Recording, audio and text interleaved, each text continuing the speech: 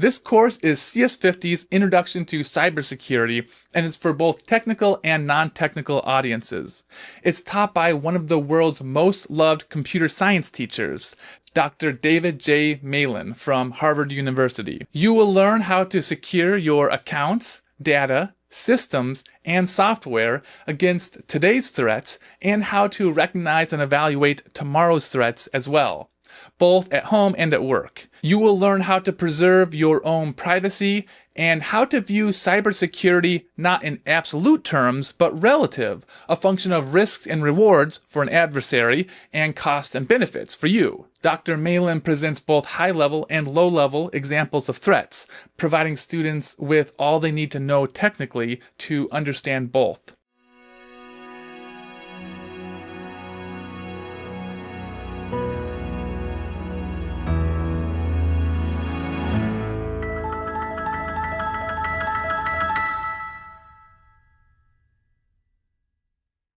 Hello world, my name is David Malan, and this is CS50's Introduction to Cybersecurity for technical and non-technical audiences alike. In this course, you'll learn how to secure your accounts, data, systems, and software against today's threats, and how to recognize and evaluate tomorrow's as well, both at home and at work. You'll learn how to preserve your own privacy. You'll learn how to view cybersecurity not in absolute terms, but relative, a function of risks and rewards for an adversary and costs and benefits for you. And you'll learn to recognize cybersecurity as a trade-off with usability itself. In the world of cybersecurity, I dare say you and I have to be perfect. All of our doors, all of our windows, virtually speaking, have to be locked. But an adversary has to find just one mistake that we've made, a single door or window ajar. So perhaps we should be focused not only on prevention, but on detection especially, through auditing, through monitoring, so that even if an adversary gets in, we can at least detect as much quickly and minimize the downsides for us and, in turn, the upsides for them. Perhaps nowadays tools like artificial intelligence or AI can even help with that, detecting patterns in potential adversaries' behavior that we might not even notice ourselves. And perhaps if we raise the bar high enough for the adversary, increasing their cost, their risk, decreasing their potential reward, they'll simply lose interest in us as a target. Of course, if they have more resources than us, they might very well win anyway, but will they be even interested in us? Which of these threats should we actually worry about?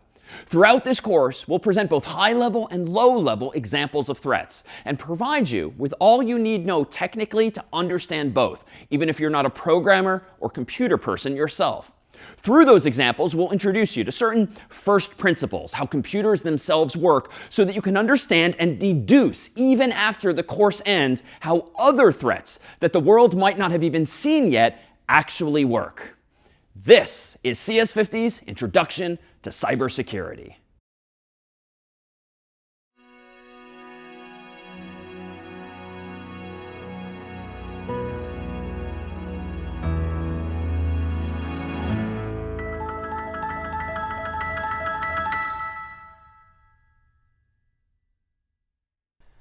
All right, this is CS50's Introduction to Cybersecurity. My name is David Malan, and this week let's focus on securing accounts. You and I have so many accounts nowadays, be it for websites or apps or the like, and we'll focus today on exactly what the threats are to all of those accounts, but more importantly, what some of the defenses are so that you can keep those accounts secure. But let's first consider what we mean by security in the physical world, for instance. Whether you live in a home, an apartment, a dormitory, or the like, odds are you have a key that lets you into that building. Now that key, of course, lets you in through that locked door, and then you have access to the entire habitat. But the catch is that if someone else gets that key, of course, they too can let themselves into that system or into that same building. So let's consider now in the digital world, though, what some of the building blocks are of security so that we can focus exactly what those threats and what those defenses are. So first, allow me to propose that we think about the security of our accounts in terms of authentication.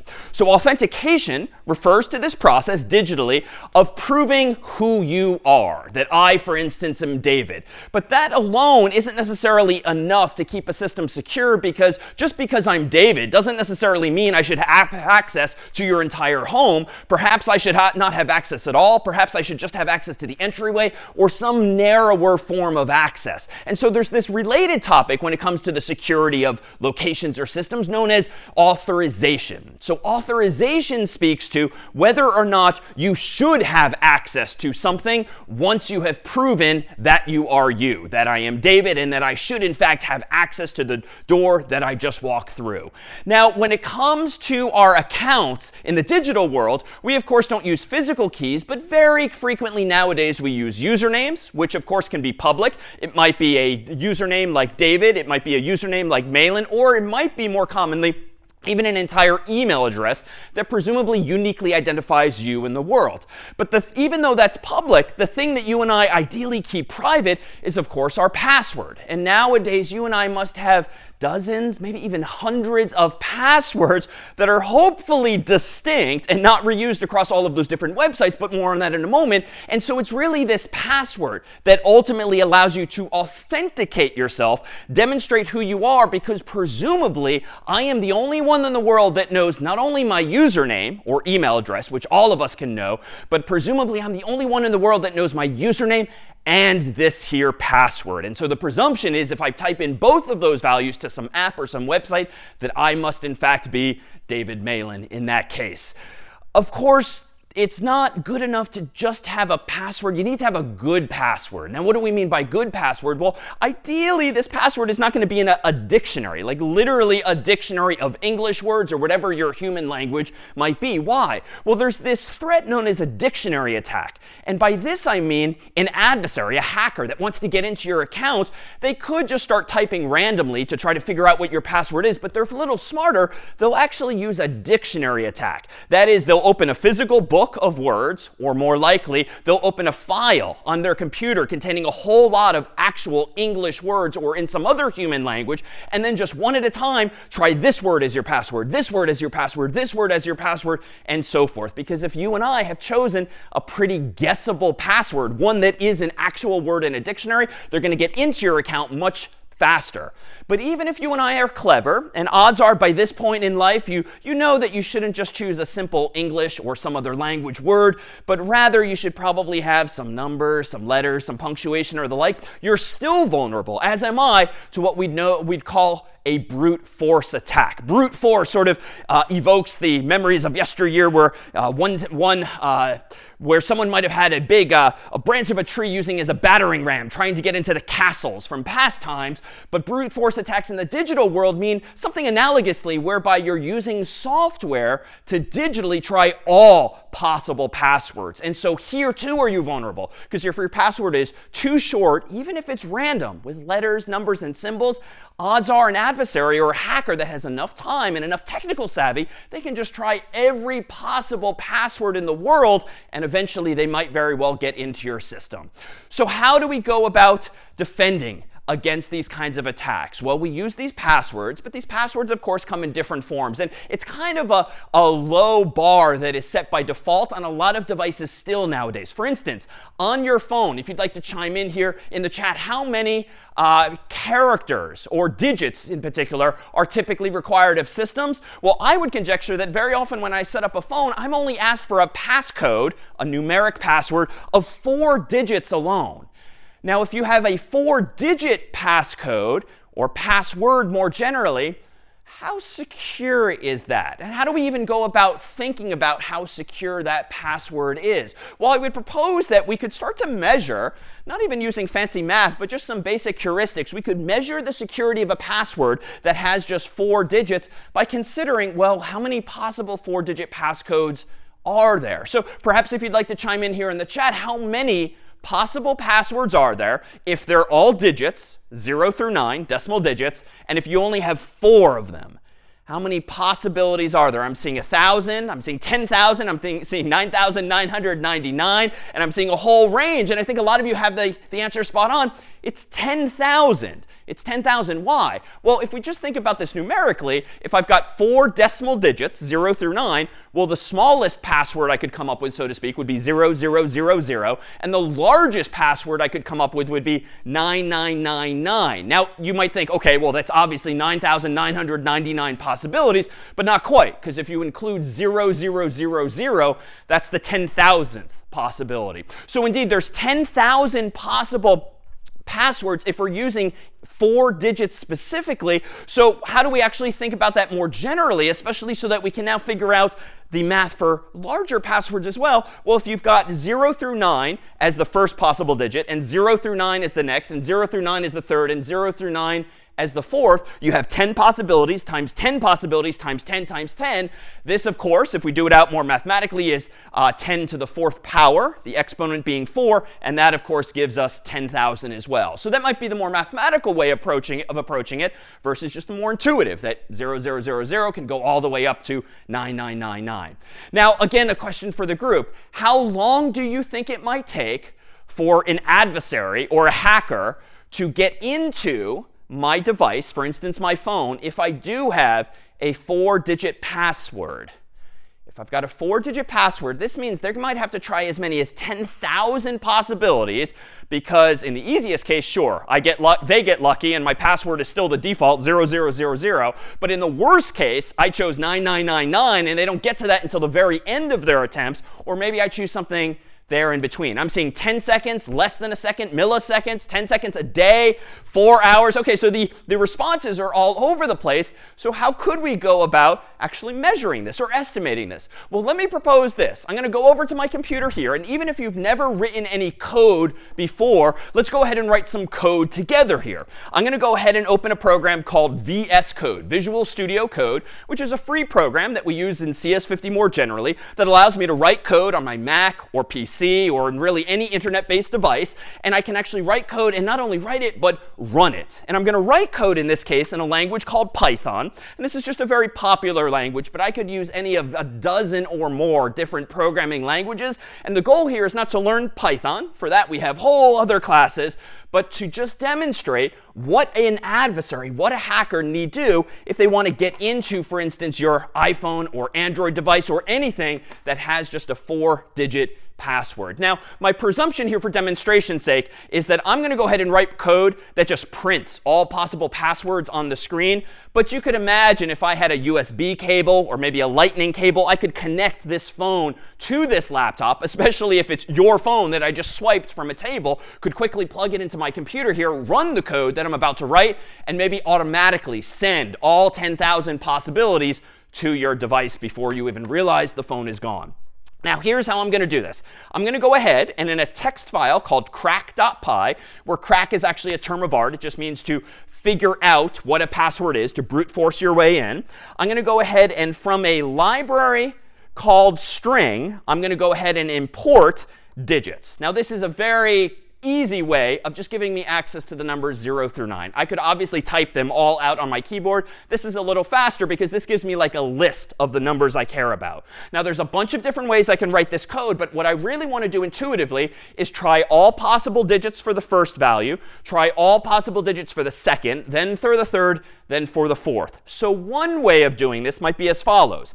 I'm going to use a keyword in Python called for, which just means do something for as long as I want you to.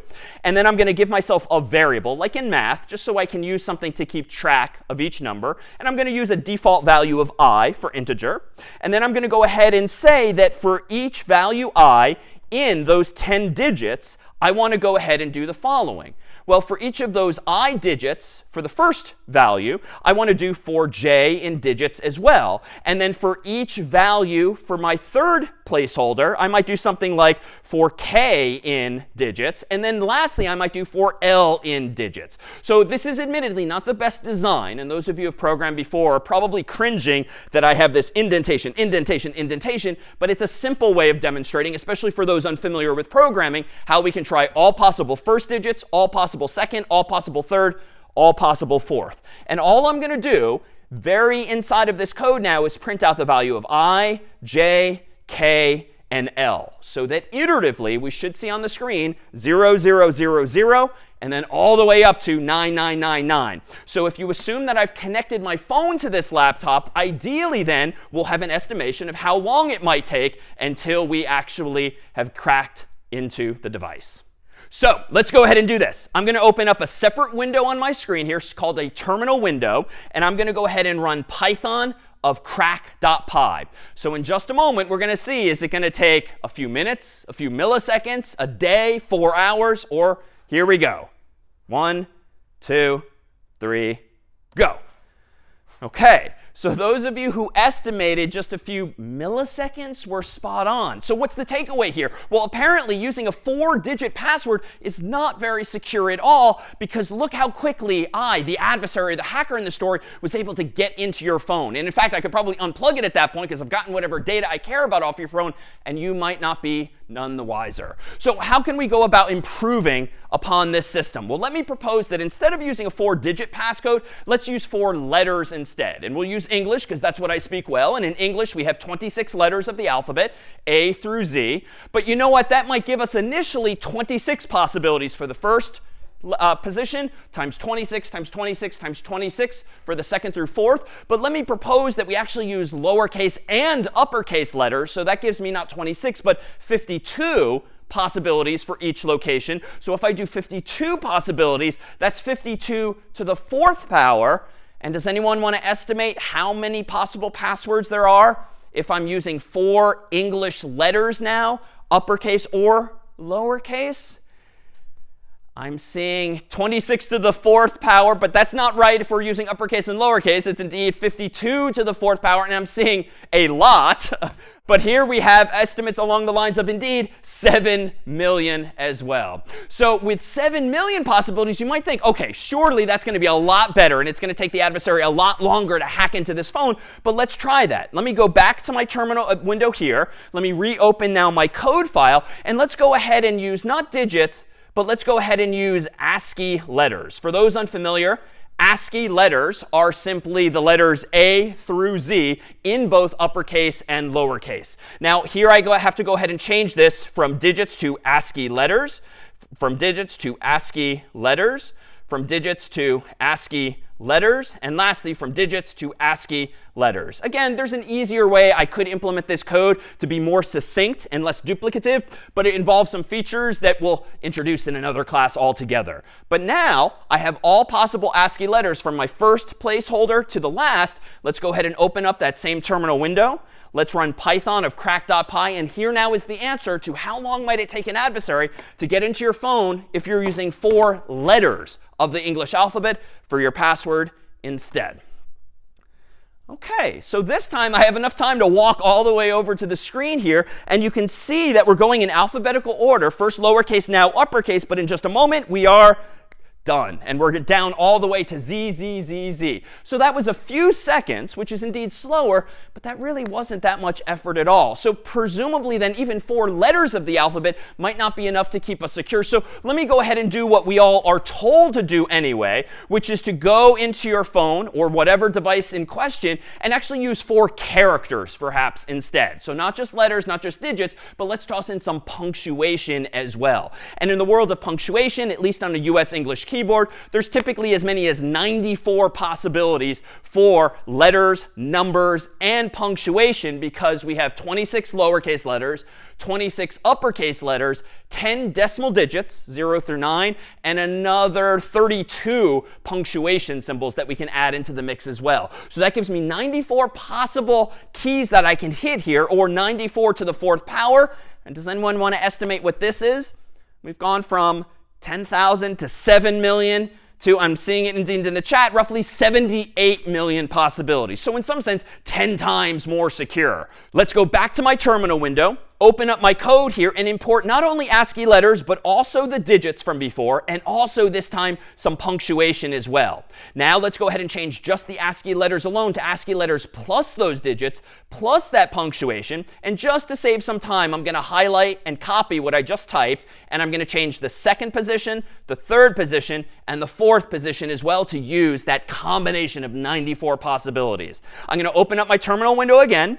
I'm going to run Python of crack.py, and this time, because we have 10 times as many possibilities, I kind of had 10 times the amount of time to walk over to the screen, because indeed we're still in the lowercase e's, f's, g's, h's, and now it looks a bit like a Hollywood movie maybe. You can perhaps see, even though it's going across the screen fast, that there's a lot of cryptic output here because we're running through all of the letters, the digits, and the punctuation. So it looks a little fancy at that. Now, you might recall, too, from Hollywood movies, that they tend to be very dramatic. And so instead of just doing this, which is iterating from left to write very slowly. The movies and TV shows tend to very dramatically get like the third character right, then the first character right, then the fourth character right, and then just in time you get the second one as well. Like, that's not really how brute force works. You tend to do things methodically, not jumping around from symbol to symbol. But this is clearly taking a long time, and I'm not even going to finish waiting for this to go because we still have to get through all the punctuation. So this is to say ultimately that 78 million possibilities is actually getting up there pretty fast. But honestly, if we come back in like a minute or so, I bet that will be finished nonetheless. And none of us, hopefully, has a password that's only 4 characters nowadays. Letters, numbers, and punctuation. Odds are it's at least a conventional 8 characters. And indeed, most websites and apps require as much of you as well. Now, the math here is pretty straightforward too. If you have 94 possibilities, but you have 8 characters in total now that's 94 to the 8th power. And does anyone want to ballpark just how many passwords are possible if it's only 8 characters, which isn't even that long? But you have 8 of them total? Too many. It comes back one answer.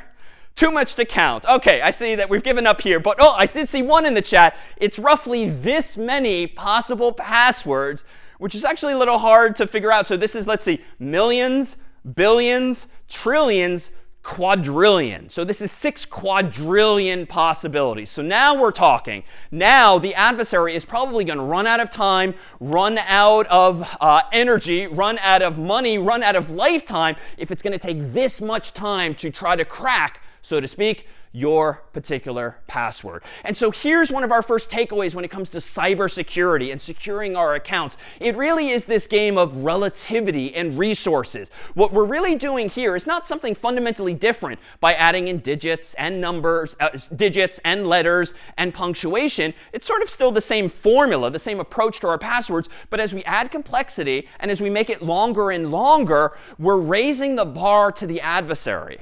Why? Well, so long as you and I don't do something dumb like still choose 0, 0, 0, 0, 0, 0, 0, 0, so long as we're choosing something that's pretty random in that range of 6 quadrillion possibilities, it's going to take the adversary way more time than it would otherwise to brute force their way into that password. And so by the time they finally get into the account, you might have changed the password already. You might not be using the account anymore, or you or the adversary might not even be on this planet anymore. And that's indeed the goal. But there is a downside, of course. The longer your password gets and the more complicated it gets, the more likely you and I are to not even be able to remember what that password is. And so here is that sort of balancing act, trying to figure out this balance between the usability of the account, just how user-friendly it is to access, versus the security of that account. And finding that inflection point is somewhat personal or somewhat corporate in policy typically. Well, let me pause here and see if there are any questions now on securing our accounts via passwords alone. I was wondering, a couple of years ago, there were devices, USB devices with fingerprint recognition. How come that's not more frequently used? Were they too expensive, or? A really good question, and we'll come to this topic in a little bit on biometrics more generally, but your intuition is pretty much right. It's expensive to have another device, and most consumers are not going to bother wasting money on something just for them. Some companies might, but if they have a lot of employees, that could get very costly. But you might be glad to know that one of the topics we'll end on today is a new technology called passkeys that actually leverages a device you most likely already have, a phone that might use your fingerprint or might use your face or some other form of biometrics. That's becoming more common nowadays, or soon will, even for your laptop and desktop, which will talk to that phone in some form. How about one more question here on securing accounts? My question is why if 4 digits password is so unsafe, why some program still is using this password, not a website like program? Oh, really good question. Why are some programmers using this? So It's a trade-off between usability and security. If you are the programmer designing the system, you presumably want users to use the system and to come back and to keep using it. But if you make it too hard for them to access that account, if you increase the probability that they're going to constantly forget their password, lose their password, they might just stop using your system or your app or your website altogether. And so that's probably not a good thing. Other reasons might include just unawareness or not having taken a class on cybersecurity or not having really thought through the implications of having such short passcodes. So nowadays is industry starting to nudge us in better and better directions. But we'll see today in the rest of this class that there are still going to be a lot of trade-offs, again, between usability and security. So what can we do to defend ourselves against these brute force attacks? Well, at least here in the US, there's an organization called the National Institute of Standards and Technology, otherwise known as NIST, that actually issues recommendations for how we as consumers or companies or more generally humans can go about securing their accounts more effectively. And we thought we'd share just some of these recommendations so that it informs not only your own behavior as an individual citizen or consumer, but perhaps if you're in a place of business where you can influence your own company's policies, here are generally what are considered best practices nowadays. So a quote from their recommendations: memorized secrets shall be at least 8 characters in length. So that at least corroborates the quick math and the test that we ourselves just ran, that only once we got up to like 6 quadrillion possibilities did it feel like it was going to take a very long time to actually hack into someone's device. So consider that for your own accounts. Even on your phones, you might have to go through a few menu options to upgrade from just 4 digits to something more, but odds are you'll benefit from this additional layer of security. This one's more of a mouthful, but helpful as well. Verifiers, so the website or app that's verifying your input when you authenticate with your username and password, verifiers should permit subscriber-chosen memorized secrets of at least 64 characters in length.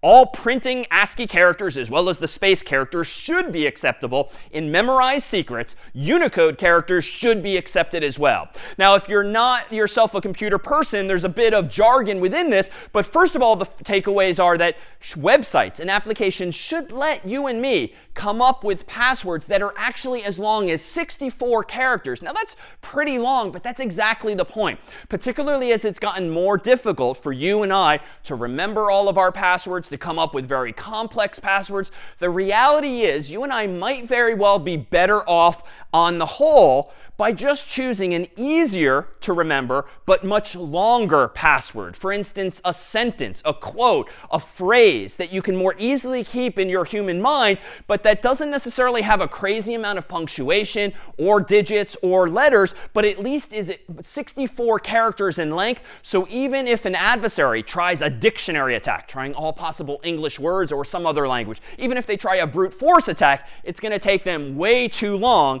Unless, of course, you do something foolish like choose a 64-character passcode that's 0, 0, 0, or so forth. So you still want to be original within that space. Now, more technically, this recommendation is referring to ASCII. ASCII generally refers to US English symbols on a US English keyboard, as was the origin of this code system. So that includes A through Z, 0 through 9, and the punctuation I alluded to earlier. But websites and apps nowadays should also support Unicode, including things like emoji and other accented characters or symbols that you might have in languages beyond English. Unfortunately, this is not really common practice, I dare say. Just yesterday, I created an account on a new website for the first time, and it made me jump through hoops, so to speak, figuring out the right number of uppercase letters, lowercase letters, punctuation, and even then, it told me I could only use certain punctuation, so I had to think about now which symbols I'm using. That is a lot of friction. That is not good for usability, and it's of questionable value for the security of the system if I can't even remember the thing afterward. So keep this in mind in general, that your password should not only be 8 characters minimally, but most apps and websites you maybe yourself develop moving forward should allow much longer passwords as well. And you as the human can use longer passwords if systems allow them as well.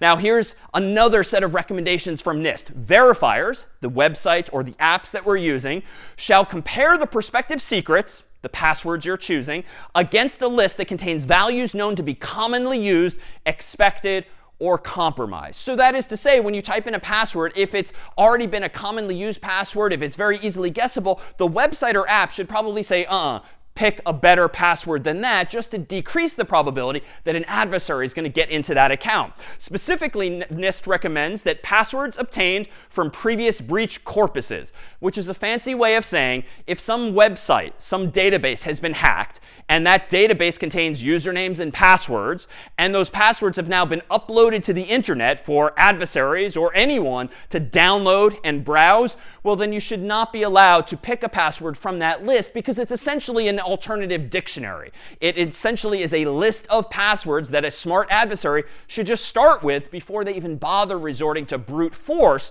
which we've seen would take much more time.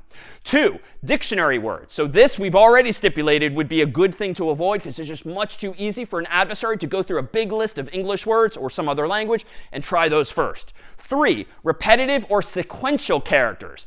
AAA, or slightly more creatively, but not good enough, 1, 2, 3, 4, ABCD. I would also add 0, 0, 0, 0, and so forth into that category as well. It's just too easy for the adversary to guess that maybe you're doing something repetitive like that too.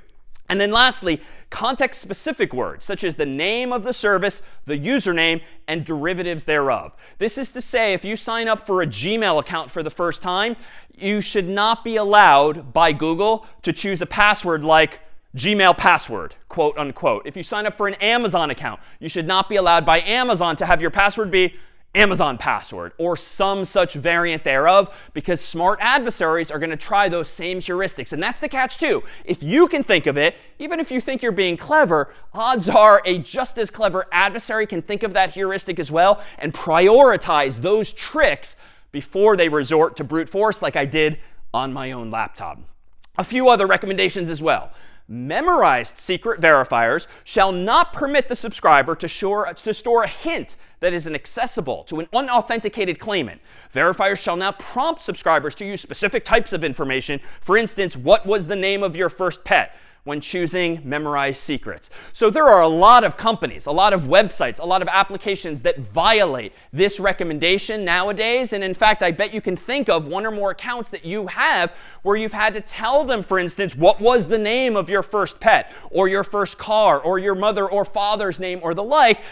That's not good to collect either, nor is a hint a good thing, because frankly, you and I are all too often in the habit of maybe typing into that hint field, if it's available, a question that's meant to help you remember what your password was. But if your hint is something like, my password is the name of my first pet, well, you're now just leaking information to the world, and anyone who can go online and figure out that information can now get into your account as well. And so that's really the threat in this case. If you start using personally identifiable information in this age of social media and websites like LinkedIn and the like, there's just so much information out there about us that can be discovered. You don't want to fill all of these databases, all of these systems with each of these tidbits about you, because a smart adversary with enough time and enough focus on you can probably figure out all of those same values. So what more?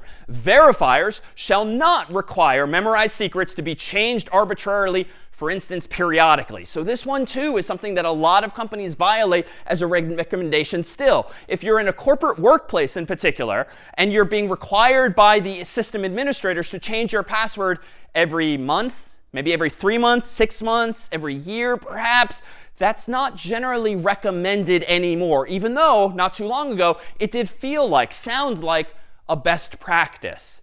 But why is this not recommended anymore? To have you forcibly change your password periodically, like every few months? Because the password will be easily forgotten and be more vulnerable to brute force attacks. Why would it be more vulnerable? Because the hackers can get access to all passwords and get hints about the new password. OK. So yes, one danger of forcing you and me to change our password too frequently is that you and I do not tend to exert much effort when we're required to do so. For instance, if my password today is, for instance, password 1, well, you know what my password might be in 3 months? Password 2. Or in another 3 months, password 3. You and I might exert the minimal amount of energy to change the password so that we meet the company's requirements, but so that it's not too hard for you and me to remember what the new password is. And so indeed, if information about my past passwords leaks out and some adversary sees, oh, well, wait a minute, your password was password 2 last month, I'm just going to guess heuristically that this month it's password 3, we might indeed be leaking information. What's another reason that you might not want to require humans to change their passwords arbitrarily on some schedule like this? Okay, we keep forgetting our passwords if we change it too frequently. So that is not a good practice for a website. Exactly. If you make me change my password too frequently, honestly, I'm probably going to forget what my next password is because I'm going to get confused with last month's or the previous month's or the like. And so there's these sociological effects on us humans, just being human, not being very good at remembering not only the first password you made me choose that's very complex, but the second and the third as well. And so generally, you should not come up with such a scheme anymore because of these adverse side effects. And how about one more recommendation here? Verifiers shall implement a rate limiting mechanism that effectively limits the number of failed authentication attempts that can be made on the subscriber's account. Now, what do we mean by this? Well, odds are this is something you yourselves might have experienced if, for instance, you forgot your password or you kept typing it slightly wrong. Maybe your phone's screen was wet, so it wasn't registering your fingertips properly. It turns out you can lock yourself out of your own phone, and you might have, in fact, seen something like this on iPhone. Android has a similar screen if, for instance, you type in the wrong passcode 10 times in a row. The presumption by Apple and Google and others is that if after 10 times you still haven't inputted your password correctly, it's probably a higher probability that you are not David, that you are not you, but rather it's someone else who has taken your phone, stolen your phone, and is trying to get into it. Now, that's not always the case. You can imagine situations where you just were being absent-minded, you were half asleep, maybe you weren't really focusing on it, and you locked yourself out. And so there, too, is, again, a trade-off between usability and security. But the higher probability event after 10 wrong attempts probably tends to be that it's an adversary trying to get in and not you. But what's the point of this? Beyond annoying the adversary, and maybe more significantly, really annoying you when it happens by accident, what this effectively does is it slows the adversary down. In other words, it increases the cost of this attack to the adversary. Why? Well, we saw a moment ago that a smart adversary who knows a little bit of Python code and steals your phone can try 10,000 possible passwords in just less than a second. However, if you now slow them down by having this feature on your iPhone or Android device that pumps the brakes, so to speak, that lets the adversary try no more than 10 at a time, that significantly slows them down. Now they might have to spend at least 10 seconds, 20 seconds, an hour, a day, or longer, especially since what Android and iPhone also do is they tend to increase this time limit. The first time you mess up, it's 1 minute. If you mess up another 10 times, it's now 2 minutes, maybe 5 minutes, maybe 10 minutes. Maybe the phone even deletes itself, wipes itself, if that too is a feature that you or your company has enabled. So again, the right way to think about this beyond the usability trade-off is that we're just trying to raise the bar to the adversary. We're trying to make it more expensive, more costly, maybe more risky to the adversary by slowing them down. And by more risky, I mean if this is like a Hollywood moment and someone's just stolen the phone from your table at Starbucks or a coffee shop, they've plugged it into their laptop, they're trying desperately to crack into it before you come back to the table. Well, by slowing them down, it's going to significantly increase the risk, too, that they are caught in the act while doing it. And hopefully, too, the goal is to just get them to lose interest in your phone, lose interest in your account, and have them move on to, ideally, no one else's, but at least, barring that, someone else's instead of yours. So, what are other defenses against these kinds of brute force attacks or even these dictionary attacks? Well, this is a system that you and I are increasingly being able to turn on, but also increasingly are being required to turn on as well, which is in general probably a good thing. Two-factor authentication, or 2FA, more generally known as multi-factor authentication, is a technology whereby in addition to having one factor that you use to log in, like your password as as is tradition, you also have a second or maybe more factors that you additionally have to use in order to log in. But these factors don't just generally mean 1 password, 2 passwords, 3 passwords, or the like. They're fundamentally different types of factors. And in general, they're broken down into these 3 categories. One is a knowledge category. A knowledge factor is just something that you know, something like your password that ideally you keep secret, no one else knows, and that's why it enables you to authenticate yourself.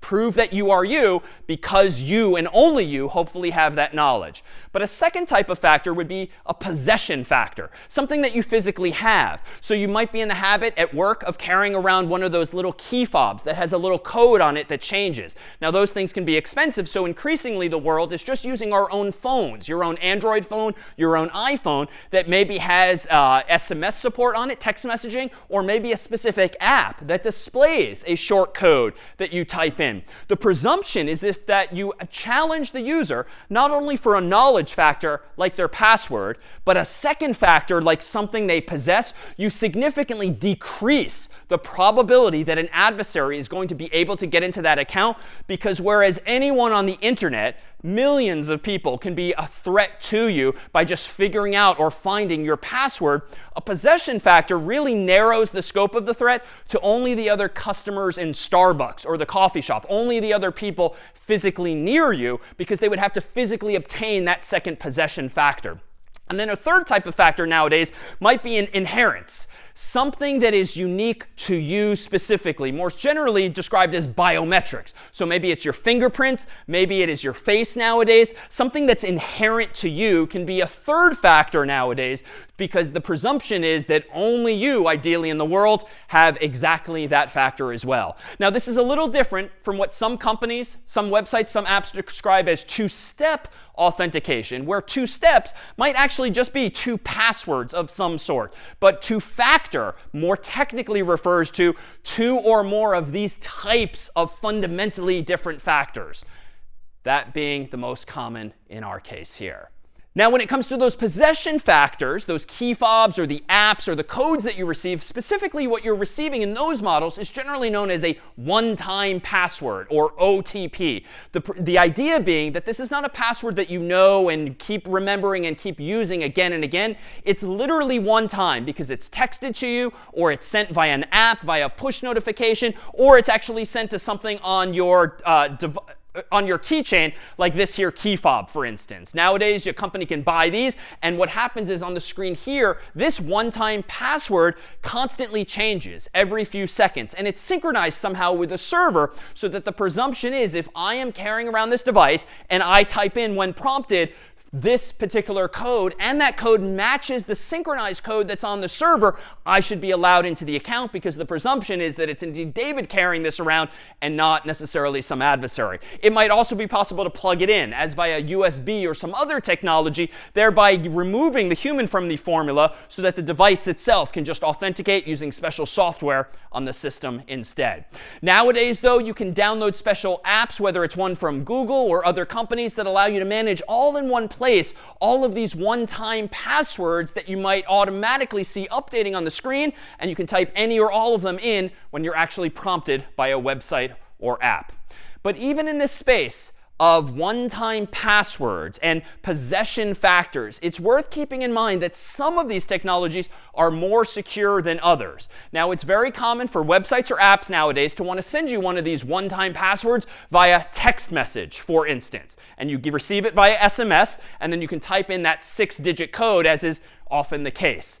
More secure, though, would be something like an actual app that you install from the App Store or the Google Play Store that actually talks directly to some server and does not just go over the cellular phone network. Why is that? Well, as you might know, in your phone is typically a SIM card, either a physical card, a little chip, or nowadays it might actually be built into the phone as well. But that SIM card has a unique identifier. And when you sign up for phone service, typically with a company, they need to know what the unique identifier is of your SIM card, be it something physical or something wired, hardwired into your device. Why? Because that's how they associate your phone number with that specific device. The catch is that it's all too possible, and in some cases all too easy to trick even the phone companies into swapping your SIM. Not necessarily doing it physically per se, but convincing the mobile phone carriers to update their system to say, oh, David now has this SIM card and not that original one. That is to say, if I'm an adversary and I just have any old phone with any old SIM card and I figure out what the unique ID is, and maybe I call up David's mobile phone provider and I somehow convince them that I am David by tricking them into believing it's me, as by telling them all of those personal information, all of that personal information about myself, I might be able to convince them to swap my SIM card, the adversaries, with what is already on file. The implication of that is that when David subsequently gets text messages, they don't actually go to me, the real David. They go to the adversary's phone as well, because they're tied to that SIM card. So in general nowadays, if you have a choice using some website or app to use SMS or text-based messaging versus a native application that you install onto your phone or other device, you should generally prefer the latter. Some first-class piece of software that actually uses push notifications or your data plan and does not rely on SMS text messaging because of this potential threat. So, what are still other threats when it comes to these systems? Well, it turns out that it's very possible, unfortunately, for adversaries to somehow get software, malicious software, otherwise known as malware, onto your Mac, onto your PC, perhaps even onto your phone. This might be because you installed a piece of software that you shouldn't have trusted. This might be because your phone or your device is infected with something like a virus or a worm. But in general, you might be vulnerable to malware, including software that logs all of your keystrokes. Key logging refers to exactly that. Some piece of software that most likely maliciously is literally recording everything you type or everything you tap into that device. And what does this software do with those keystrokes? Very often it will upload them, if there's an internet connection, maybe to a server that the adversary controls. Now, what's the implication of this key logging threat? Well, if you're typing in your username, that's not such a big deal because those are generally public. But if you're typing in your password and that's being automatically uploaded to the adversary server, now they know your username and your password. Worse, if the adversary also sees you typing in that 6-digit code, your one-time password that you might have received even from your phone or some other device, if they are fast enough and smart enough and figure out how to log what you're typing, send it to the server, perhaps even before you yourself hit enter, maybe they can use not only your username and your password, but even that one-time password by pretending to be you on their own phone or their own laptop or desktop, typing in, or more realistically, automatically through software, typing in those same values and accessing your account even before you had a chance to do so as well. Now, what are the defenses against that particular threat? Really just to be generally paranoid about what computers you yourself use. For instance, nowadays, I will rarely, if ever,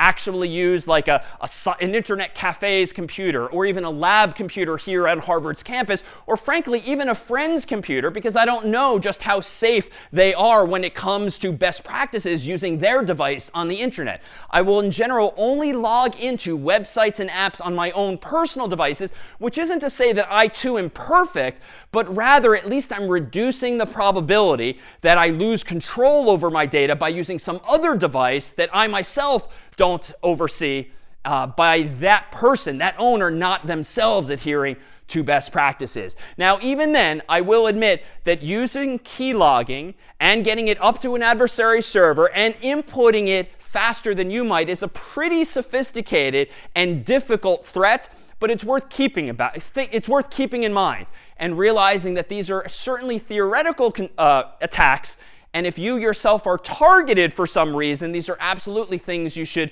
be mindful of. So in general, if you have the luxury of only using your own device and not some shared device, that too tends to be best practice, I would say. All right, any questions on these here attacks? Regarding using long passwords, do you recommend using like Google passwords or Apple passwords for the system to remember the passwords for us? A really good question. Short answer, yes, but we'll come to that in more detail in just a few minutes. So what are other attacks that we should be mindful of? So this one has kind of a funny name, but there's this attack known as credential stuffing. And we've come across reference to this already in this discussion thus far. Credential stuffing, a credential is something like a username and password, refers to the process of an adversary having found a whole bunch of usernames and passwords, maybe online, maybe in some database that they or someone else attacked and posted for the whole world to download. Credential stuffing means not using dictionaries, not using brute force, but just literally using a list of already known usernames and passwords, maybe from some other application or website, to try to stuff them into a different website to see if, well, maybe if David's using this username and password over here, with high probability, he's probably using the same username and password over here. So credential stuffing is the threat that I dare say many of you are vulnerable to. Now, you don't need to raise your hands and admit to this right now, but if you are using the same username and the same password on 2 websites, 3 websites, 30 websites, all websites, you are today vulnerable to this attack. To be clear, if any one of those websites or apps is compromised by some adversary and they figure out all of the usernames and passwords on that system, what a smart adversary is going to do now is to try that same username and password they found for you on Amazon, on Gmail, on any other website or app that you, with high probability, might be using just because those services are popular. So what's the takeaway? Ideally, if you want to be immune to this kind of credential stuffing attack, where someone takes your credentials over here and tries to stuff them into these other services over here, you have to use different credentials on each and every website, on each and every app. You cannot, should not be reusing the same password on multiple websites or apps. Username, yes, especially if it's your email address, but passwords, no. Now, this is admittedly easier said than done, so we'll see soon how we can try to achieve this, avoiding credential stuffing by having unique passwords, by at least having some help when it comes to managing the same. But there's another attack, too, that's come up indirectly here already, known as social engineering. Social engineering isn't a technical attack per se, but rather a social one, an attack among humans. For instance, let me go ahead and suggest the following. If you have a piece of paper near you and a pen or pencil, go ahead and write down, if you could, on that piece of paper, one of your passwords. Any of them is fine. Just go ahead on this piece of paper in front of you and write down one of your passwords, including any letters or digits or punctuation. Now, I'm seeing in the chat some resistance. I'm seeing some heads down, though, and some scribbling, which is exactly the point. Why would you take my suggestion and write down your password on a piece of paper? Even though I'm presumably someone you should trust in a cybersecurity class, those of you who reached for a pen or pencil, just wrote down one of your passwords on a sheet of paper, were just socially engineered because a circumstance was created where you believed or trusted the person that was asking or telling you to do something, and you took at face value that you should do that thing. Moving forward, if any teacher ever asks you to write down a password on a piece of paper, one takeaway for today is just don't do it. That would be social engineering. And in general, if someone calls you on the phone, sends you an email, and tries to get information from you, even if it seems and sounds legitimate, moving forward after today especially, you should always have a healthy skepticism, if not just enough paranoia to be healthy in the interest of protecting your account. Moving forward, if you had someone ask you something like that, or even a little more nefarious, trying to figure out what your first pet was, or something, should kind of perk your ears up. Your spidey senses should go up, so to speak, in the context of Spider-Man, and you should wonder, wait a minute, why do they need that information? Let me see how this plays out before I share anything about myself. And indeed, if you were, bless your hearts, but if you did jot down your password with a pen or pencil, remember that feeling of being duped, because you do not want that to happen when it actually matters. Now, after this, now I know you'll believe nothing I say, but go shred or tear up or flush whatever piece of paper has that password on it. The point is not to share it with anyone, just to prove that particular point. Now, beyond social engineering, There's another threat that's a variant of that but is more technical in nature, and that is phishing. And most of you probably have heard about phishing in this context, and you can think about it sort of physically like going fishing but trying to hook a sucker, someone like me or you who is duped into providing information that they shouldn't. And this very often happens via emails. Odds are if you go through your spam folder sometime, you will see emails that seem to be coming from PayPal.com or seem to be coming from Google or maybe a politician or the like. And very often those emails are encouraging you to click a link and maybe make a donation. Click a link, maybe change your password. Click a link and verify your information. Phishing is all about trying to use social engineering, in this case in a technical way, to try to convince you through very convincing looking emails and even websites that it is a legitimate email from PayPal.com, or it is a legitimate email from a politician, or it is a legitimate email or request from a teacher here at Harvard. But it's not. What they're trying to do, the adversaries in this case, are prey on your trust for those certain companies or persons. They're trying to prey on your comfort with familiar user interfaces, things that you've seen before. But unfortunately, it's all too easy for an adversary to make a very official looking email, to make a very legitimate looking website, even one that looks identical to PayPal.com, identical to Gmail or other services. And frankly, if you take some of CS50's other courses, kind of boils down to copy and paste in the simplest of scenarios, just copying and pasting some legitimate website and pretending that you own it too. So how might phishing manifest itself in the real world? Well, consider one of those social media posts online that tend to invite you to comment with your favorite song from childhood. Sometimes those posts have like 1 million responses from people you know and don't even know. But more than being interested in what your childhood favorite song was, those posts are very often phishing for personal information. Because suppose that you, or at least someone among those comments, is actually using their favorite childhood song as their answer to some website or app secret question. Now the author of that post, not to mention everyone else, knows the answer to the same. So how else might phishing manifest itself in the real world? If you were to visit a screen later today that looks a little something like this, well, this looks like Gmail's login page, at least here in the US when using English. And frankly, I've seen this so many times that I might be inclined to just blindly type into the form my email address, and then after that, probably my password. But it's important to begin to develop an intuition for, a suspicion for, when these sites might not be legitimate. How might you do that? Well, you should minimally be looking at the URL bar and making sure that it is gmail.com or probably google.com or whatever google.country code, depending on where you live in the world. Making sure that it looks legitimate and that you've actually been there before. When you hover over links, you can very commonly in your browser look at the bottom left-hand corner or some corner of your screen, and you can see what URL a link will actually take you to. Even though the words on the screen might say something, the actual link might take you somewhere else. Now, even then, it's hard sometimes to discern these kinds of things, but these are just best practices. You don't need to be so worried that you don't go anywhere on the internet, but you should learn to keep an eye out for these kinds of things. And in general, with phishing, rather than trust any link in an email that you receive, especially when it's something private, like a bank account,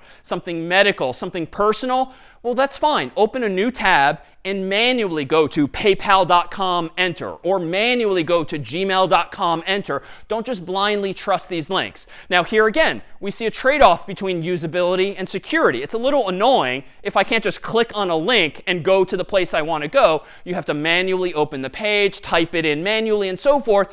But again, it depends on what's now more important to you, the usability of that service or the security of your account therein. This is even worse when this is even more worrisome when it comes to two-step verification. And Google takes some liberties with the wording here. This is usually best described as two-factor authentication. But again, the most sophisticated of adversaries, theoretically, if they sent you a phishing email, tricked you into visiting a website that looks like Gmail but is not Gmail, they could theoretically even prompt you for a two-factor code like this. And then if they're smart and savvy enough with code, they could automatically now send your username, your password, and a two-factor code maybe to the real gmail.com, log into your account, change your password before you even get up and running therein. It's a more sophisticated threat, and it's not something you need to worry about as much, but it's this principle of not just trusting screens and requests that are presented in front of you. You should have this healthy skepticism and at least some technical savvy to know how you can decide for yourself, yes, I am comfortable with proceeding with this step. Now, there's another type of attack, too, that's more sophisticated and not one you need to worry about as frequently as some of the earlier ones, but they're generally known as a machine-in-the-middle attack, whereby if you're on the internet, there are, suffice it to say, many other machines on the internet, very often between you and whatever website or app you're visiting. Often those machines might be things like routers, servers that internet service providers, companies, universities, maybe even your own home owns and controls, but all of your data is passing through those machines in the middle, so to speak. If any of them are malicious and are maybe storing your data, looking at your data, it's possible that you might not be having secure communications with the other end unless you are using certain defenses. And in our focus in this class on data, we'll talk about cryptography and encryption and building blocks via which we can mitigate attacks like these. But it's worth knowing about this general idea that even though it feels like it's only you and Amazon.com, it's only you and PayPal.com, it's only you and WhatsApp, there are many other machines in the middle. And if you're not using the best practices, and if you're not keeping an eye out for those things suspicious, those machines in the middle might actually be there to attack you, to take your data, to change your, to access your accounts, or something more as well. So there's a lot of attacks out there, and at this point you might be feeling a bit defeated, but hopefully we've presented at least enough defenses thus far, and there are still a few more to come. But let's consider now kind of the source of a lot of these problems. Unfortunately, it's you and it's me. Like, the whole story here today started with you and I are not very good at choosing passwords, and we generally meet the minimal requirements, not necessarily the best practices. But again, there's these sociological side effects of certain corporate policies or technical policies that do induce this trade-off between security and usability. And it's one thing for me to preach here, so to speak, and say, yes, you should use long, complicated passwords that are really hard to guess with letters and digits and punctuation still, maybe even 64 characters if you want to be really secure, even if it's a longer phrase. But honestly, there are also these pressures on me not doing that. It's annoying to type in 64 characters. It's annoying to type in 8 characters if a lot of them require uppercase, lowercase, punctuation, and the like. And honestly, I have dozens, I have hundreds, maybe thousands of accounts nowadays on the internet that have accumulated over time. What am I going to do if it just gets difficult to remember these things? Well, like someone you yourself might know in your company, you might walk by their desk and see on their monitor the familiar yellow Post-it note with one or more of their passwords actually on it. Maybe worse, you open their desk drawer and there's a whole printout of all of their username and passwords. Or even beyond that, maybe they actually have a text file or an Excel file, a CSV file on their computer, thinking, well, at least it's all digital, but it's just sitting there on their desktop. And worse, maybe it's called passwords.txt or the like. But that's a very real side effect of having policies and technical constraints that make it harder to use systems. So what are some other defenses that either you can use or maybe companies can use or offer to make things better? Well, a solution to some of these problems might be this: single sign-on, or SSO. So single sign-on refers to an ability to sign up for, to log into one's website using an account that you already have on another website. And very often the account that you use is one of the big ones, one of the popular websites or applications out there. So for instance, if you log into this representative website here, what you might see is, yes, a form field via which you can type in your own email address and your password to log in.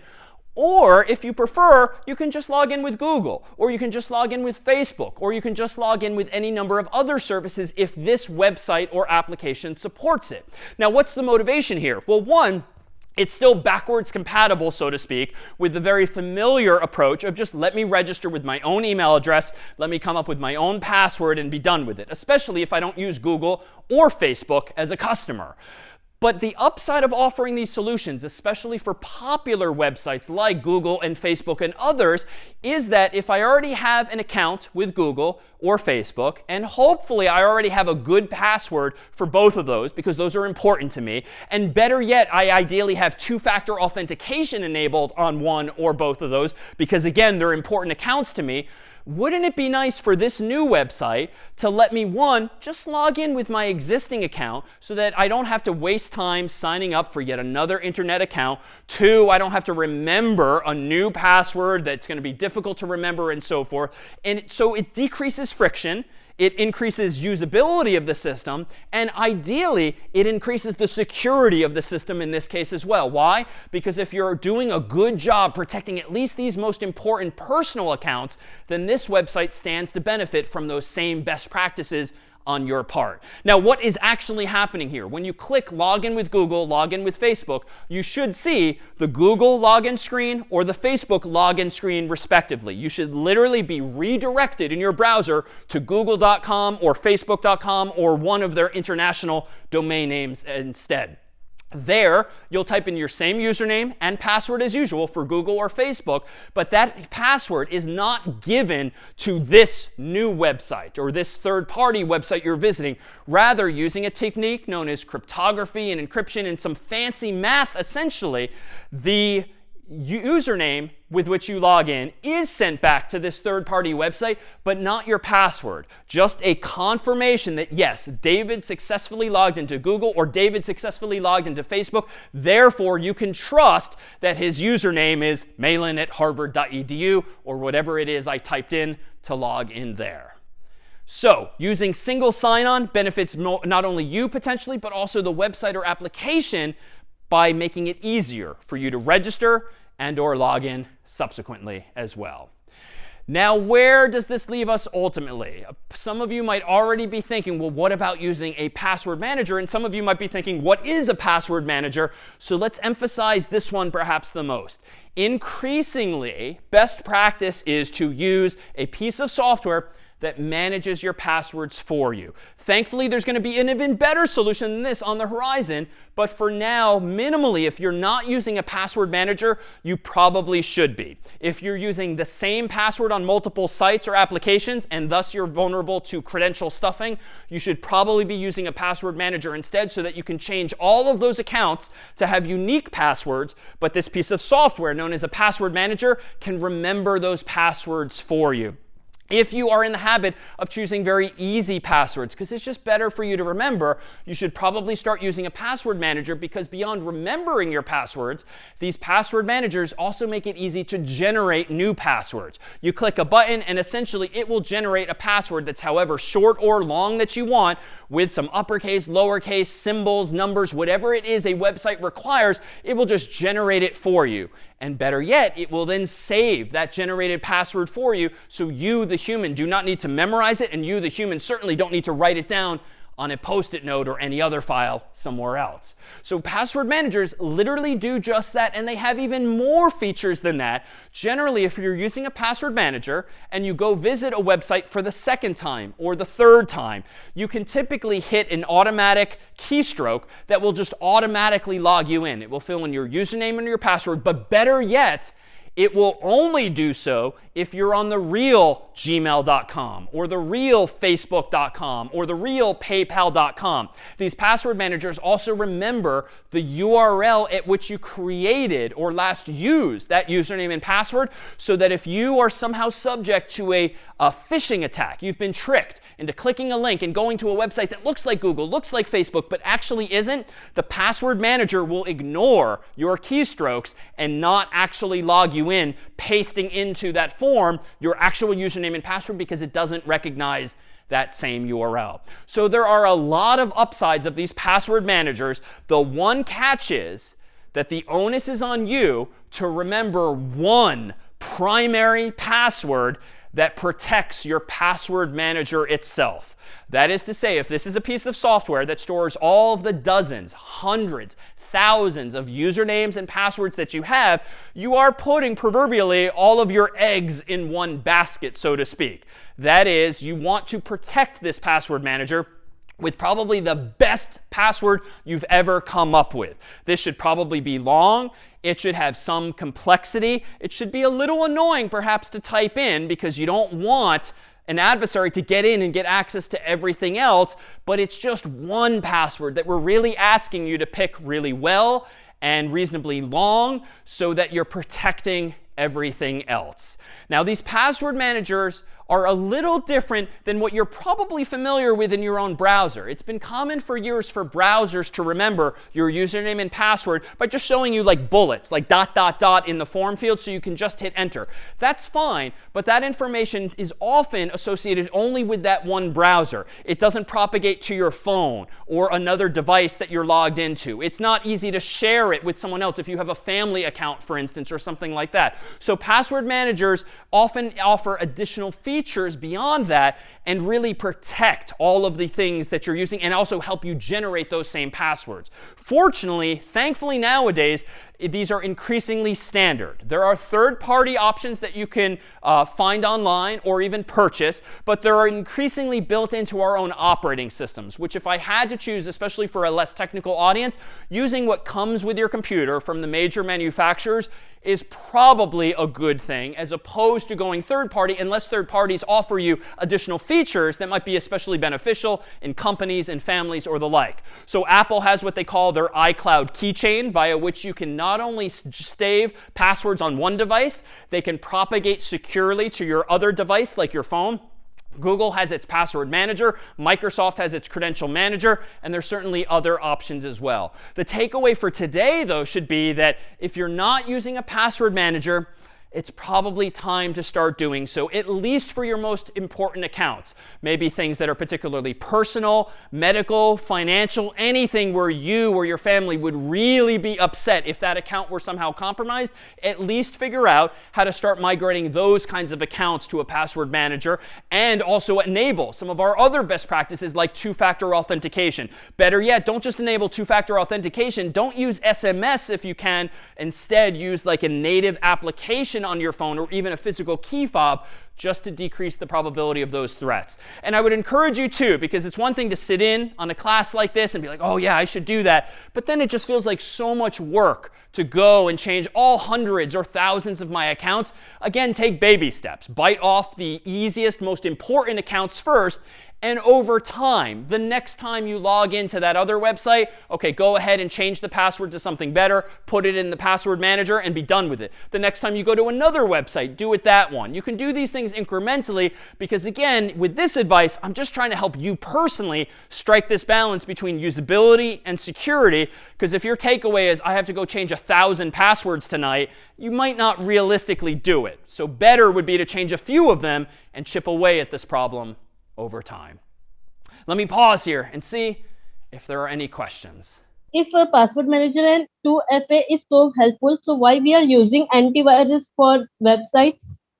Oh, so you should certainly be using antivirus for other reasons that we'll talk about in another class. Viruses, worms, and malware can do any number of bad things, including encrypting your data, deleting your data, sending spam from your computer. There's many reasons you want to run it instead.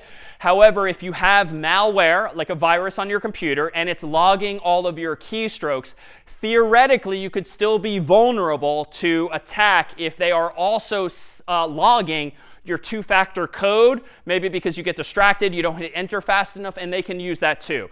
It's a lower probability threat. It's a theoretical one, but also in the interest of best practices, you don't want any software on your computer that could be doing bad things anyway. You just want to raise the bar as much as you can to these adversaries without making your own accounts unusable. Another question. Oh, yeah. I had a question about social engineering, if that's fine. And we know that the rise of the AI technology, now AI can record your voice and sample it. And that could be a real threat in social engineering because now someone can mimic your boss and call you, or someone can mimic your voice and call your bank. So is there a way to combat this, or is there any technology to prevent this from happening? That's a really good question. And another piece of advice I should reflect back. If on any of your accounts, particularly bank accounts, you are using voice recognition technology, whereby when you set up the account, you were prompted to say a phrase into the phone, for instance, to evoke an old movie called Sneakers, "My voice is my password," you should disable those features and stop using them, assuming there's an alternative like two-factor authentication, whereby they send you a push notification to an app or the like. The reason being exactly that. As you've probably seen in this age of AI, there are technologies called deepfakes, whereby you can generate video, but also audio of people. This is very commonly done for celebrities, for politicians, and voices that you see a lot on the internet. But it would not be that hard if someone has access to voice recordings of you to use some software or some app to generate you saying, "My voice is my password," even though you might not have said that since the time you set up the account. And so your accounts too might be compromised. So my own advice there would be, don't use voice-based recognition anymore if there's a better alternative available. Other questions? Doesn't having one password manager, so figuratively keeping all your keys in one safe, defeat the purpose of having different passwords? Because if you lose that one key to your key safe, all is gone. It's a really good intuition, and that's exactly the trade-off to think about. I would consider in deciding for yourself, if you want to take that advice, what the alternative is. Because if you're using pretty easy to guess passwords everywhere, like this is probably a net positive to move to a password manager instead. If you're reusing the same password on a lot of websites and apps, this is probably a net positive to switch to a password manager instead. If, however, though, you've actually been a very good internet citizen and you've been choosing hard to guess, unique passwords for all different sites, they're not written down on a Post-it or easily accessible, then this might be a net negative for you to put all of those eggs, so to speak, in one basket, thereby making them more vulnerable. From experience and from sort of the head nods and admissions that we get from students over the years, I guess that most of us in this room would benefit as a net positive from a password manager. But there, too, you should decide for yourself. And again, one of our lessons for today is don't just believe something some guy on the internet told you. Decide for yourself based on these trade-offs, these upsides and downsides. Now, password managers are not all upside. Indeed, if you lose or forget that primary password, you might lose access to all of your other accounts. Fortunately, there is an alternative that's increasingly available on websites and apps known as passkeys. And what's nice about passkeys is that moving forward, it will be your Mac, your PC, or your phone that generates a passkey for a new website or app for which you're registering. You yourself don't have to remember what that passkey is, and indeed, it isn't even just one value. Rather, it's a pair of values, a private value and a public value that have a mathematical relationship between the two, and those two values are used the next time you try to access that website or application. Your Mac, your PC, or your phone will use those values to automatically authenticate you thereafter. And better yet, those values are synchronized as needed across your devices so that you can use your Mac and your PC and your phone or any other such devices to authenticate. But to better understand these passkeys, we'll need to know a little something about the world of cryptography. And so for that, we'll wait for our discussion of securing your data. So more on that next time.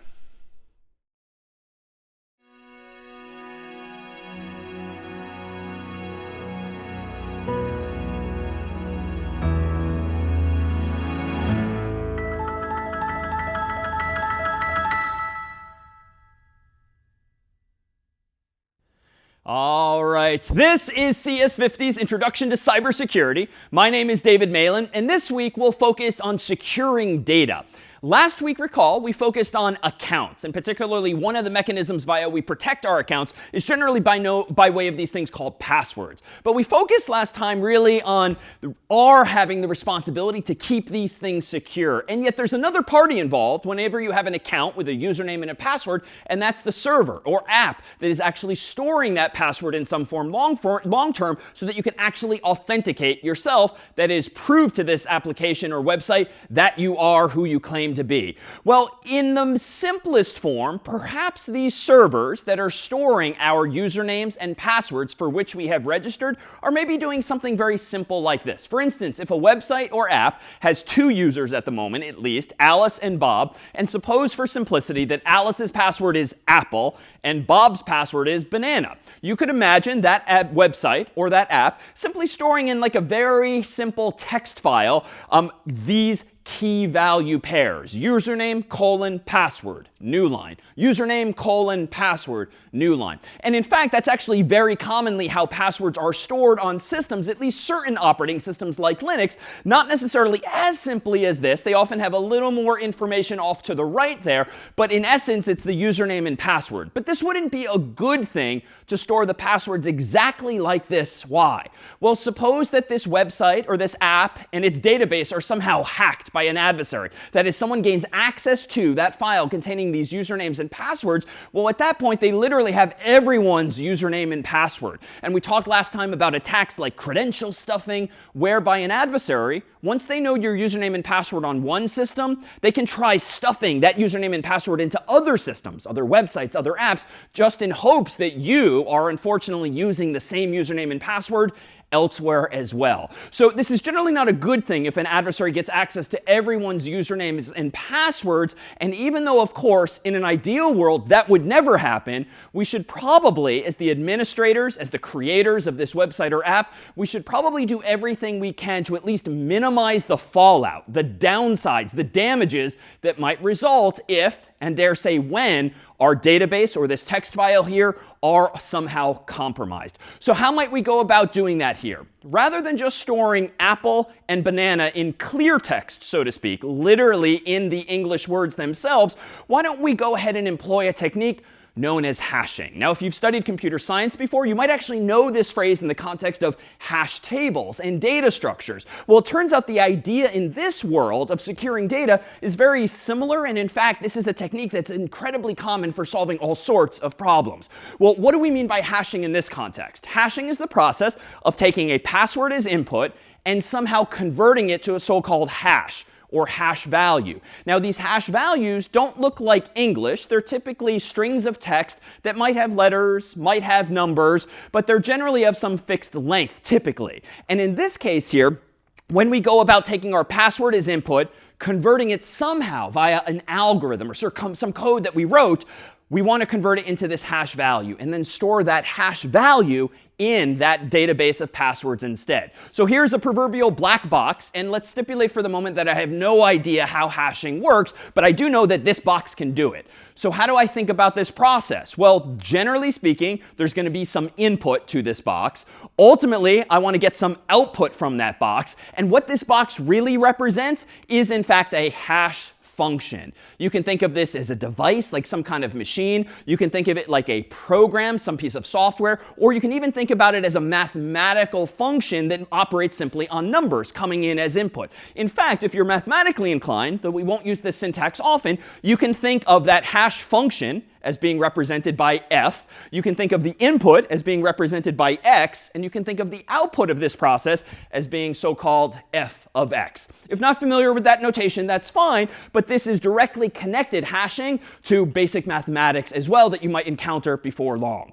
But what we care about is passing into this black box a password and getting out a hash, and then storing that hash and not the password in our database or text file of usernames and passwords. So how might we go about doing this? Well, if I were to provide apple as an input to this hash function, let's think about the simplest hash function possible that doesn't output apple, but some representation of apple that I can eventually store in that database. So I'm going to propose very simply that maybe the simplest hash function we can come up with, and indeed, if you've studied computer science or taken CS50 itself, you might recall that we can hash our inputs unlike specific letters therein. So apple starts with A. So you know what? A is the first letter of the English alphabet. So I'm going to create a hash function here pictorially that outputs 1 whenever the input happens to start with an A, as does apple. Meanwhile, if we pass in banana, I'm going to have this hash function output 2, because B is the second letter of the English alphabet,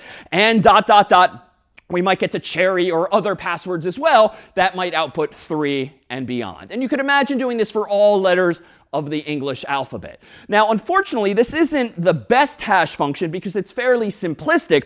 And in fact, I can quickly think of some other fruits like avocados that also start with A and that would give me the same hash value. And that's actually a characteristic we'll come back to whereby when you hash values, there can actually be ambiguities potentially, whereby two inputs might actually have the same output. And we'll consider eventually what the implications of that might be. But for now, I dare say that's a little too simplistic. And what might be better than outputting 1 or 2 or 3 is a little something more cryptic, because that's just too helpful. That's too much of a hint. If I see that your hash value is 1, I at least know that your password now clearly starts with an A, which means at best I can do 1/26 the amount of work to figure out what it actually is. So we want these hashes generally to be a little weird looking and really unguessable and not leak any information. So for instance, a very common older hash function for Apple might actually output this, ... EKWXA83DHIA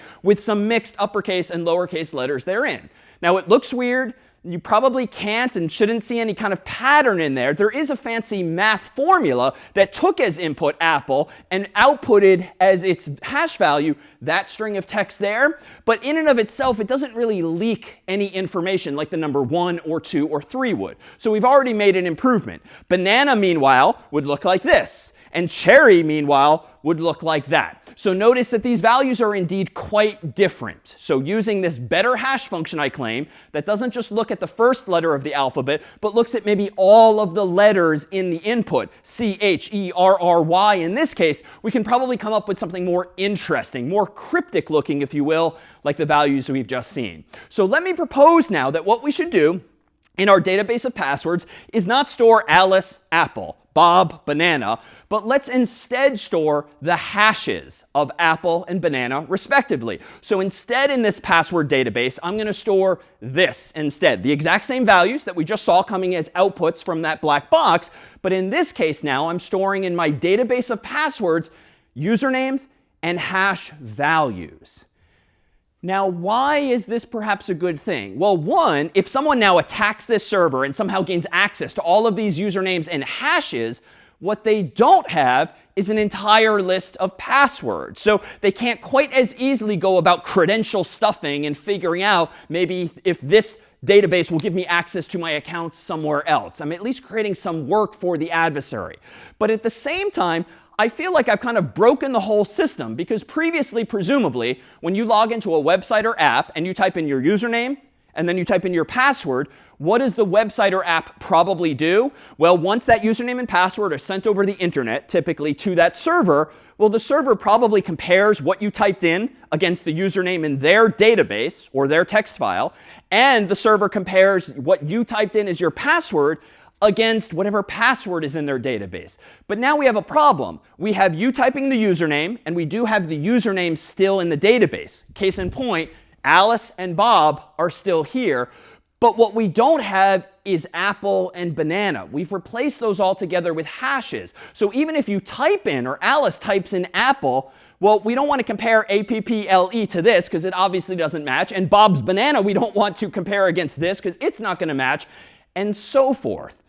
So what can we do? Well, the way authentication typically works on the server side when using hashing is as follows. When you first create an account or register for this website or app, you type in, if you're Alice, Alice, enter, and then Apple, for instance, enter. That username, Alice, that password, Apple, are sent to the server. But what the server does before saving the username and password is it runs that hash function on Alice's password, which is Apple, converts it thereafter to this value, and stores Alice's username and the hash of Alice's password only, and throws away Apple. It deletes it, it forgets it in memory. What then happens next? Well, the next time Alice tries to log into this website, maybe the next day, a week from then, a year from then, for the second or third or more time, what happens? Well, Alice types in Alice as her username, hopefully Apple as her password, hits enter. Those get sent to the server as usual, and obviously the server can't just compare username against username and password against password because it doesn't have the password in its database. So what can the server do? The server can repeat the very same process, taking Alice's password as inputted, APPLE, run it through the exact same hash function a day, a week, a year later, and then compare that resulting hash value to whatever is stored in this text file or database.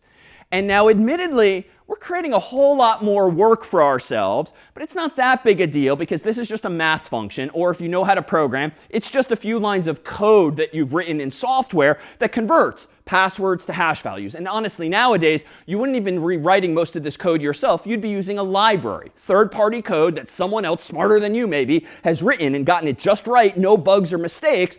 So you're just relying on someone else's code anyway to achieve this goal. But the upside now, to be clear, is if this file is compromised somehow, the server is hacked into and this data is leaked, at least they only know the usernames on your system, not the actual passwords. Now, let me pause here and see if there's any questions on this technique of hashing for passwords specifically. You said yourself we are using libraries more often than write the hash functions ourselves if we are not taking the course on CS50. So then it's easy to hack these hashes, right? Because we can go through 10, 50, I don't know, hash functions that are available in the libraries. And then you can reverse the hash results. Is that right? Almost. You can do exactly what you described first, whereby you use the same library, the same code, to create hash values, to then compare those against what's in the database. But generally, these hashes are not reversible per se. You can compare them, but you can't reverse the process for reasons we'll come back to. But your intuition is right. And so really the takeaway here is that we haven't made our system absolutely secure. We've made it relatively more secure. Why? Because we've increased the cost to the adversary, to the hacker. They now have to do more work to figure out what the actual passwords are if they want to benefit from this hack. So again, it just raises the bar. It does not keep the adversary necessarily out or even stop them from figuring out one person's password, but it might take them a lot more time. It might take them a lot more resources like server or cloud costs or money, or it might even heighten the risk before they actually are successful. How about one other question here on hashing? If the password is intercepted before after the website is hacked and the password is intercepted before it's encrypted, so wouldn't that pose a problem? Yes, absolutely.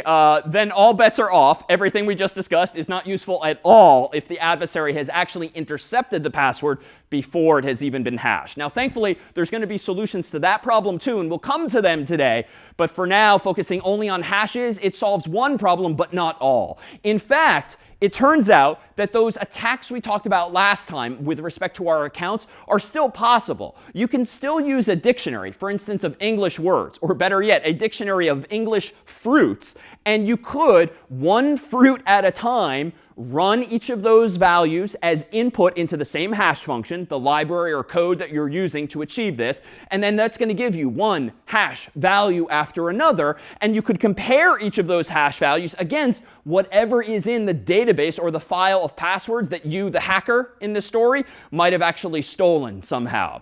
You have to do more work, though, because it's no longer as simple as just comparing apple against apple and banana against banana. You actually have to do some work. You have to do some computational work. And if the file is only a few values, of course, not a big deal. If it's thousands or millions of rows, it might actually take a lot more time, energy, and effort. So again, we're just raising the bar, but not keeping the adversary out altogether.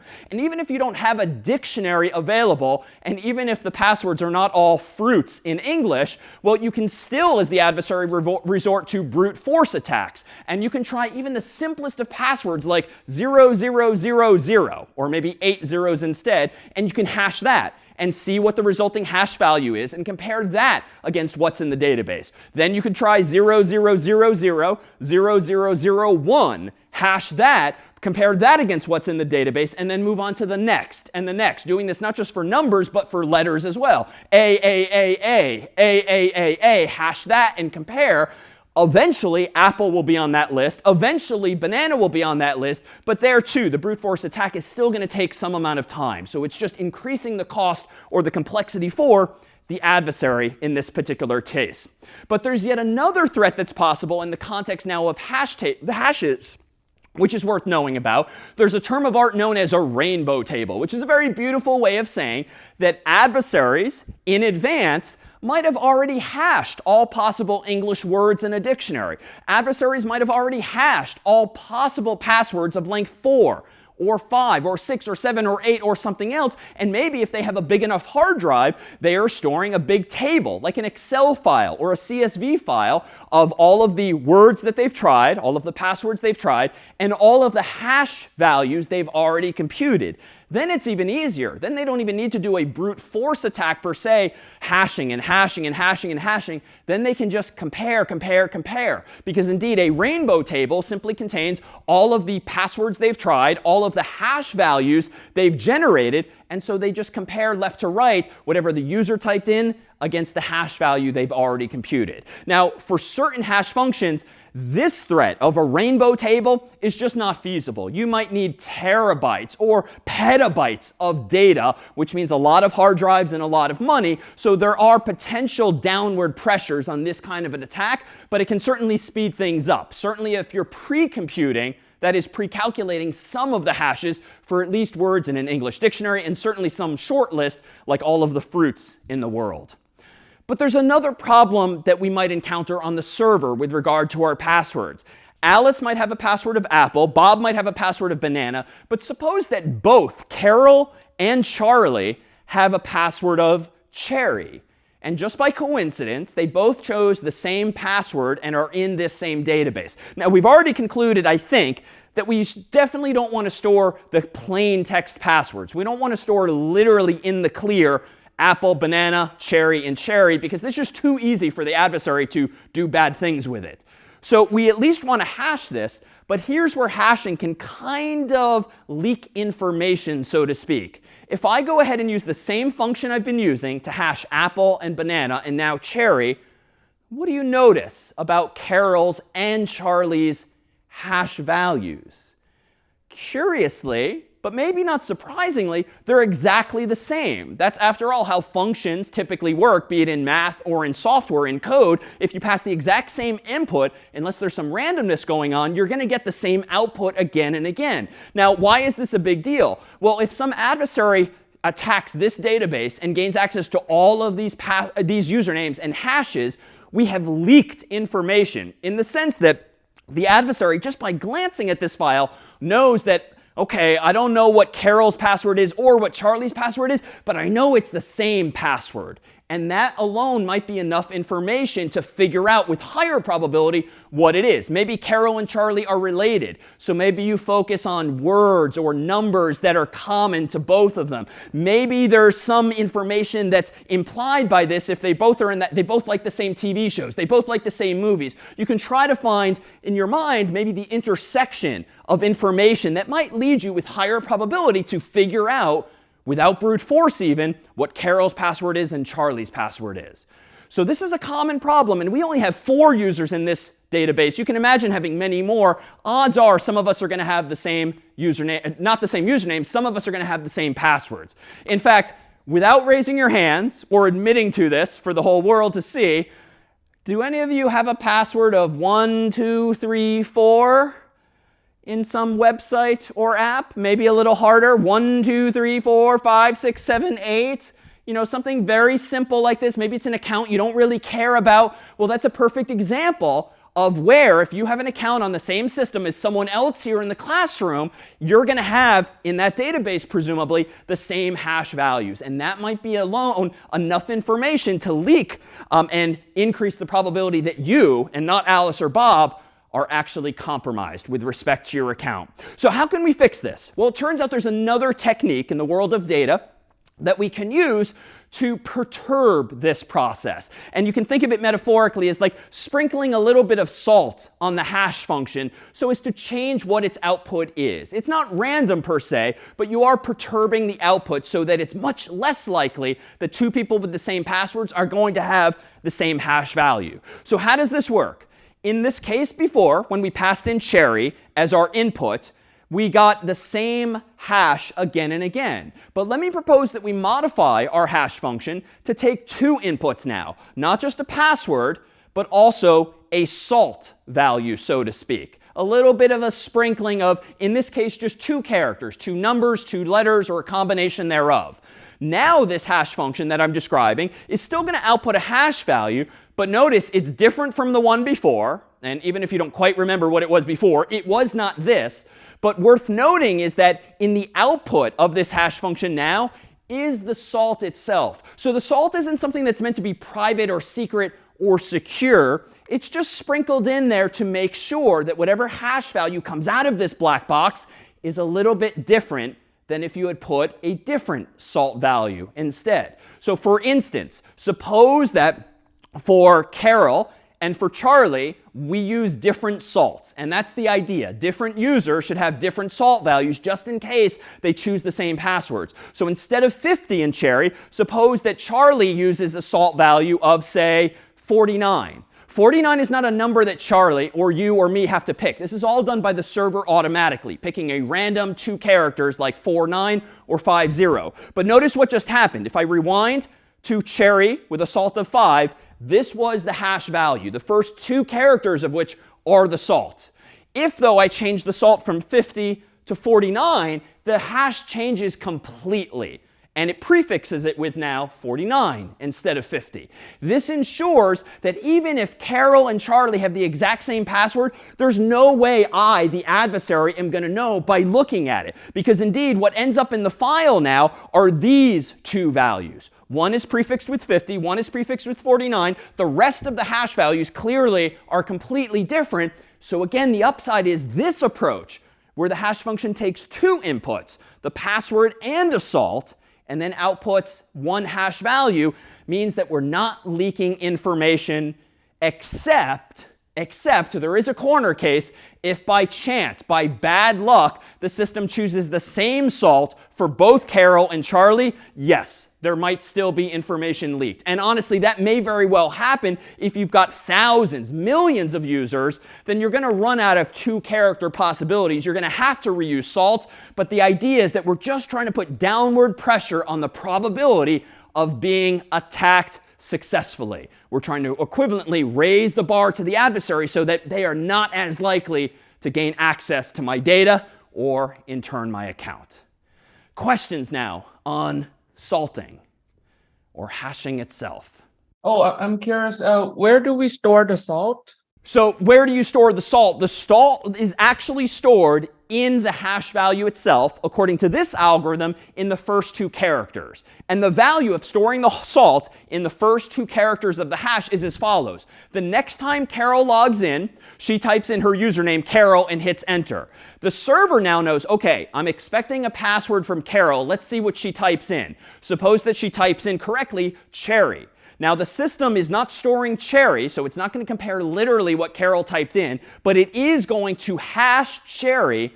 But first, the system's going to check what is Carol's salt. And it's going to infer as much by looking at Carol's hash value and looking only at the first two characters by convention. Then what the server's going to do, it's going to take whatever Carol typed in, Cherry, C-H-E-R-R-Y, it's going to pass in 50, and then hopefully it's going to get back this same value here, this whole string in yellow. And if those are correct, then the Carol will be considered authenticated. By contrast, if the username happens to be Charlie and Charlie hits enter, then what the server is going to do is look at Charlie's hash value, grab the first two characters for Charlie's salt, use that salt and Cherry as the input to the hash function, and hope that the result is Charlie's value, not Carol's. Really good question. Other questions on salting or hashing? Is there any sense in rehashing a password? So hashing it first a first time to get string, then rehashing it for a second string, or it's just impractical? No, you could certainly hash the value multiple times, but a good hash function should not require that of you. Especially now, more recent modern hashes, one of which we'll look at in a moment, they should have sufficiently calculated and proven characteristics that allow you to hash it just once, and you will get a seemingly random string. that represents whatever that input is. And here too is where I should emphasize that when it comes to this world of hashing and salting and today's other topics ultimately, these are not wheels that you or I should be reinventing unless you are the researcher or the company that's actually developing the algorithm, stress testing them, analyzing them theoretically and practically. So often in industry or the real world, when people like you and me invent our own systems for storing information, we just haven't spent nearly as much time, or we're just not nearly as sharp as some of the security researchers out there who have really given this some thought. So when it comes to all things security, let me get on my soapbox here and say you and I should not be solving these problems unless it is your full-time job or calling in life. There's just too many corner cases unless you're collaborating with a smart team. All right, with that said, here is what hashes generally look like nowadays in practice. For the sake of discussion, I deliberately chose a fairly simple hash function that was using a fairly short salt, just 2 characters, and a fairly short hash value as output. Here, in a smaller font no less, is how Alice's and Bob's and Carol's and Charlie's passwords would probably be stored nowadays using a more recent modern hash function that, notice by the sheer length of the text on the screen, outputs a much larger value. If you're familiar from computer science with the notion of bits, zeros and ones that are used to store information in systems, these hash values use many more bits, many more zeros and ones. You and I, as humans, are seeing them as alphabetical letters and as numbers.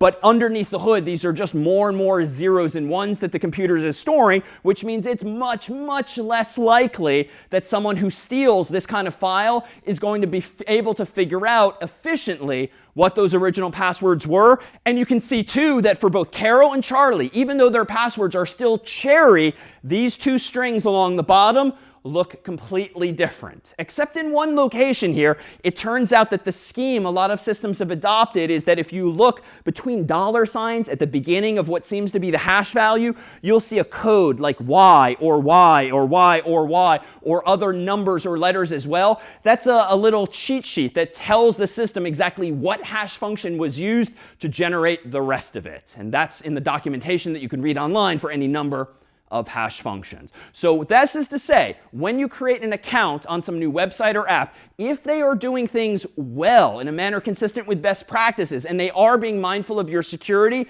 they are probably in a file or in a database or some other mechanism storing values that look quite like these based on whatever password you actually typed in. In fact, just to give you a sense of how easy or difficult it might be to crack passwords, that is, figure out what they are based only on these hashes, in the case of our first hash function, whereby we had a fairly short hash value being outputted with or without the salt, turns out there's 18 quintillion possible hash values. Now, that's a lot. That's bigger than last time's quadrillion value. But with enough time, enough money, enough cloud computing, those early hash functions can be broken. That is, with enough time and energy, you can probably figure out what someone's password is.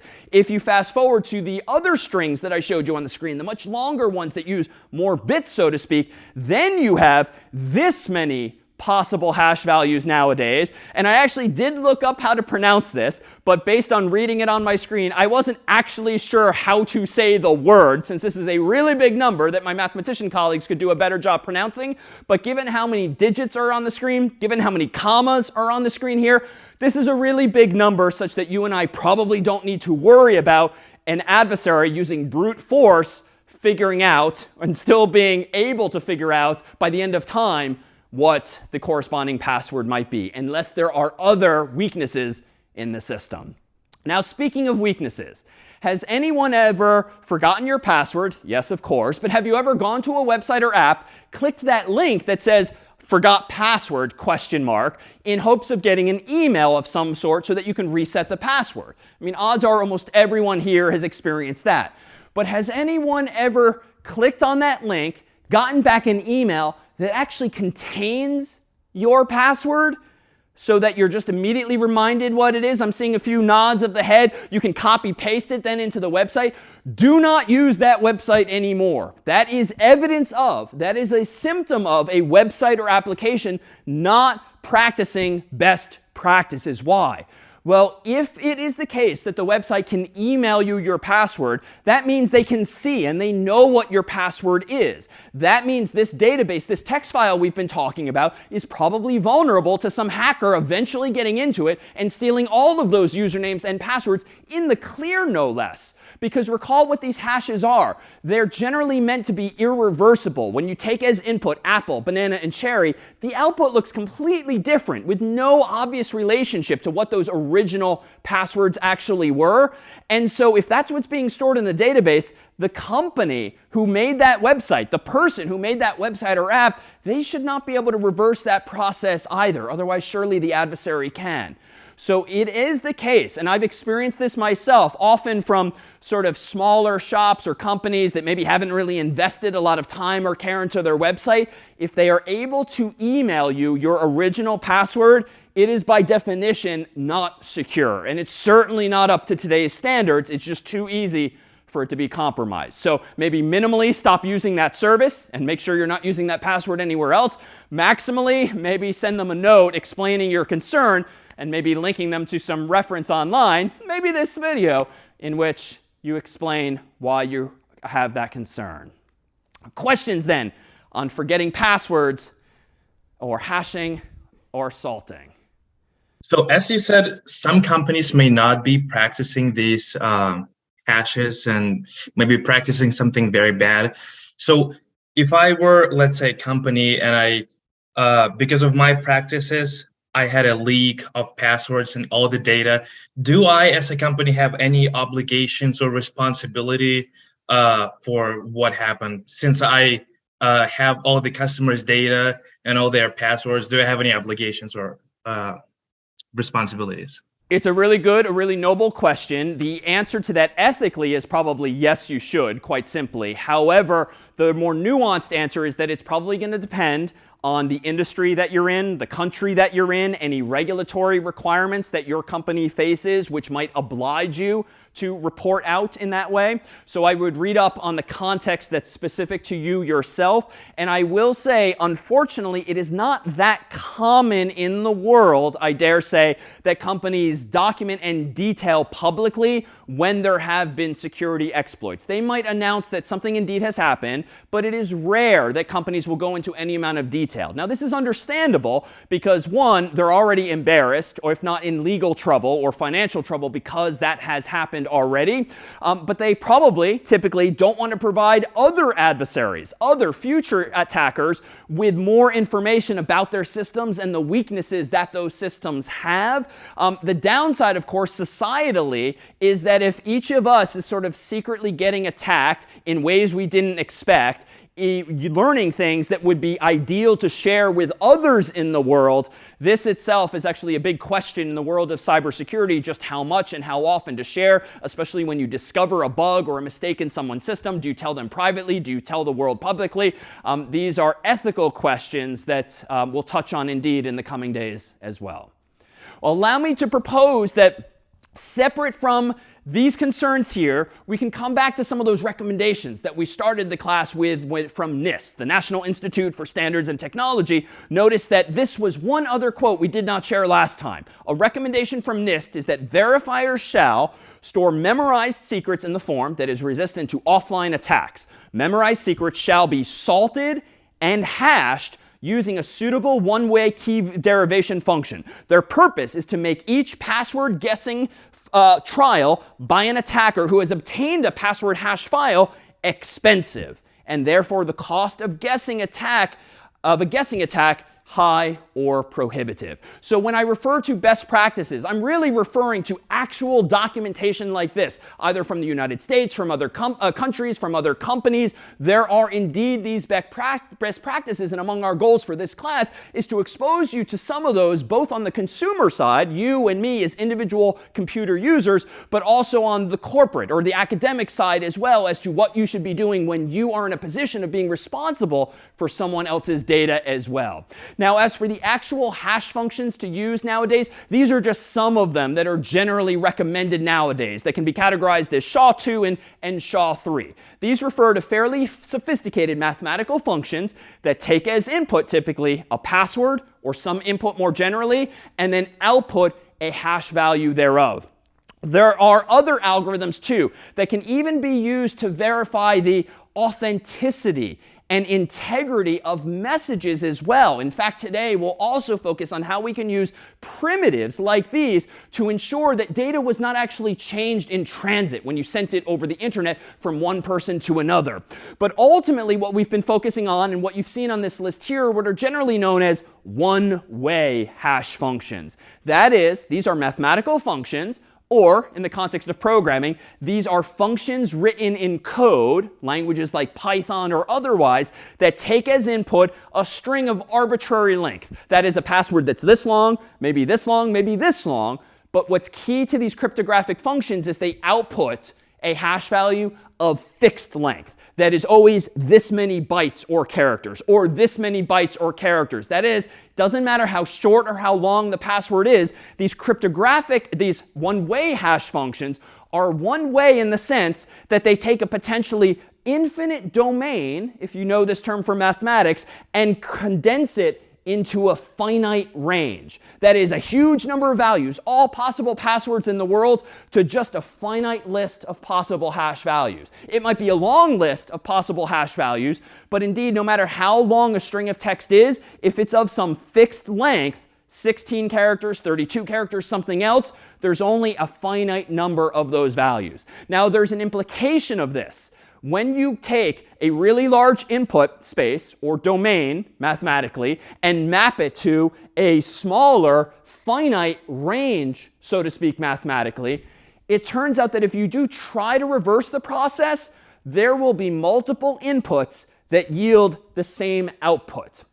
Think about it this way. If you've got 100 possible passwords in the world, but you only have 10 possible hash values, so 100 passwords, 10 hash values, you have to figure out how to put all of those passwords into 10 buckets, so to speak. So surely some of those passwords are going to be in the same bucket. Think about it in terms of the English alphabet. If we stuck with that original hash function where A was 1, B was 2, C was 3, presumably Z was 26, there's more than one fruit that starts with A, apple, avocado, and so forth. So there too, you were going to have multiple fruits mapping to the same finite range of values, hash values 1 through 26.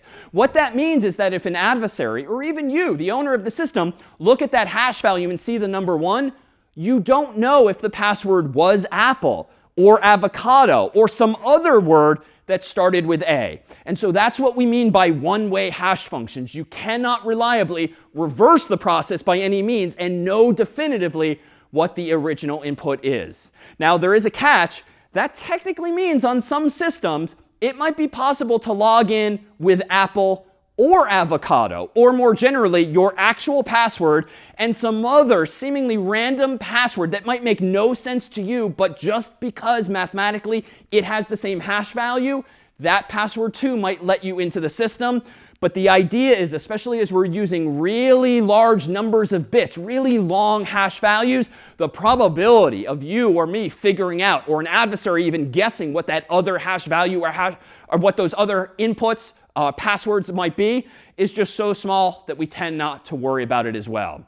The algorithms we looked at on the board here are also known as cryptographic hash functions, which means they have utility in the world of cryptography, where the world of cryptography is all about the practice and the study of securing data. Securing data while in transit from one point to another, or while at rest on your own system.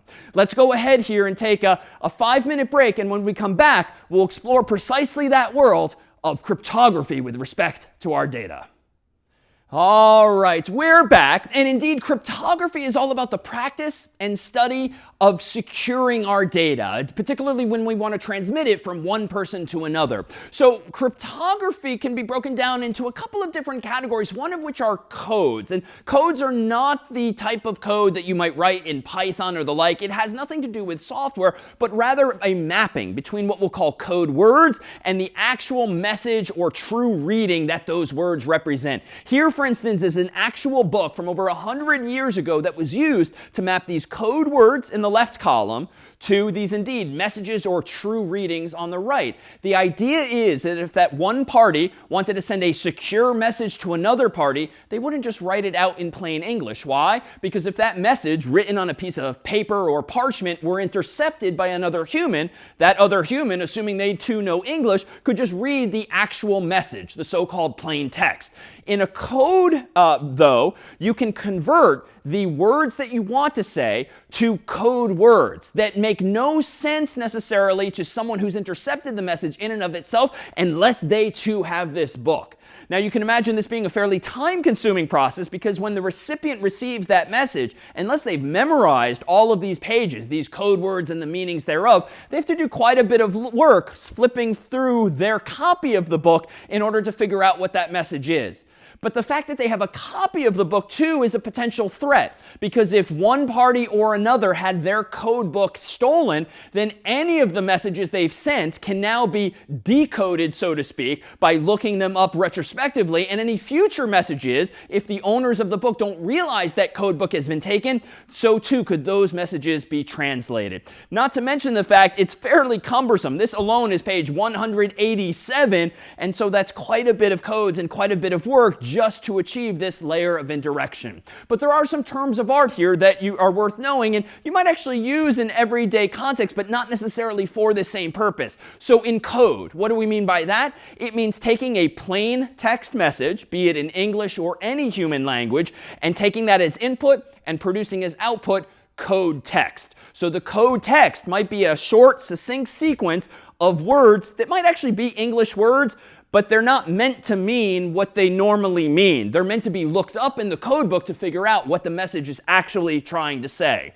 Meanwhile, decode, as you might expect, is the opposite. You take as input the code text that you have received as the recipient. You use that same code book to look up the code words and figure out what the actual message is in order to get the original plain text, be it in English or any other human language that the code book is designed for. But there's an alternative to codes, if only because those code books can get very cumbersome indeed. They can be taken and compromised and the like. So it's not necessarily the best system in that you need to physically keep something like that secure, let alone do so efficiently when converting. So there are also what we'll call ciphers. And ciphers are more algorithmic in nature. So if you have taken a computer science or a programming course, you already have the predisposition to thinking algorithmically and taking a big problem and breaking it down into smaller pieces and then applying some kind of logic, sometimes again and again, in order to solve some problem. So ciphers focus on exactly that. They don't focus on maybe words or phrases. They might focus on individual letters instead, or even bits if it's in the context nowadays of computers. So in the world of ciphers, you might have actually seen them in popular culture. So here, for instance, is just one frame from a famous film known as A Christmas Story. At least here in the US, it plays like every day, all day long on a couple of TV channels around Christmas time. But this here is Ralphie, one of the main characters in the movie, and in his hands here is this secret decoder pin that he tried so hard to get through the mail. And this secret decoder pin was from little orphan Annie herself.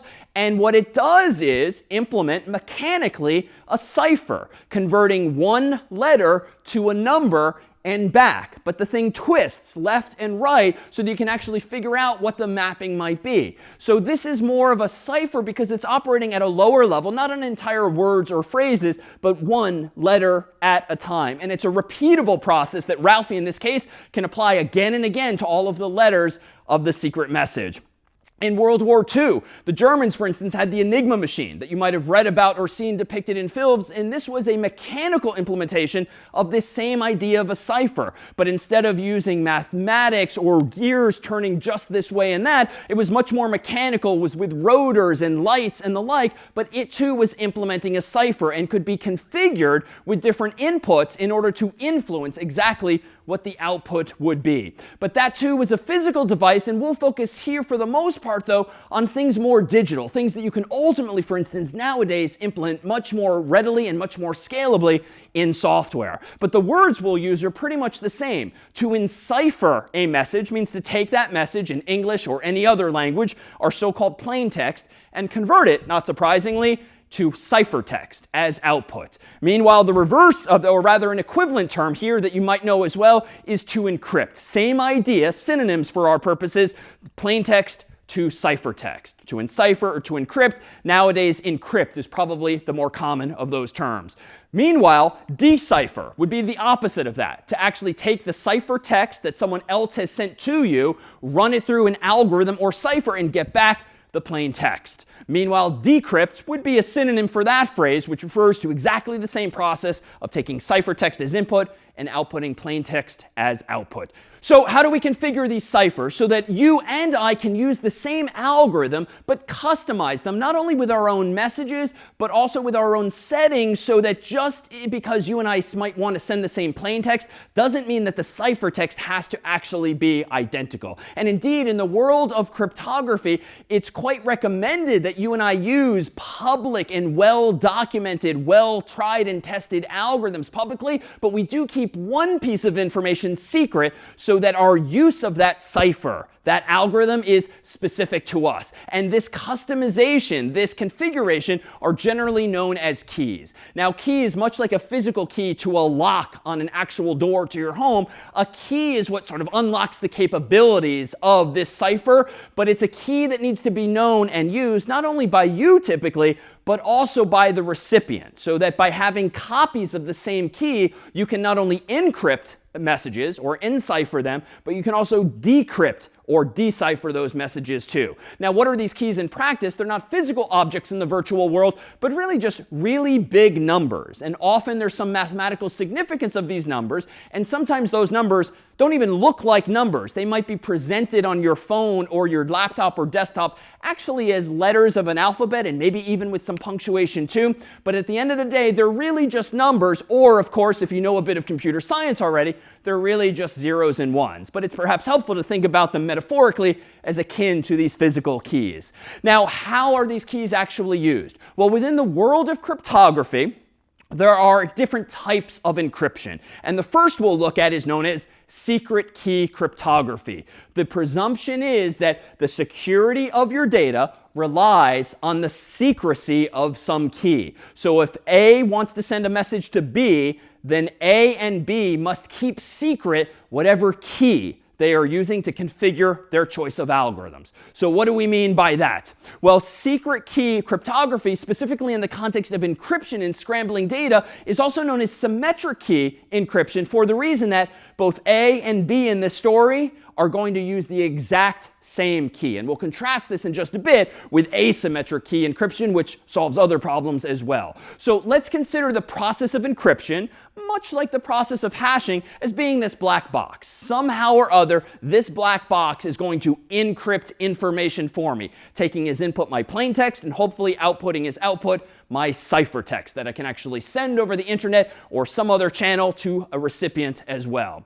So in the context then of secret key encryption, the picture looks a little something like this. Not only do you pass as input to the algorithm your plain text message in English or any other human language, you also pass a key. And for now, just think of that key as a number that you and the other person have somehow agreed upon in advance. That algorithm then will ultimately output the ciphertext. And to be clear, the motivation for that key is to ensure that if I and you and you and you and you are all using the exact same encryption algorithm, it's not going to be obvious if and when we're sending the exact same messages, because that too, per our discussion of passwords, would leak information. Maybe you don't care about the information being leaked, but it's probably not a good thing if just because someone else is sending some message, that makes it more likely that an adversary can infer what it is you sent because the ciphertext just so happens to look the same. We want our ciphertext to be unique to each of our transmissions.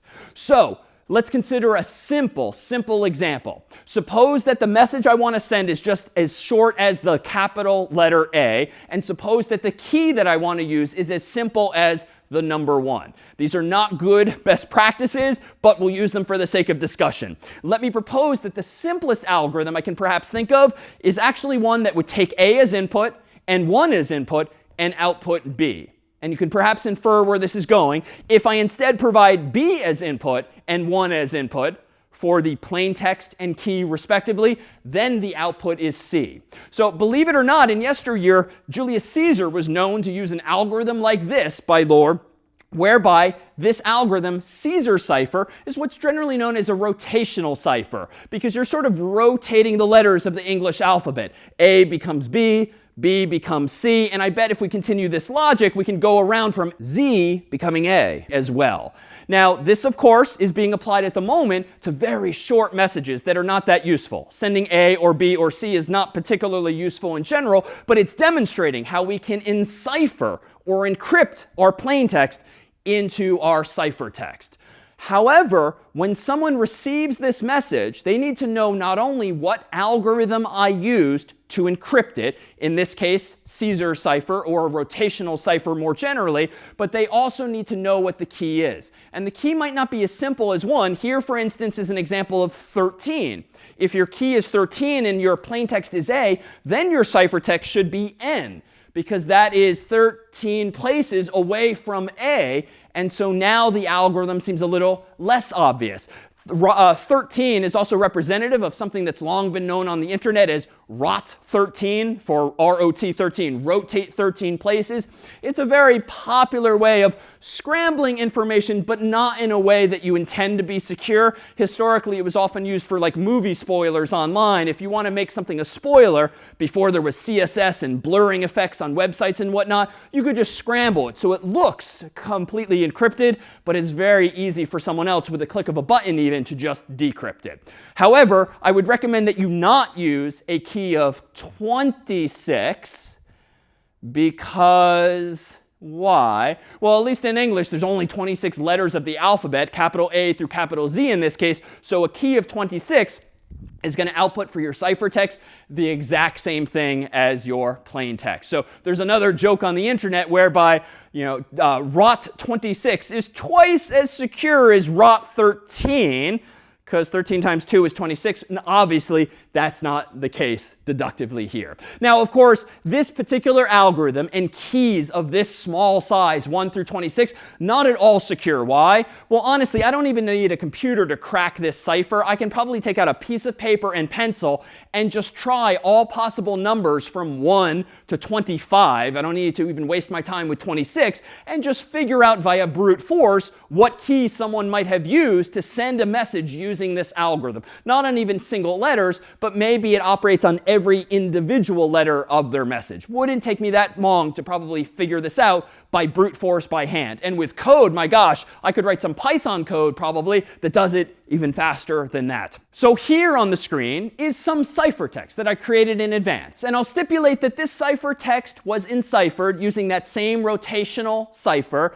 But I'm not going to tell you just yet what key I actually used. It was originally an English message in all capital letters, so the task at hand now is to decrypt this, I dare say. Whether you are the intended recipient of the message, or maybe maliciously you've intercepted my transmission with this message in it, and now you're trying to brute force your way through by trying, and by the looks of some heads going down and some scribbling, 1 or 2 or 3. I bet we could also brute force our way through this algorithm. But how? Well, how does the decrypting process work? It's really just the same thing in reverse. If this now is our picture and you have ciphertext as your input, you should be able to pass the same key as input, 1 for instance, or 13, or with no good reason, 26, and get back out the plain text. But of course, the decryption algorithm is indeed the opposite, because you don't want to just add 1 position or add 2 positions or 3 positions. You want to subtract 1 or 2 or 3 or 13. You want to go in reverse, so to speak.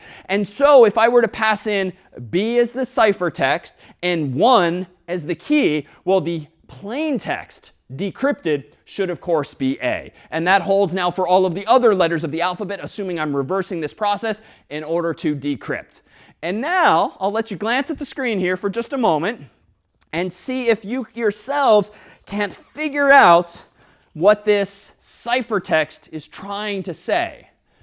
And if you like the idea of figuring this out, if you want to get better at this particular skill, you are an aspiring cryptanalyst, I dare say, focusing on this world of cryptanalysis. And this, too, itself is a job, I dare say, particularly with governments trying to decrypt messages that might very well have been encrypted. Now, hopefully, the world is using more secure algorithms than these simple rotational ciphers. And what do I mean by secure? Hopefully, they're using keys that are much bigger than small numbers like 1 through 25. Hopefully, they're using much, much, much larger numbers, many more bits, if only so that it takes you and me, when we try to apply cryptanalysis to ciphertext, it takes us way, way longer than this particular algorithm alone.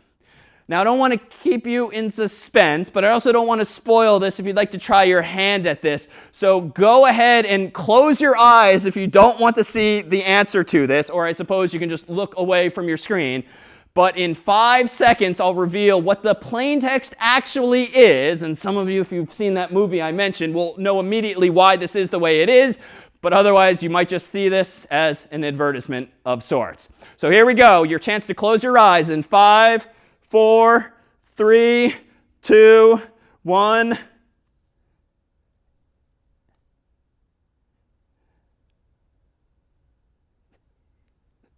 From some faces, some of you have seen this movie around the holidays, but now I've taken it off the screen and we'll move on now with some actual algorithms. So if you'd like to come back on replay and actually see what the answer is, we'll of course leave it on demand. So what are some of the actual algorithms used nowadays for encryption that are best practices? This rotational cipher that I described earlier, Caesar's simple one, is not to be recommended. It's wonderful for demonstration's sake and discussion's sake, but it's not something you should be using in practice unless, for instance, you're in, say, middle school trying to send a message on a piece of paper through your classroom of classmates and worried that the teacher might intercept it, and the teacher probably doesn't have the instinct to or the care to actually brute force their way through it and figure out what the key is. But that's the level of security you're getting with something like that rotational cipher. But in the real world, with our phones and desktops and laptops today, generally used are AES or triple DES, both of which are popular algorithms that have been vetted by the world and are very commonly used as secret key encryption ciphers or symmetric key encryption ciphers, which, to be clear, require that both the sender and the receiver know and use the exact same key. And for our purposes today, let me just stipulate that the mathematics of these two and other algorithms much more sophisticated and documented in textbooks, but therefore it makes it much harder for the adversary to figure out, as by trying 25 different keys, what the actual key in use might be. Questions now about secret key cryptography or any of the primitives we've just discussed. So is it possible that if someone hacks the gets to know about the hash value, the hash function of a company that it is using, he might be able to use the hash values and find a reverse function and then get the passwords for that? A good question. I wouldn't worry mathematically about someone reversing the hash functions, if only because with all of the ones that are in popular use today in modern systems, there are a lot of smart mathematicians, computer scientists, professionals who have kind of vetted, if not proven mathematically, that these things work as expected. However, if the passwords that have been hashed are relatively easy to guess, or if the adversary just gets lucky with whatever technique they are using, it is absolutely possible to find at least a password, a input, that maps to that hash value, but often not without significant effort. And so generally, a company does not want to, should not try to keep proprietary or secret what hash function they're using, what encryption algorithm they're using. If anything, I dare say, it should be reassuring to the public if and when companies are using best practices and de facto standards. All of these algorithms are designed to keep secret, not the algorithm itself, which literally can be found in university textbooks nowadays and on Wikipedia and beyond, but rather to keep secret the thing that's designed to be secret, which is the key. And now, if you're using too small of a key, like I did originally, well, then you're just using the algorithm poorly, perhaps. But so long as you're adhering to best practices and picking a really big recommended size key, then things mathematically should be trustworthy. for an attacker, rather than like basically cracking a hash or cracking an algorithm, wouldn't it be easier to just try and access the basically server database and access the hash function like generator code? So rather access how the specific algorithm works. That way, they can basically just reverse engineer it. Everything you described is possible. However, I would push back on this assumption that the company should try to keep its hash algorithm secure or hidden. You should trust in the mathematics of what we're discussing today, both in the context of hashes and in the context of encryption. And I've pulled back up on the screen here the number of possible hashes that exist when using one of the most modern standards for hashing passwords. This is such a big number. I dare say, I don't remember how many atoms are in the universe, but I'm going to guess it's fewer than this, maybe. The idea is intuitively that if the search space of possible hash values or the search space of possible keys is so darn big, both you and I, not to speak darkly, are going to be dead before the attacker actually figures out what that password or that hash actually is. So that's generally the presumption. Most of what we do today in terms of security all boils down to probabilities and trying to drive the probability of being exploited way, way, way down, even though if your password is still 000000000, doesn't matter if there's this many or more possibilities if the adversary tries that one first. So keeping algorithms secret, keeping ciphers secret is generally not best practice. You should be trusting that the math and the probabilities will protect your data if you are using these algorithms correctly. And how about one more question before we resume? How cipher work with word, not number, like with words? How it work? How we can cipher cryptograph letter, our letters with words, not a number. How it can be work? Okay, so if your key is a word and not a number, let me first say that generally when it comes to encryption, the keys are not words. These are not passwords. They're not meant to be used in quite the same way. These keys are generally generated by the computer for you, and so as such, they're just random numbers for the most part. With that said, even if it is a word like Apple, there are ways, and you would learn this in a class like CS50 itself, to convert a word to the underlying numeric representation. There's a system called ASCII or Unicode. So capital A is actually the number 65 in most systems. Capital B is the number 66. But we can go one level deeper. There's actually a pattern of zeros and ones that represent A's and B's and C's and so forth. So we can convert everything in the world of computers to numbers. And for that, let me encourage you to take CS50X Online.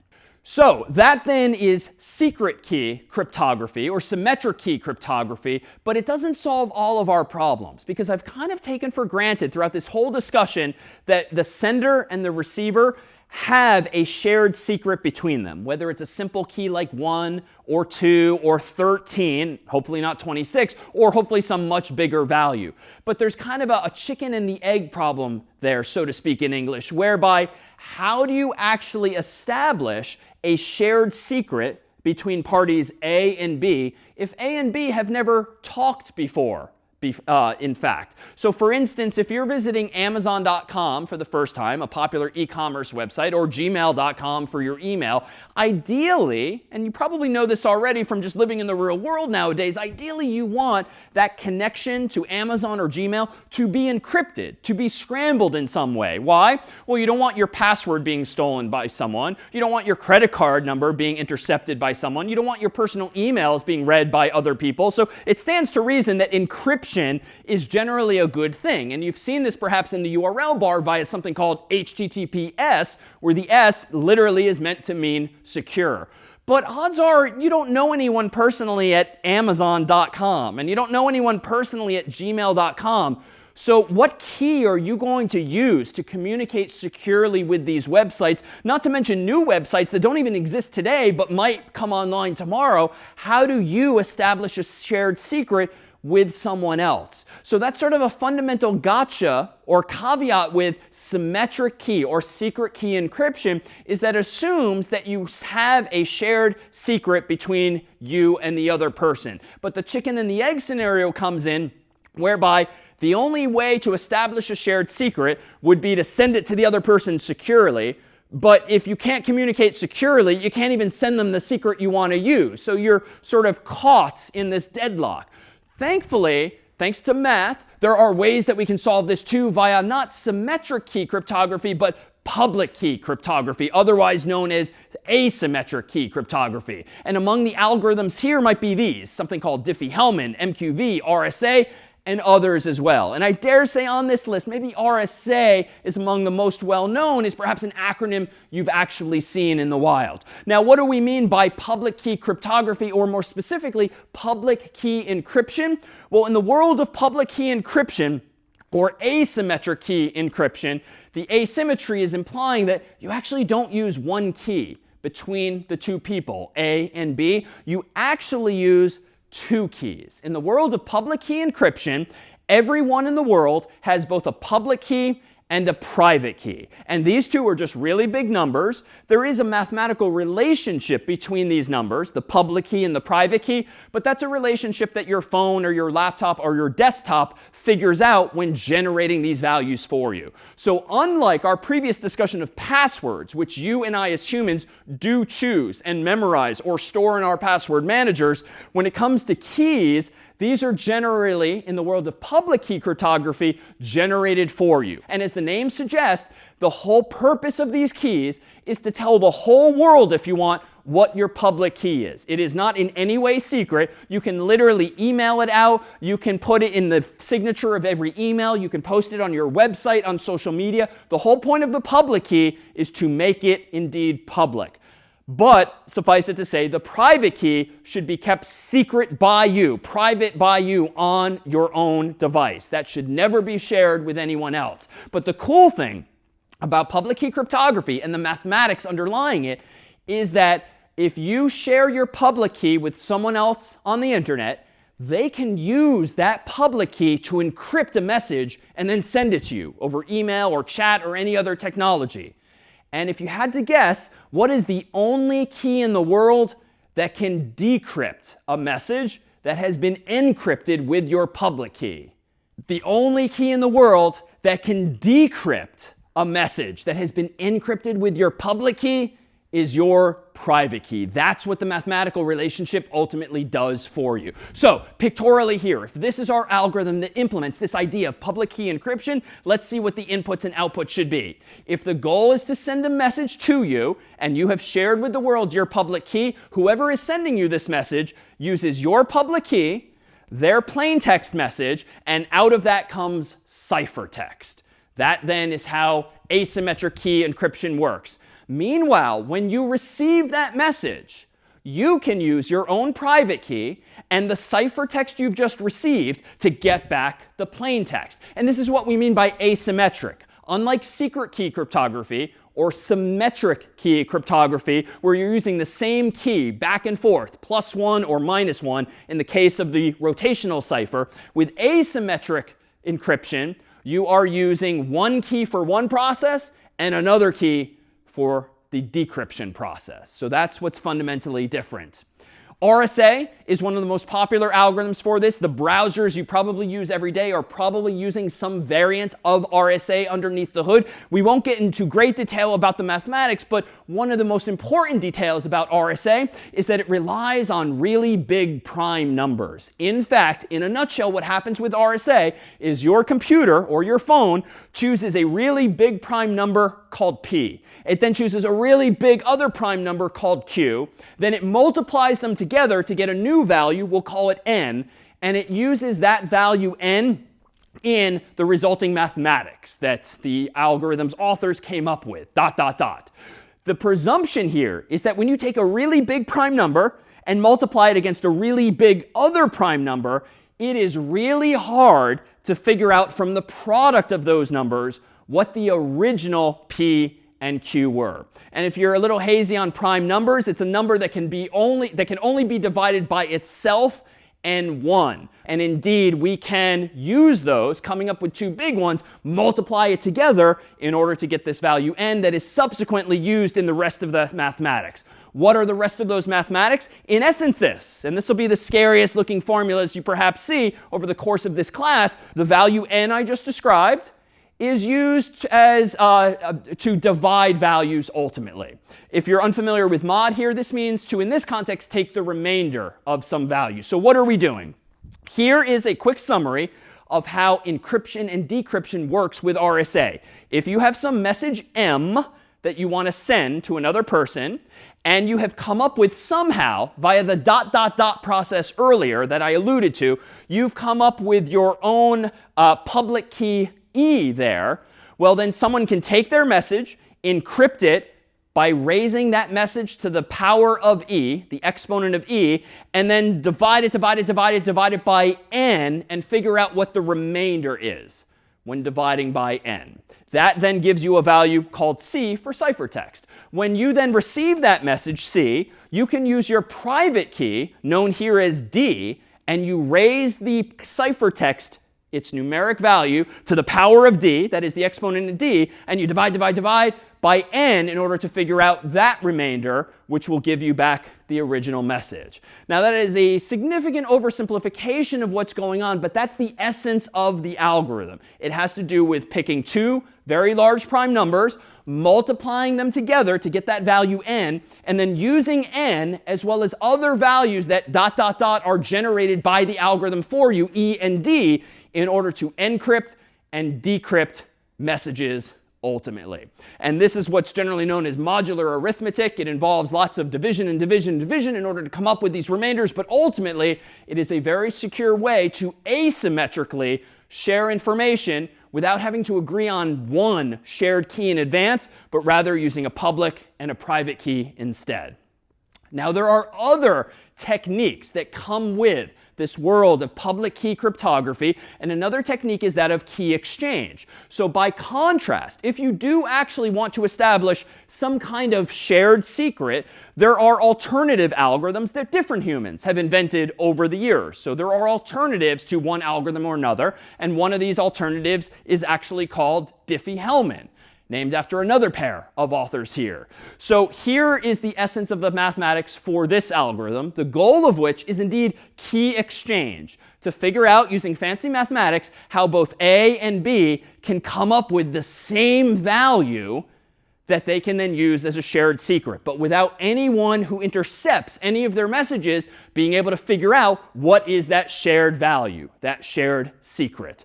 So what's the essence of the math here? Well, you first pick a value G, which is called a generator. It can be as simple as the number 2. And you pick a big prime number, call it P here, and those are agreed upon in advance. Meanwhile, person A, say Alice, picks her own private key A, which is another really big number. And then she does this math, G to the power of A mod P. And again, mod refers to taking the remainder of some value.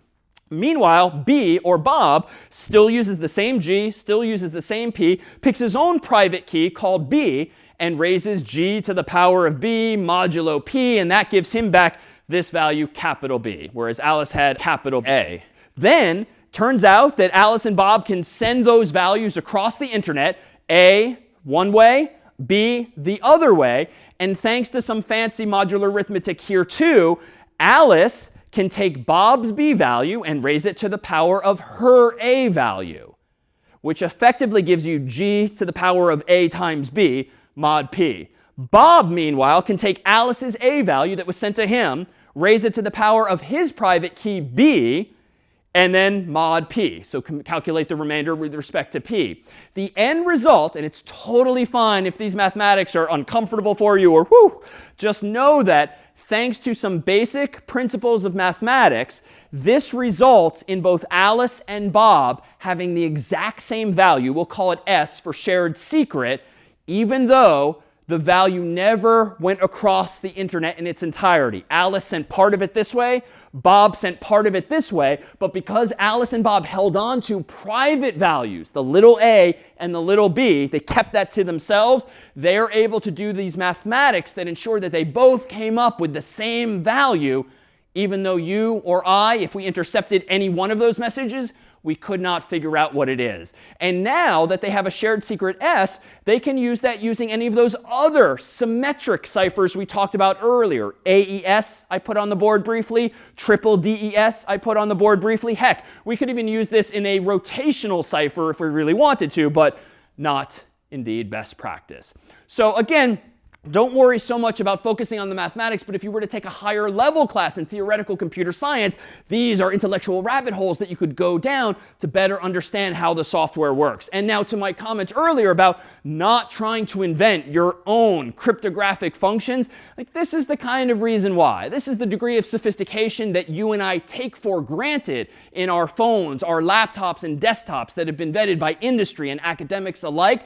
Generally, best practice is to rely on standards that have been tried and tested rather than try to come up with your own creative crypto system, so to speak, that may very well have faults that you yourself do not know.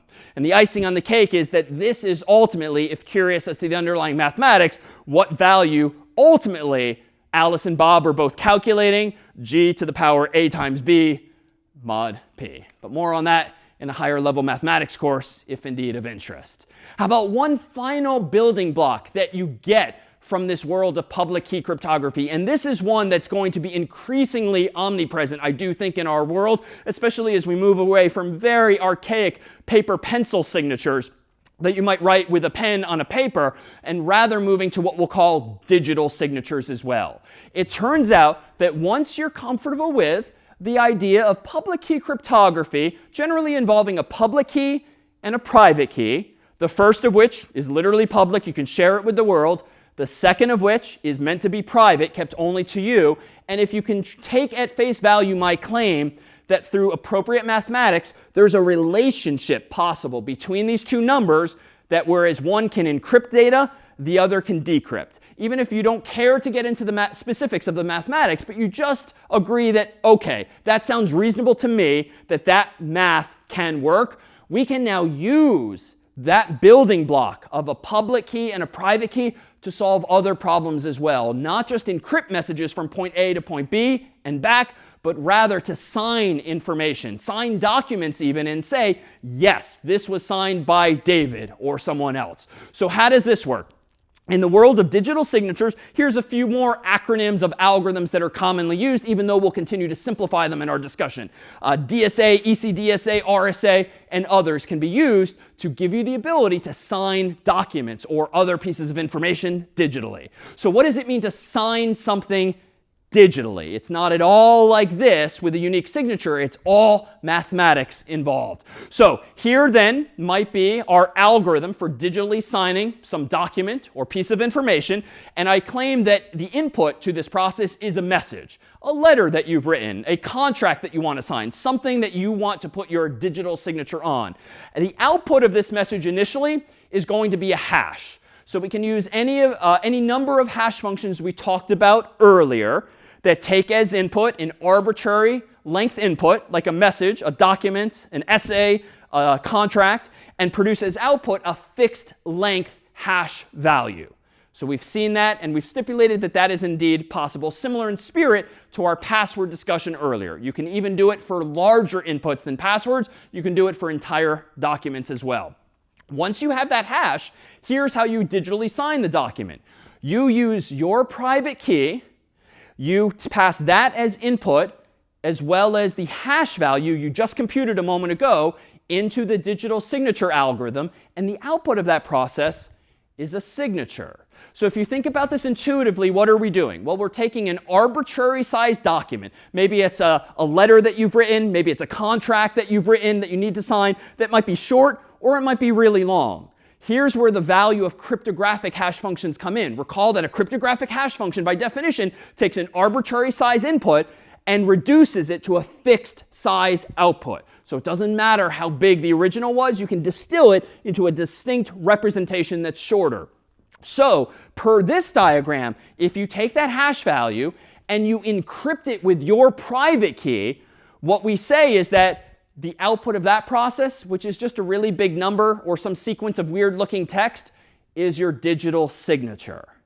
Now this is a little weird because what we're doing now is the opposite of public key encryption. With public key encryption, remember, someone else used your public key to encrypt a message to you, and you used your private key to decrypt it. But in the case of digital signatures, the story gets flipped upside down. You use your private key and a hash of your message to digitally sign your document, and the output of that is a signature. Again, a number or some string of text. And you send that signature to the recipient saying, this is my digital signature. You can verify it now if you so choose. And they should. So that invites the question, well, how does the recipient verify your digital signature? How do they know that this weird looking sequence of characters or numbers actually was signed by you? Well, recall that you have not only a private key, but a public key as well. And that public key is accessible to everyone, including that recipient. And so what happens is this. When that recipient gets your document and your digital signature, so to speak, they probably want to and should verify the digital signature to confirm that, yes, you signed off on that document or contract. So what does that box look like? Well, they have received not only the document itself, the so-called message, they've also received your digital signature. So you've sent them two things. And the digital signature, you can think of it like a human signature, but it's, of course, a big number or a string of text. But they've sent you two things, the document and that signature. So what do? You take the document you've received and you run it through the exact same publicly available hash function, because the document might be long, so you want to collapse it into a short hash representation thereof, just like our use of passwords. So that you can just do easily, no private information involved. But then what do? You then take the public key of the person who signed this document, you take the signature that they claim is their signature, and you decrypt their signature with their public key. That should output the exact same hash that you just calculated. So to summarize, the message itself, the document in this story is public. It's not encrypted. It's not something you really worry about being private. What you really care about in this story is that it was signed by a specific person. So if that message, that document, is available to both the sender and the receiver, both of them do this first process of hashing the message, hashing the document, just to get some succinct representation thereof. So it's not this big, it's this big. Makes the math quicker and easier. However, what the recipient does is, upon receiving not only that message, which they just hashed, but also your claimed digital signature, they try to decrypt your signature using your public key. And here too, just as the private key can reverse the encryption done by a public key, so can the public key reverse the encryption done by a private key. So if the recipient mathematically gets the exact same hash after decrypting what you sent them, it must be the case mathematically that the only person in the world who could have signed this document is in fact you, because they have your public key. And maybe some third party, some registry, some company has said, yes, that is David Malan's public key. You can trust that. And so if David Malan's private key has not been compromised, you can trust that any signature that you can decrypt with my public key must have been encrypted with my private key. And it takes a while, I think, for these ideas and certainly the mathematics to sink in. But for now, if you just trust that there's two big numbers in the world, one public, one private, there's a mathematical relationship between them such that one can reverse the effects of the other in either direction, we humans can use this now not only to secure our messages per our discussion of encryption, we can also use it to authenticate messages and attest, yes, this came from David Malan or did not. And unlike a human signature on a piece of paper that can obviously just be photographed, duplicated, traced over, the secrecy of digital signatures relies on keeping your private key private. And that notion does not exist in the world of human signatures. And so in that sense, digital signatures are objectively better than our old form human ones. Questions now. And I know that's a lot, and it's okay if it didn't all go down at once. Questions on digital signatures, public key encryption or decryption, or anything prior? Would these public and private keys be attributed to what, your IP address? A good question. To what are they attributed? Not to your IP address typically. They are typically stored in a registry, like a central registry that knows that this is Vlad's public key, this is David's public key, and so forth. And it relies on a system of trust and transitivity. So if you trust this third-party company that is storing all of our public keys, then you can trust whoever it is they are in turn trusting. Or it can be more distributed. Your public key can literally be distributed in the footer of your emails. It can be posted on your website. It can be on your LinkedIn profile or the like. And so long as other people in the world trust your emails or your website or LinkedIn, they can trust that that is in fact your public key. So different ways to implement that system of trust. Other questions? Hashing uses a mathematical function, and encryption uses a mathematical function plus a key, like the Caesar cipher basically uses the simple function plus the key. Is that analogy correct? Yes, that is correct. And if it helps you, this is an oversimplification, but it's generally helpful, I think, to think of hashing as one way. So you can only convert a value to a hash value, but not the opposite. But encryption is like two-way. It's reversible hashing, so to speak. The output still looks weird and random, but you can undo the process. And one way to think about this is in the world of hashing, because I claim that you can take like an infinite domain, like any possible message you want to send, and convert it to a finite range. For instance, all A words could be a hash value of 1. All B words could have a hash value of 2. That simple example already captures the reality that if you only have the hash values, 1, 2, I have no idea what the original input is. And it doesn't matter how hard I try, I'm never going to figure it out because it could be apple or avocado or something else that starts with A. So hashing in that sense, one-way hashing throws away information such that it's not recoverable. But encryption does the opposite. It would be pretty useless if encryption threw away information, because the whole point of encryption is to secure messages and information we want to send. So encryption is reversible. Hashing in general is not. And as you know, the key, no pun intended, to encryption is necessary so that you can reverse the process in a way that remains secret to other people.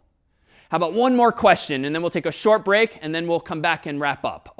Is there any possibility to spoof the signatures? Short answer, no. Like, so long as you are using a standard that we believe to be correct and not compromised, so long as your private key has not been stolen by someone or no one's taken it off of your phone or your computer, it should not be possible to forge it. The probability is so low, it should be the least of your concerns, is the idea.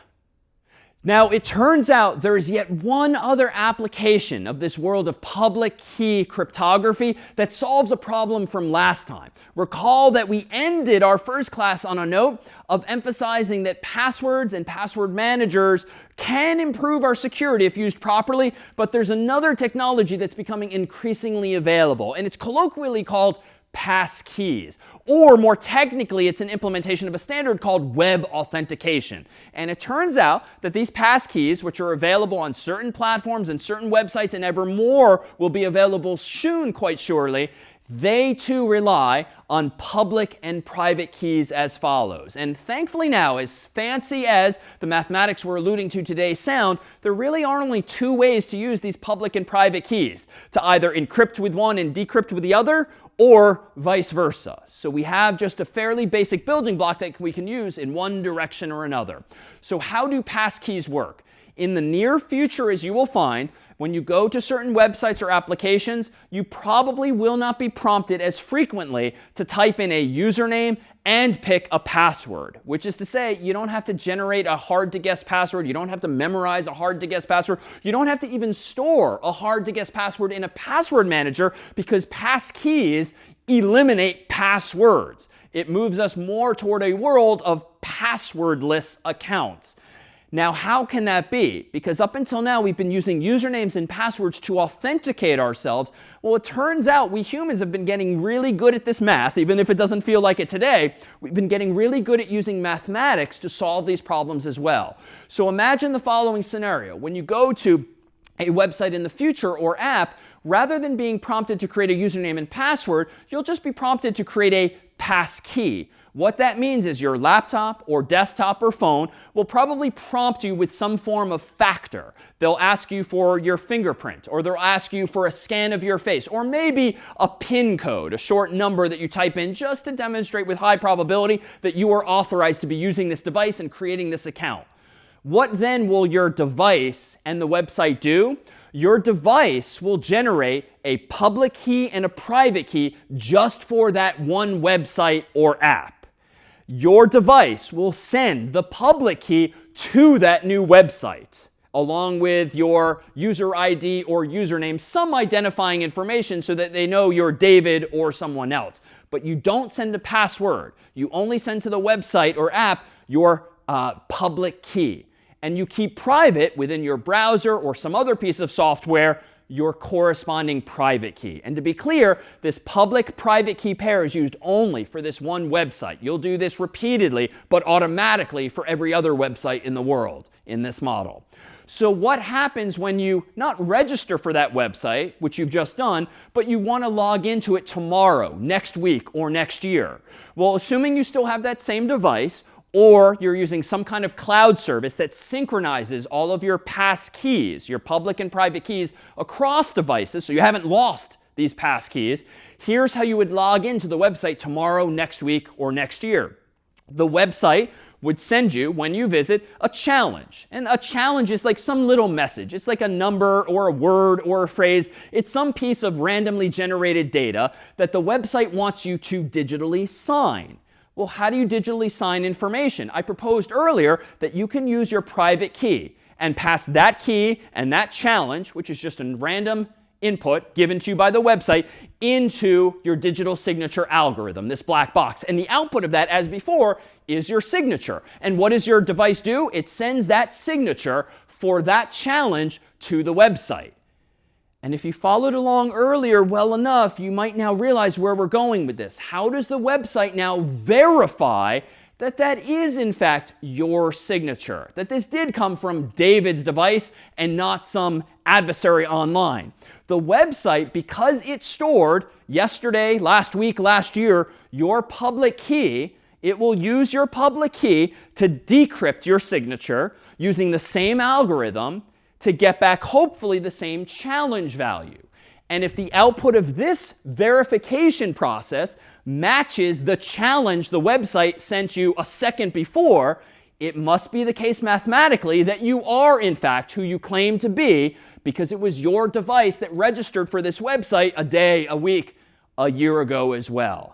So again, if we trust in the mathematics here, and we trust that these algorithms allow us to encrypt information and decrypt it using a public key and private key, or conversely, a private key and public key, we can, with very, very high confidence, probabilistically say, yes, this is David Malan. I'm going to allow him back into this account. So what's the implication of this passwordless world that uses pass keys, or web authentication more technically? It means that we're getting out of the business, potentially, as a society, of having to remember dozens or hundreds or thousands of different passwords for all of our accounts. It does require, though, that we don't lose the device or the devices that registered for these websites or apps. But again, increasingly is the world providing cloud services, whether it's with Apple or Microsoft or Google or others, that presumably can synchronize your passkeys across devices. And we'll conclude ultimately today by talking about how they can be synchronized securely, even without Google and Microsoft and Apple knowing what your own passkeys are, so long as they provide us with a certain technical guarantee. So the upside of this is we can move away from passwords, and you can even share these pass keys with other people if you so choose. The catch is right now, They're not omnipresently available on every website out there. It's probably going to take some time for the world to come on board, but I do dare say in the coming weeks, months, and years, you will see passkeys increasingly offered to you. And so indeed, the next time you visit a website that asks you, hey, do you want to register with your fingerprint or with your face or with a PIN code, and you're never even asked for a password, odds are it's using this passkey technology instead. Well, let's go ahead and take one more 5-minute break here. And when we come back, we'll talk about securing data as it's moving back and forth and sitting on our own systems. All right, so we're back, and allow me to claim that we now have a bunch of ways to hash data and also encrypt data and also now decrypt data. So how can we use these building blocks to solve some other perhaps familiar problems? Well, there's this notion of encryption in transit, which is a fancy way of saying that you and I probably prefer nowadays that our data be encrypted whenever it's traveling from point A to point B, whether that point B is Amazon.com, Gmail.com, WhatsApp, or any other service that we're communicating with. We ideally want no one in between us, some machine in the middle, so to speak, to be able to get at that same data. Because in particular, what you should be worried about is a scenario like this, where if Alice is trying to communicate with Bob, you might worry that there's some eavesdropper, so to speak, named Eve, between Alice and Bob. And maybe this is via wires nowadays on the internet. Maybe it's somehow wirelessly. Maybe Eve actually represents a company that Alice and Bob are communicating between, like Gmail or Outlook or the like. So encryption in transit, though, is important to distinguish from other forms of encryption. In particular here, Alice might very well have an encrypted connection, not to an eavesdropper per se, but just a third party like Gmail. So assume that Eve here is Gmail.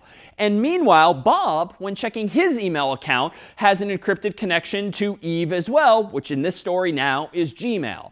So Alice has a secure connection to Gmail, and Bob has a secure connection to Gmail as well. But that does not mean necessarily that Alice has a secure connection to Bob. Security does not really work through transitivity, so to speak. This might very well mean that the data is only encrypted while in transit from A to E and from B to E. But that doesn't mean that Eve, or Gmail in this story, can't be reading all of Alice's and Bob's emails. And indeed, that is technically possible on Google's end. They, of course, run all of the servers that your Gmail accounts might be on. There's nothing technically probably stopping them from reading anything and everything. Now, hopefully they have policies. Hopefully very few humans actually have the privileges or the authorization to even do anything close to that. But technically speaking, just because Alice has a secure connection to Gmail and Bob has a secure connection to Gmail, that doesn't mean that their communications will be encrypted entirely between A and B. And there are lots of examples of this as well. Zoom, for instance, when it comes to video conferencing, you might have an encrypted connection to Zoom. I might have an encrypted connection to Zoom. That does not necessarily mean that Zoom couldn't be Eve in this story, listening and watching everything that we're saying while video conferencing as well. So encryption in transit is good in that it at least keeps random people out of the picture because they don't have access to these encrypted channels. But if there is this third party, this machine in the middle or company in the middle, even they might have access to data that we do not want them to have access to. So what then is a stronger alternative? Increasingly possible, increasingly available, and something you as a user should be looking for with greater frequency is what we would call end-to-end encryption. This is a stronger guarantee whereby you can trust that Alice's connection to Bob is in fact secure, even if, not pictured here, there are 1, 2, 3, 4 machines in the middle, companies in the middle, eavesdroppers in the middle. If you use encryption properly, end to end, you can ensure that the only thing Eve or Google or Zoom can see is just your ciphertext, the seemingly random strings of text or zeros and ones that represent your encrypted data, but without your key, they have no idea what that data actually is. So end-to-end encryption isn't necessarily in most companies' best interest. Why? Well, companies like Gmail tend to presumably mine our data, whether it's for advertising purposes or otherwise. And so it's sometimes in companies' interest to have access to your data to keep it secure on their servers. but still in a way that they have access to it. Now that might be not comfortable for you, and so there are alternatives. For instance, iMessage for Apple users and WhatsApp internationally is known in particular for offering end-to-end encryption, which, if implemented truthfully and technically correctly, should guarantee that even though your messages might be going through WhatsApp servers, no employee at WhatsApp can actually see your messages because it's encrypted all the way from A to B, even though it's going through a potential eavesdropper. But that depends on exactly what form of encryption you're using, and if it's not end-to-end, it might only be encrypted in transit, such that that eavesdropper, might indeed have access to the data. So as to how you can use end-to-end encryption, it's an option that a service must provide to you in this case, or you must choose services that offer it. It's not necessarily something that's always available, but it is increasingly available in different software. So let's now consider a fairly mundane operation, but one that has implications for these same technologies and solutions. That is deleting a file, be it on your Mac or your PC or your phone or some other device. Now, where is data stored in your devices? Well, generally it might be in a device like this, a large, somewhat older, but large hard drive that can store lots and lots of files and folders, or perhaps something smaller known as a solid state drive that might store information entirely digitally without any moving parts. And even smaller might be something like this that you carry around, like a USB stick, and they are even smaller nowadays too, that similarly stores some data digitally. Now, how do we go about deleting files from a computer or any of these devices? Well, you typically click it and drag it somewhere, or maybe you right-click it, or maybe you tap and drag it to some trash or the like. There's any number of user interface mechanisms for deleting files. But let's consider for our purposes what happens underneath the hood. So let me stipulate that your hard drive, your solid state drive, your USB stick just contains ultimately a whole bunch of zeros and ones. And those zeros and ones represent your files and folders. So when you go about deleting a file by dragging it to the recycle bin on Windows or dragging it to the trash can on Mac OS, what actually happens? Well, it turns out not anything at all, really. When you recycle a file on Windows or when you trash a file on Mac OS, it doesn't actually get deleted in the sense that you and I might expect. By deleted, I mean it's gone. I don't want to be able to find it anyway. Okay, wait a minute though. Of course, we all know by now, at least on computers, you at least have to empty the recycle bin or empty the trash can. So, okay, maybe I missed that step. But even then, contrary to what you might expect, emptying the recycle bin, emptying the trash can also does not generally delete the data. And here's where I'd again emphasize, wait a minute, when I delete a file, I want it gone, removed from my computer altogether. But what Mac OS and Windows and operating systems in general tend to do instead, when you even empty the recycle bin or trash can, they don't actually get rid of the file per se.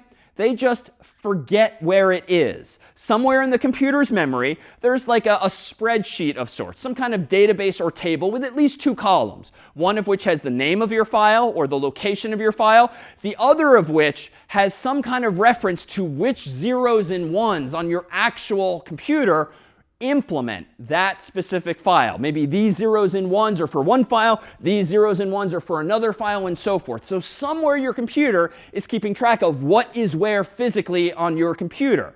But when you delete a file by emptying the trash or recycle bin, the computer just forgets where it is. And more importantly, it frees up the space so it can be used later. So what do I mean by that? Well, suppose I do go ahead and delete a file and empty the recycle bin or trash can, and suppose that these yellow zeros and ones represent the file that I no longer care about.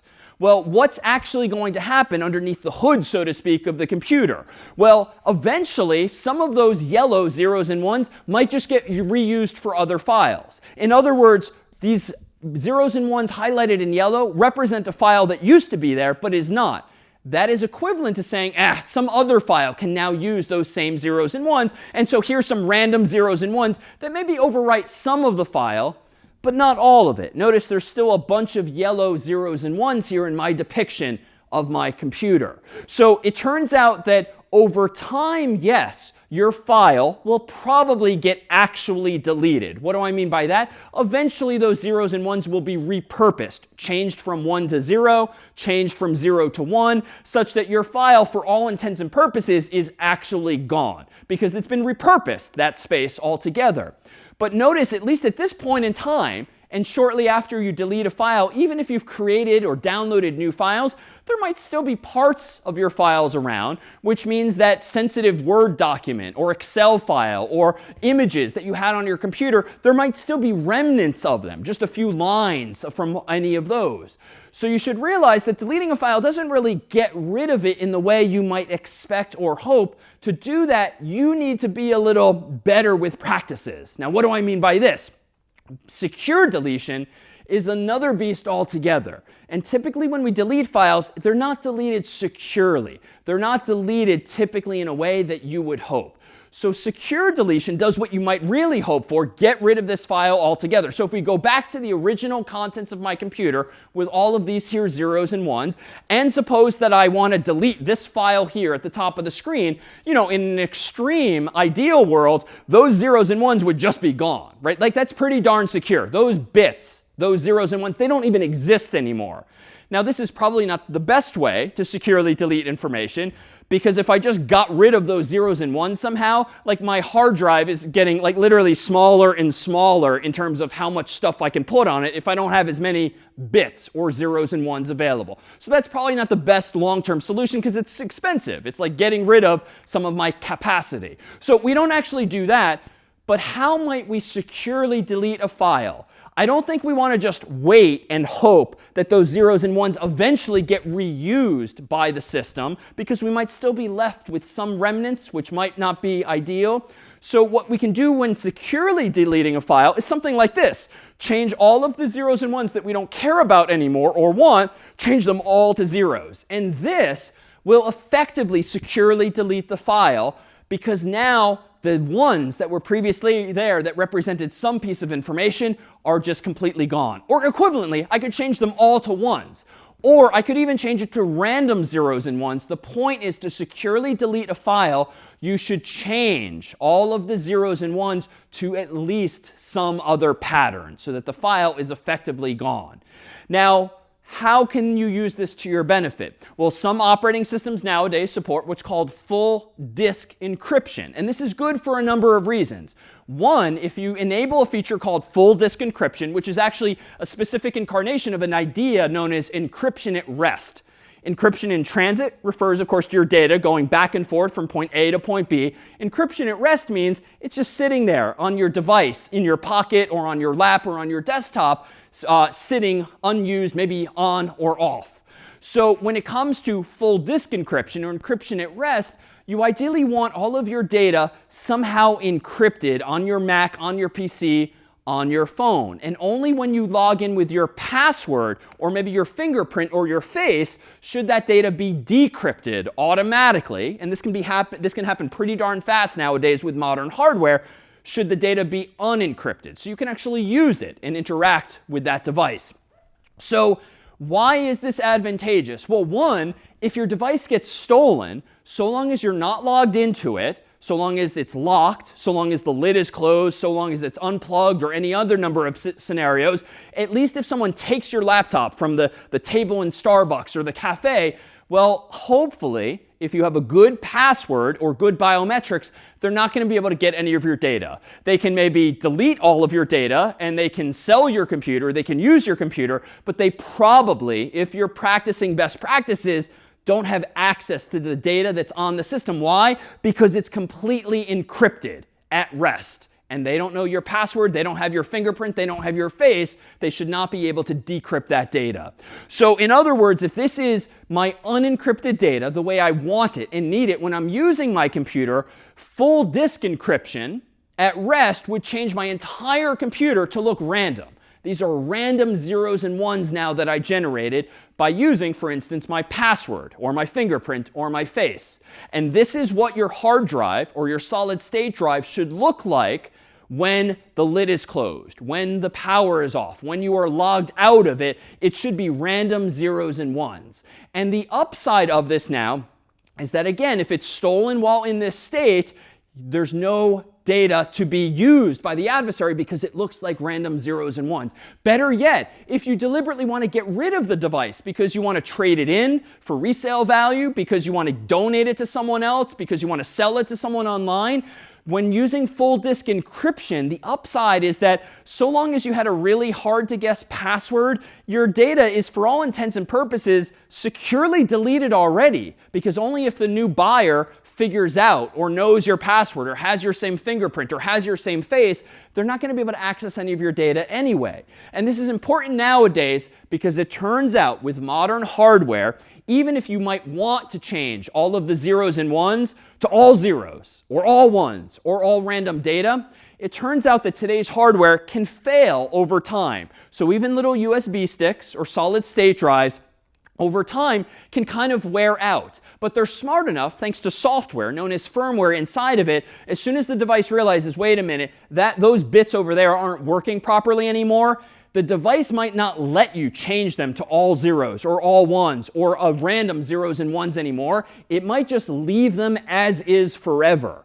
Which is to say, it's even more important to start using full disk encryption, encryption at rest, when you first get a device, because that way you can trust that even if parts of the device degrade over time, all of the data that's there and has been there was at least encrypted with one of your passwords or one of your biometrics in the past. So this is the kind of feature, too, to look for in your Mac, your PC, or your phone to ensure that it is somehow enabled.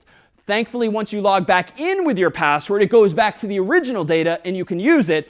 Of course, then, an implication of this best practice is that if you lose your laptop or your phone or your desktop's password or your fingerprints somehow change or your face sufficiently changes, you might be locked out of all of your data too. But again, that's just another example of this trade-off between usability and security as well. Now, a downside, an evil side to full disk encryption is ransomware, which is how adversaries are monetizing attacks. It's not uncommon nowadays for hackers, for adversaries, when they get into a system, whether it's your laptop or, for instance, a corporate network, or in some cases, hospital systems or cities' own computer networks, to not try to do any damage or just do something like spam or cryptocurrency mining, but to actually encrypt all of the data on these systems they somehow accessed online. Why? Well, if they encrypt all of the data, they can then ask for a ransom and say, listen, if you don't give me this many bitcoins, I'm not going to give you the key that I use to encrypt your data. And if you poke around online, there have been many examples of this, unfortunately, where hackers have gotten into systems that were not very well protected. All of the data therein was encrypted.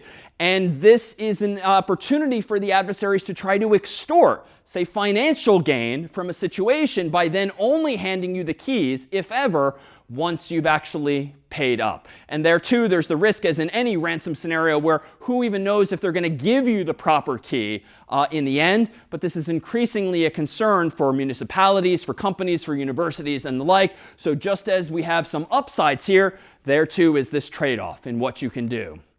And lastly, we thought we'd end on a note about the future, because this is a topic that will come up and has come up over time, this topic of quantum computing. So for those less familiar, we've been talking a lot about bits, zeros and ones today, and at the end of the day, that's how today's computer systems are implemented. Patterns of zeros and ones to represent numbers and letters and colors and videos and sounds and everything we've been discussing today, data more generally. Now, typically in our world now, a bit, a binary digit, can either be a 0 or it can be a 1, as per the diagram we had on the screen in these examples.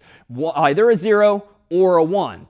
In the world of quantum computing, thanks to some very fancy physics and quantum mechanics in particular, it is possible, it seems, physically, for us to implement the idea of bits a little bit differently, using quantum techniques. And there's this idea of not just a bit, but a quantum bit, or qubit, whose power derives from the reality that physically you can implement a qubit in such a way that it is representing both a 0 and a 1 at the exact same time.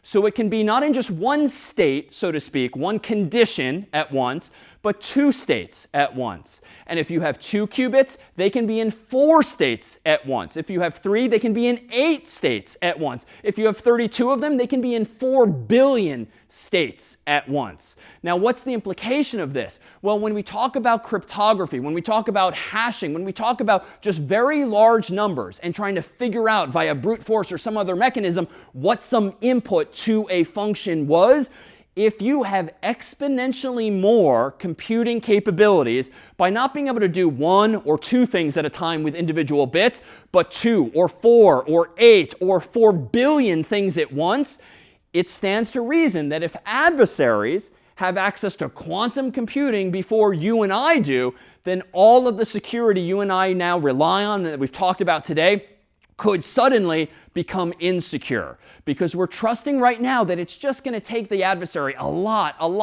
of time, maybe money, maybe resources, maybe risk to attack our accounts.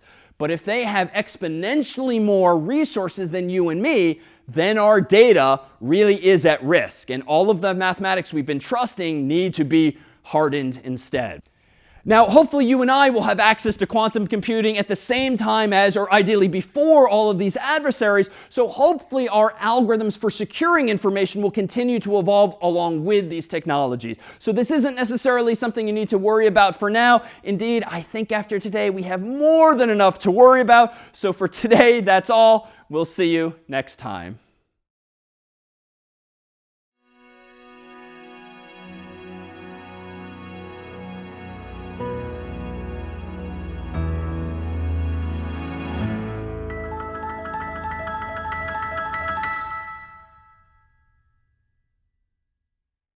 All right, this is CS50's Introduction to Cybersecurity. My name is David Malan, and this week let's focus on securing systems, particularly those that are somehow networked or even internetworked as well. Now, recall from last time that we presented encryption is really the solution to a lot of our problems, and that's going to be a building block that we continue to use to solve a lot of our concerns around the security of not only our accounts, our data, but now also our systems. For instance, let's consider something that you yourself are perhaps using right now, which is Wi-Fi, somehow connected via wireless technology to the internet and beyond.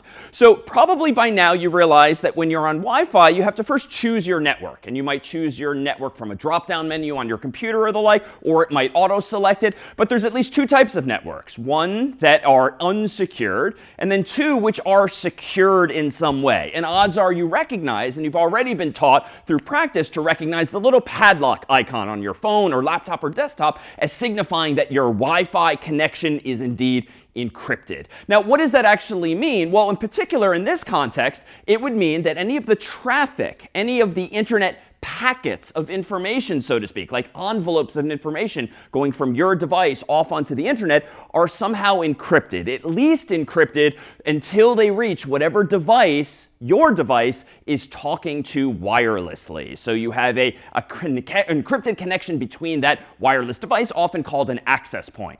Now, what is the actual technology that's being used to secure Wi-Fi networks nowadays? Well, hopefully you're using among the latest versions of this, Wi-Fi Protected Access, or WPA. And this has evolved over the years, and there have been a few different versions. And so in general, whenever you configure a phone or whenever you configure a laptop or desktop, ideally you're connecting to a device nowadays that supports this technology and the latest version thereof. And in a nutshell, what that ensures is that indeed your traffic from your phone, laptop, or desktop is somehow scrambled between you and that other device. And that device, in turn, is probably connected to devices called routers, computers that route left, right, up, and down information on the internet, which might then connect to other routers until it finally reaches its destination. So for our purposes, though, Wi-Fi protected access and using a secure Wi-Fi network is only technically encrypting your traffic between you and whatever device is maybe on the wall, on the ceiling, nearby, the little thing with antennas perhaps, that you yourself are actually talking to.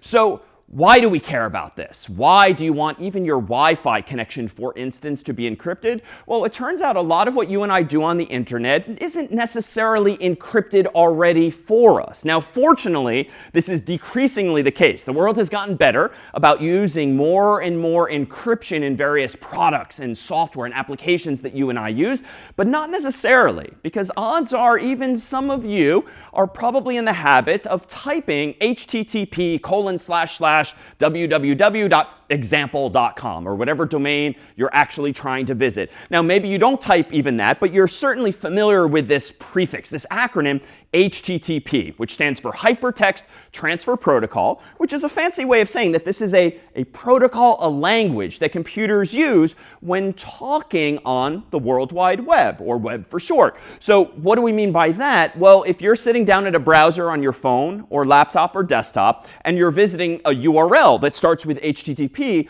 your device is about to communicate with some remote server using this protocol, this language, really a set of conventions for talking between each other.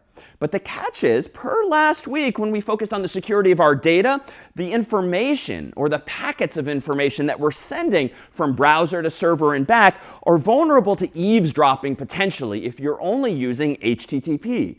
Well, why is that? Well, HTTP by definition is not encrypted. It's just text messages, often English-like in nature, but they're not at all scrambled, which means if Alice is sitting at her desktop or laptop or phone and trying to visit some website, here represented as our friend Bob, there could be some third party, Eve, who's eavesdropping in between, a machine in the middle, so to speak, that could be looking at every request Alice is making and every response that Bob is sending, if again, Alice is the user in the story and Bob is the web server in this story. So you're vulnerable if you're only using HTTP and certain other protocols or technologies to these machine-in-the-middle attacks. And the attack in this case might just be someone nosily trying to know what it is you are doing on the internet. But worse, they can even manipulate what you're sending or receiving if these systems are not using some form of encryption. So let's take a specific example. When you visit a website on the internet, you are downloading effectively a language called HTML, Hypertext Markup Language. If you take a course like CS50 itself or an introduction to web development, you'll actually learn a language that looks a little something like this. And I've shown only the highlights using ellipses here, ...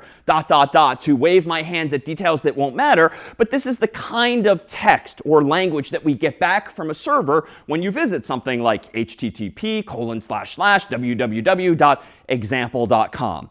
But notice that this doesn't seem to be scrambled. Even though it might look cryptic to you if you've never written or seen HTML before, it doesn't look like random zeros and ones, certainly. It looks pretty intelligible. And in fact, it looks somewhat English-like with words like body here. Well, the catch is, if this is the response coming back from a web server to a web browser, for instance, Alice's own, what could happen is that some eavesdropper, some machine in the middle, could actually inject additional HTML code into the web pages that you and I and Alice are downloading. Now, what is this representative of? Well, this is another feature you might learn in a course on website development, but let me highlight just one key phrase here because this is a common use case. It is possible, therefore, for a machine in the middle to inject something like advertisements, or worse, something actually malicious that tries to steal your data in some way. But a common scenario for this machine-in-the-middle attack is when your internet service provider, or the coffee shop whose Wi-Fi you're using, or the hotel whose Wi-Fi you're using, wants to inject advertisements into maybe each and every web page you are visiting, even if those web pages weren't even designed to have advertisements. These things might be prepended to the very top of the page, for instance. Now, the reason that machines in the middle are able to do this, though, is simply because if you're not using encryption and Alice and Bob are communicating insecurely in that sense, well, there's no telling what they could add to the responses that are coming back from this web server. Let me pause here before we move on to yet other threats to see if there are now any questions on this particular attack. How to detect machine in the middle and get rid of it? A really good question. So how can you detect a machine in the middle and get rid of it? That certainly should be a worthy goal. Short answer is you cannot necessarily detect it. It is possible that a machine in the middle can be doing all of this without your own knowledge. How do you get rid of it? Well, that too is going to be the focus of today, namely encryption is going to help us push back on exactly this threat. But first, let's consider some additional threats or concerns that we might have. And one of them technically is called packet sniffing. So again, a packet is a virtual envelope of sorts that you might use when sending data on the internet. And so in fact, here is a pretty standard envelope in which in the human world, I might put a letter and then write something on the outside and send it off to someone through the mail system. Well, you can think of packets in the context of computer systems as being analogous to this, whereby this is an envelope whose purpose in life is to get data from one point A to another point B, so from Alice to Bob. And inside of this packet is the actual message that Alice is sending to Bob, and Bob is hopefully sending back to Alice. So it might not all fit in one packet, so indeed the internet tends to use multiple packets like these, but that's an appropriate metaphor to think about what it is we're doing here, otherwise digitally. So packet sniffing then is kind of like trying to get a sense of what's going on inside of these envelopes. And indeed, if the contents of these envelopes are not encrypted, scrambled securely in some way, well then any machine in the middle can technically take a quick glance inside of these envelopes, so to speak, see what's inside of them, even change what's inside of them as we've seen, and then pass it along. So what are the implications for what this makes possible, therefore, if you are vulnerable to packet sniffing by, again, not having your systems use encryption when they are talking to one another? Well, here, for instance, is one example of what could be inside, metaphorically, an envelope like that. This is the kind of message, written mostly in English, that represents a browser requesting a web page from a server. In particular, when you visit a search engine, for instance, and type into the search box what it is you're searching for, maybe you're searching for cats, what happens is your phone or your laptop or your desktop creates a virtual envelope like that, opens it up, puts inside of it a message that looks like this, closes the envelope, and then sends the envelope off onto the internet to a web server that conversely is going to open the envelope, read this message, and hopefully send you back a whole bunch of search results about cats. Now, most of this is arcane detail that we don't particularly care about, including where it is we're visiting for this story. I'm using example.com as just something generic, but you could imagine it being Google or Bing or the like. Here you have a command get, which means literally get me a web page. /search is implying that I'm searching for something, but here's the interesting part. What I'm searching for is a query for cats, where a query is a question or a search request of yours, and cats, of course, is what I'm searching for. So this is to say, inside of this envelope, whether you're searching for cats or dogs or anything else, there is some mention of that search query inside of the message inside of that envelope that's being sent from Alice to Bob, or from you to Google or Bing. Lastly, there's this mention here, which is referring to exactly the same protocol, HTTP, in this case, perhaps version 3, but ultimately, it's the yellow highlighted text here, that mention of cats, that's worrisome if some machine in the middle, some adversary, can sniff this packet and see what's going on inside. Now, there's other threats similar in spirit. When you request pages on the internet, you don't sometimes just search for information like cats, which I don't really care about if people know, since everyone else on the internet is searching for cats. But what if I'm trying to check out on some website like Amazon and buy something with a credit card? Well, then what is inside of this envelope is some text that looks fairly similar. We still have a host in this story of example.com. I'm still using HTTP. I'm not getting information per se. I'm posting information akin to uploading my credit card to the server. And in particular, down here is a representative of how my credit card might be stored inside of this virtual envelope. And if I highlight that, indeed, you'll see a credit card number that hopefully doesn't actually work, but it is the right length. If anyone sniffs this packet, they might actually be able to find my credit card and maybe my name and my address and the little code that you need and more with respect to whatever it is I'm checking out for. So it's that easy if the data is itself not encrypted. Let me pause here then too and see if there are any questions. If someone is performing an attack right from a machine in the middle, does the person actually have to be like connected to the same Wi-Fi network as you, or they could be on a whole other network?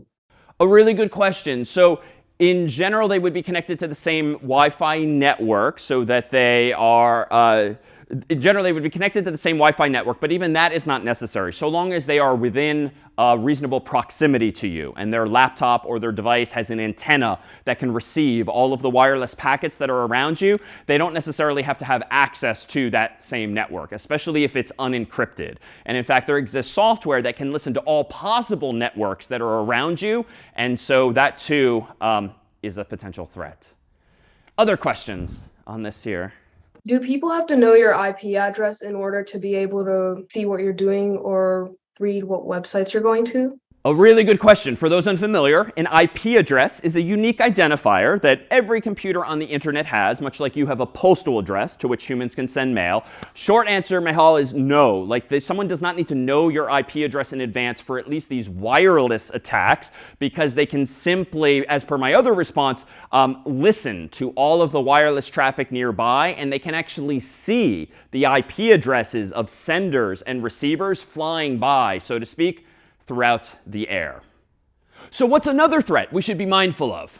Well, it turns out that most anytime you visit a website nowadays, one or more cookies are installed in your computer. Now, what do I mean by that? When you actually visit a website for the first time, particularly one that you need to log into, and therefore that needs to remember you when you click on different pages, for instance, to access different emails, add different things to your shopping cart, what the server actually does is a little something like this. The server responds to your request, for instance, after logging in, with an HTTP response that first says 200, which is code for OK. It's a so-called status code, similar in spirit to the 404 you might have seen in the real world, but 200 means OK. And then it additionally sends this line of text inside of a virtual envelope that gets sent back to you. Set-cookie, and then this key value pair, so to speak, a word like session, then an equal sign, then a value. Now, in practice, the value is actually pretty big and random with numbers and letters, but I picked something easier to pronounce for today's purposes, 1, 2, 3, 4, A, B, C, D. And what this is similar to, actually, is as though when you visit this website, your hand is being stamped. Right after you've logged in, the server is now sending you, browser, this piece of message to say the equivalent of your hand has now been stamped. And so the next time you click on a link on that same website, it's as though you present this hand stamp again and again and again, instead of having to input your username and password again and again and again. This is a more seamless way, supported by HTTP, to just remind the server, I'm still David, I'm still David, I'm still David, by having virtually stamped my hand, and that's implemented by way of this cookie, so to speak. So the cookie is exactly what's in yellow here, and a session is just a concept that refers to the ability of a server to remember who you are. It's like your shopping session in the context of a website like Amazon.com, where you might have a shopping cart that you want to keep adding things to. The website wants to remember what's in your cart, therefore the website needs to remember who you are, therefore the website's going to check your hand stamp, much like an amusement park, a bar, or a club might once you've already shown them your ticket or your ID. Now, subsequently, when your browser visits the same website again and again, it of course doesn't have a hand to show like this, so rather it sends its own message via HTTP inside of its own virtual envelopes back to the server. Every time you click another link, add something to your cart, open a new email on the site into which you've logged in. So here I'm just getting the home page of this server, and then I'm sending not set cookie, but cookie. This is the textual equivalent in HTTP of my presenting my hand with that stamp. I'm sending the exact same value as before, session equals 1, 2, 3, 4, A, B, C, D. That's how the server knows at this moment in time that this is me, David, and not you, for instance, even if you have logged in separately on your computer, because you on your computer would have a different value for this cookie. Now, this cookie might be generally stored in memory temporarily, or it might actually be installed longer term on your computer for a day, for a week, a year, depending on how the server's been configured. But the catch with these cookies, even though they do solve a very useful problem of retaining state, that is, remembering who you are, they make you vulnerable potentially to what's called session hijacking, at least if you're not using encryption, that is HTTPS, because if you're using HTTP, all of the contents of those envelopes, including the set cookie line and the cookie line, are just being sent back and forth in the clear without any encryption at all. Now, what's the implication of that? Well, if an adversary is somehow listening in on your internet traffic wirelessly or via wires, and they see your unencrypted HTTP HTTP traffic going back and forth, and they see in this traffic inside this virtual envelope, oh, David's session cookie happens to be 1234 ABCD. There's nothing technically stopping an adversary now from sending its own request like this to that same server, but copying your cookie and essentially pretending that that cookie is the adversary's and not just mine. The implication, therefore, logically, is that when I visit that website, I might still be logged in, but when the adversary visits that website by using this technique, they might be logged in too, but as me. So here, too, the solution really is just to ensure you're using encryption, namely HTTPS in this context, to ensure that not only are all of the contents of these messages encrypted that you care about going back and forth, so are these lower level details that you might not have even known about, namely these cookies that are going back and forth. Now, what is HTTPS doing for us? Well, it's ensuring that the connection between Alice and Bob is completely encrypted, that is scrambled, so that even if there are other machines in between Alice and Bob, as there would be on the internet, none of them should be able to see what is inside of those virtual envelopes going back and forth. In fact, that's a good way to think about it. Recall that as Alice sends one of these virtual envelopes to Bob, and Bob might send a virtual envelope back to Alice, there may very well be identifiable information on the outside, like the IP address of Bob or the IP address of Alice. But HTTPS ensures that what's inside of the envelope is indeed encrypted, so that even if some other machine in the middle intercepts one of these virtual envelopes, they can't understand what's inside of it. Now, how is that done? Well, it turns out that there's another protocol in the world that handles precisely that process of encrypting HTTP traffic, aka HTTPS. And the most recent version of this protocol is called TLS, which, funny enough, is perhaps an acronym that many people have still not heard of, but you might have heard of SSL, which is essentially an earlier version of it. But TLS is essentially the new and improved version of SSL and what modern browsers should now be using.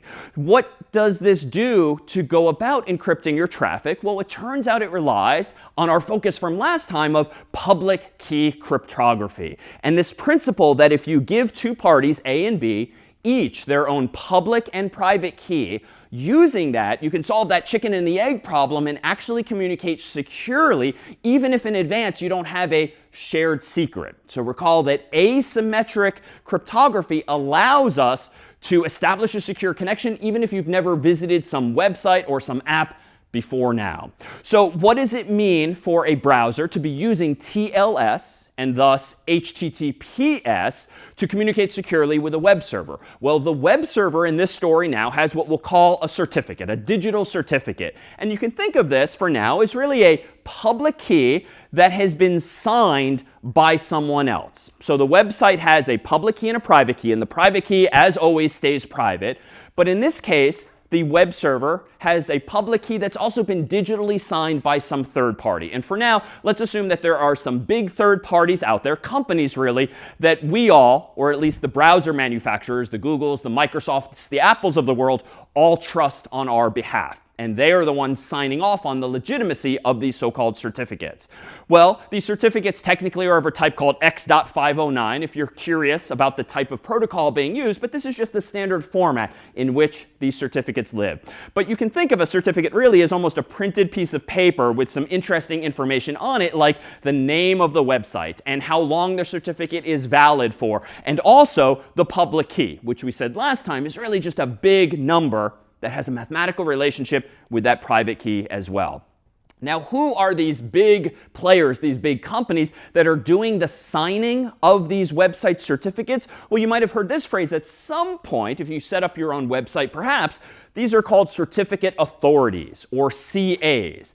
And these are a collection of companies and entities whose purpose in life is to digitally sign certificates, and the various browser manufacturers of the world, Apple, Microsoft, Google, Mozilla, and others, have gotten together and included in their browsers, like Edge and Firefox and Safari and Chrome, a list of certificate authorities that they trust.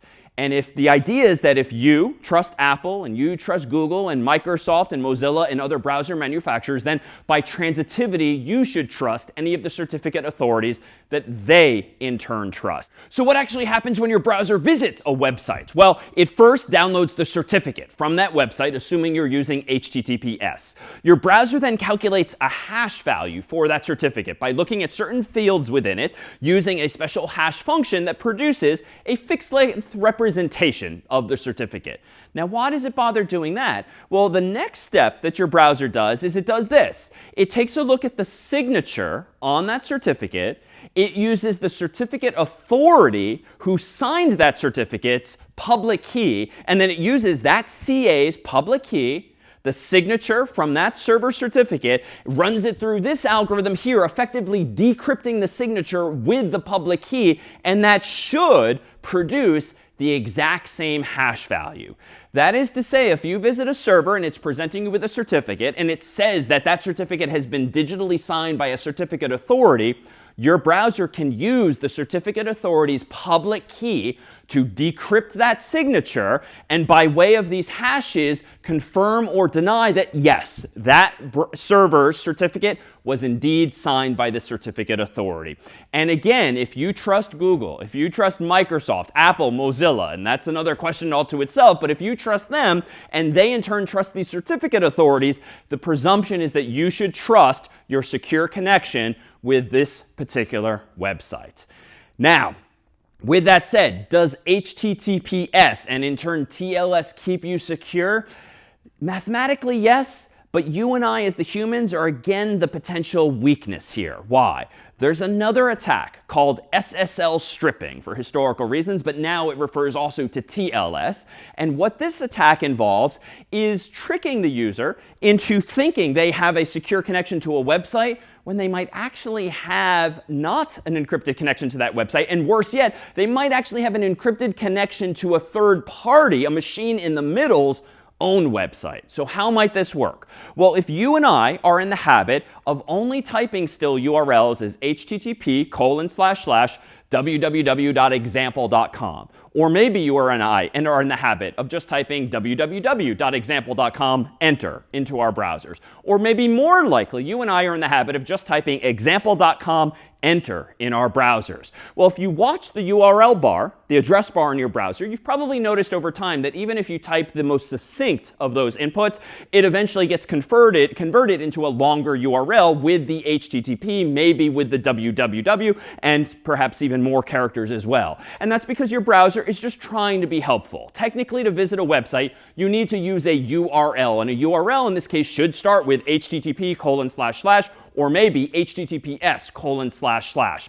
But your browsers are trying to be helpful, so if you don't even type any of those, it might first try HTTP, and then it might try HTTPS even. But the catch is that if you start your interaction with a web server using HTTP, that alone might be enough of a window of opportunity for an adversary to do something malicious with the packet of information you're sending to the server, and then maybe send you back a response that tricks you into ending up at some other website altogether, or perhaps just the adversary's own website. And they might be super clever and make you think that you have a secure connection to the original website that you visited. So what do I mean by that? If inside of your browser's virtual envelope is an HTTP message like this, which is just saying, get me the home page of example.com. But suppose for the sake of discussion that you are not using HTTPS, you just typed HTTP or nothing at all, and you're trusting your browser to fill this in for you. What might come back from the server? Well, the server could respond with a message that says this, HTTP version 3.307, which is another status code which means redirect the browser to a different URL. This is the browser's way of saying, detour, go to this other URL instead. Well, what location is that URL at? Well, perhaps this one here. But the catch is that if you're using HTTP, and therefore your request is unencrypted, and suppose for this story that there is a machine in the middle waiting there, listening to attack you, it could actually be that this response is coming from that machine in the middle and not the actual website that you intended to visit. Why? Because if Alice is trying to reach Bob, but Eve, the eavesdropper, is in the middle, it could actually be Eve in the middle that's responding with this request. So Bob doesn't even know what's going on in this story. But the catch is here, notice that this eavesdropper, this machine in the middle, is particularly clever because they're suggesting that you be redirected, per this status code 307, to https:// and odds are you and I are probably in the habit of at least making sure that our browser says secure, or that at least you're at an HTTPS URL. So you might think, whew, good, everything is the way it should be. Now this is very, very subtle, but what if I draw your attention to the actual URL I'm being sent to here? At least on a US English keyboard using this particular font, this is no longer example.com, example.com. This is now indeed examp1e.com.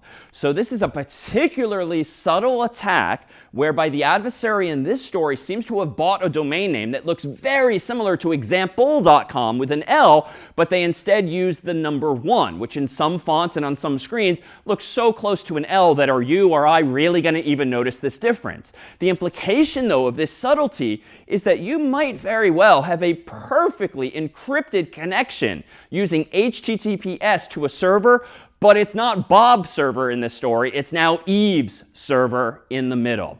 So SSL stripping in this case refers to an attack whereby you're sort of stripping out what would be an HTTPS redirection to the right place, and maybe you never even end up at HTTPS, and the eavesdropper in the middle always keeps it as HTTP. But an even more malicious adversary might take it one step further and actually redirect you to their own HTTPS site, at which point you might be vulnerable to the phishing attacks that we've discussed before, where you might provide information into a website that is not actually legitimate.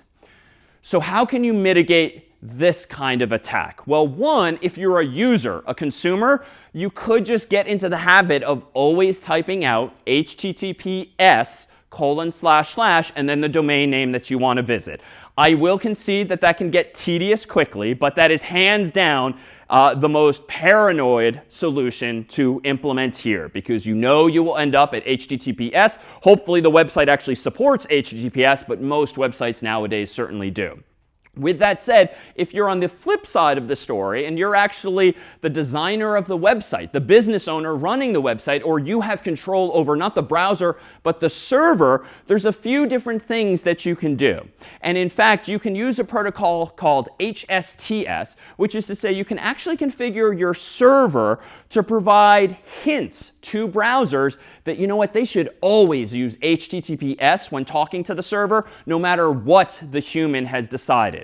And HSTS here, for hypertext secure, strict transport security, has you, as the administrator of the server, just configure your server to send an additional HTTP header. That is to say, an additional line of text inside one of those virtual envelopes that just informs the server that we really want to be strict about our transport security. That is, we want to be using TLS. We want the user to be using HTTPS. And here, the server is telling the browser, assume that this is the case, that I want you to use strict security for at least 1 year. This is the number of seconds in a 365-day year, for instance. That's just a really long time telling the browser that, yes, I'm going to keep my security on for at least a year, which should be the case anyway. But you can further configure your server to not just output this response in every one of those virtual envelopes going back to browsers. You can even more protectively say, use strict security for subdomains as well. So even if my user is at example.com, also make sure that their browser uses HTTPS for something like www.example.com, where in that scenario, www you can think of as a subdomain because it's part of the example.com domain itself. And so what is this telling the browser specifically? Even though you might accidentally, conveniently visit a website for the very first time using http:// because you typed it or you let your browser automatically fill that for you, If the server responds with this message, the whole point of HSTS is that the second time, the third time, the 300th time, the 3000th time that your browser visits that exact same domain in the future, up until at least a year from now, it will automatically switch you to HTTPS. And it very protectively won't even let you visit the HTTP, even if that's what's in the URL bar. It's just going to say, nope, I've been told to use HTTPS instead. And that therefore decreases the window of opportunity for adversaries to just that very first request that you might make accidentally, conveniently, that's using HTTP. But every subsequent request from your browser, according to this model, will now be HTTPS instead. And you can go one step further too. If you're the administrator of a server, you can also include the keyword preload in this message that's inside of all of these virtual envelopes. And what that will further tell the world is that if the browser manufacturers would like to preload this information into Chrome, into other browsers that humans download, you can even eliminate that first window of opportunity, because you can have your domain name included essentially in the source code for browsers like Chrome, so that when people download Chrome itself, visit your website like example.com, your browser will already know that they should not use HTTP with this website.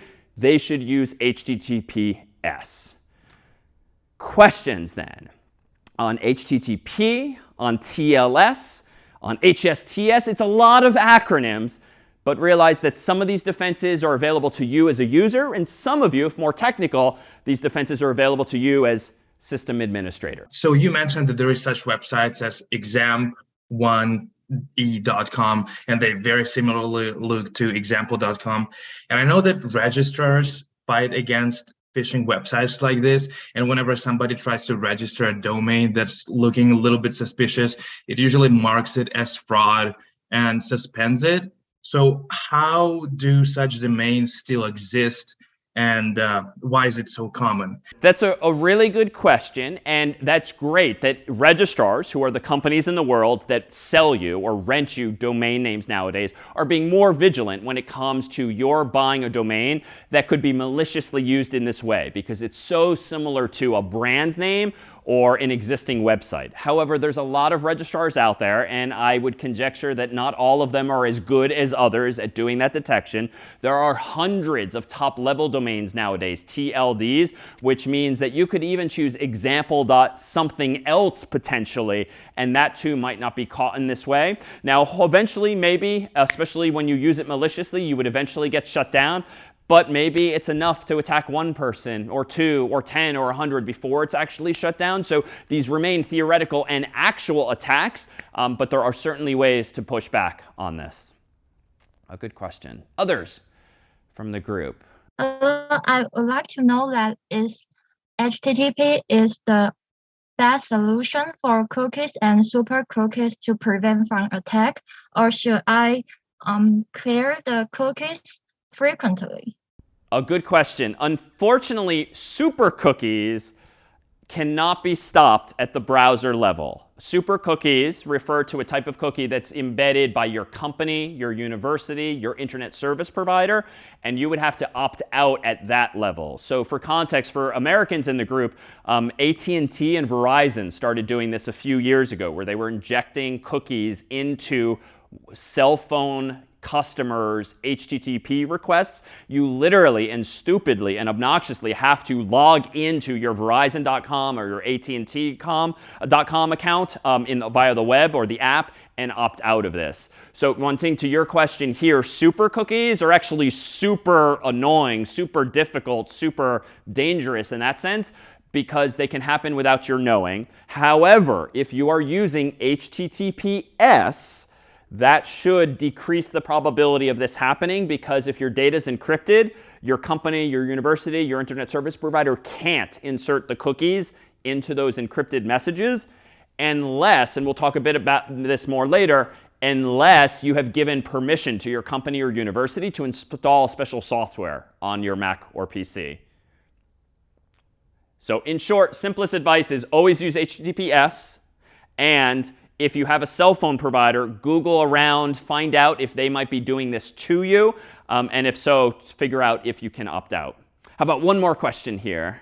My question will be like from a macro perspective, will it be feasible in the same way that there are machine in the middle attacks, machine in the middle verifications? Like, you know, that a request from, let's say, my cell phone to the Zoom meeting right now needs to do so many hops to reach the server, right? Will it be appropriate if between each hop every packet will get like a stamp, like a passport to verify the integrity of the connection? Potentially. The catch is, and if I'm understanding the question correctly, the catch is you, I, we don't control all of these machines in the middle when it comes to routers. So it's possible to do what you're doing, but there just isn't coordination at that level. And so per our discussion last week of end-to-end encryption, in general, it's best that the sender and receiver worry about doing the encryption, because that way you don't have to trust anyone in between you, any machines in the middle, so long as you are using a protocol that supports some form of encryption end-to-end. So how else can you keep your systems secure, particularly when they're communicating with others? Well, another technology with which you might already be familiar is this, a VPN, or a virtual private network. Now, whereas HTTPS only secures your web traffic between browser and server, a VPN is, dare say, a more powerful technology because it encrypts all of your internet traffic between you and whatever VPN server to which you're connecting. So how does this work? A VPN allows Alice and Bob to establish an encrypted channel that even if there are machines in the middle, routers or otherwise, that shouldn't matter because Alice and Bob are using cryptography to encrypt all of the information going in between points A and B. Now, how might you use this? Well, it's very common if you work for a company that itself has servers that you might need access to, whether it's email or files or anything else, you might, from your laptop, have to, by policy at that company, connect to your company's servers via VPN, virtual private network. That is to say, your Mac or PC or your phone have special software that you start up, you probably log into using minimally a username and a password, maybe using a two-factor code, maybe using a USB device that you have to connect to your computer. You have to somehow authenticate to that VPN. And once that software is up and running and authenticated against the VPN server run, in this case by your company, all of your internet traffic thereafter should be encrypted between you, point A, and the company, point B. The motivation for that is that this way the company can ensure that no matter what services you are accessing inside of the corporate network, be it email or files or maybe video conferencing or something else altogether, no matter what, by nature of that VPN, all of that traffic is encrypted. But you should realize, too, that VPNs have a few side effects, perhaps good, perhaps bad. When Alice connects to Bob, if Bob is the VPN server, she has this encrypted tunnel. This is what we mean by a virtual private network. She has this encrypted tunnel to Bob, which typically makes it appear as though Alice's IP address, her internet address, her unique identifier on the internet, is actually that of Bob and not her own. That is to say, if Alice connects to her company's VPN server, she then gets another IP address from her company's own VPN server effectively. So if Alice then visits gmail.com or amazon.com or any other website, those websites will actually think that Alice's IP address is that of Bob and not Alice. So this is very commonly used if you're in one country and you want to masquerade as though you're in another. And this might be because you need to in order to access company resources. Perhaps from a show of smiles, this might be because you want to access a streaming media service that you don't have access to when you're in one country or another. The point, though, is that you have this encrypted connection between points A and B, and thereafter you can visit any website, any service, as though you are physically at location B. Beyond that, there are other technologies that you can use to encrypt communications, and this one's a little more technical and used by programmers and system administrators alike. There's a protocol called SSH for Secure Shell, and this is a technology via which you don't necessarily encrypt all of your traffic between point A and B, although you can use SSH to create the equivalent of a virtual private network or VPN. But SSH is all about connecting to a remote server and executing commands on it. So not executing commands on your your own machine ultimately, but on some other machine that's maybe inside of your company, your university, or somewhere else in the world. So for instance, if curious as to how this works, you might recall that in a previous class I wrote some code on my computer, and then I opened up a terminal window that started with this prompt, a $sign. It doesn't mean currency. It's just a tradition that the $sign means type your commands here. But at the time, I was typing them on my laptop here on a local server, if you will. If I, though, want to use a computer to remotely connect to another and then remotely run a command, it might work like this. Here I am, let's pretend on my own computer, and suppose I type out one command like the date command. If not surprisingly, this will tell me what the current date is. So suppose that where I am on my own computer, it is Thursday, January 1st at midnight Eastern Time in the year 1970, for instance. If, though, the next command I run is not date again, but I use SSH, and I connect, for instance, to, how about our friends at Stanford University? So I'm going to SSH into stanford.edu's server.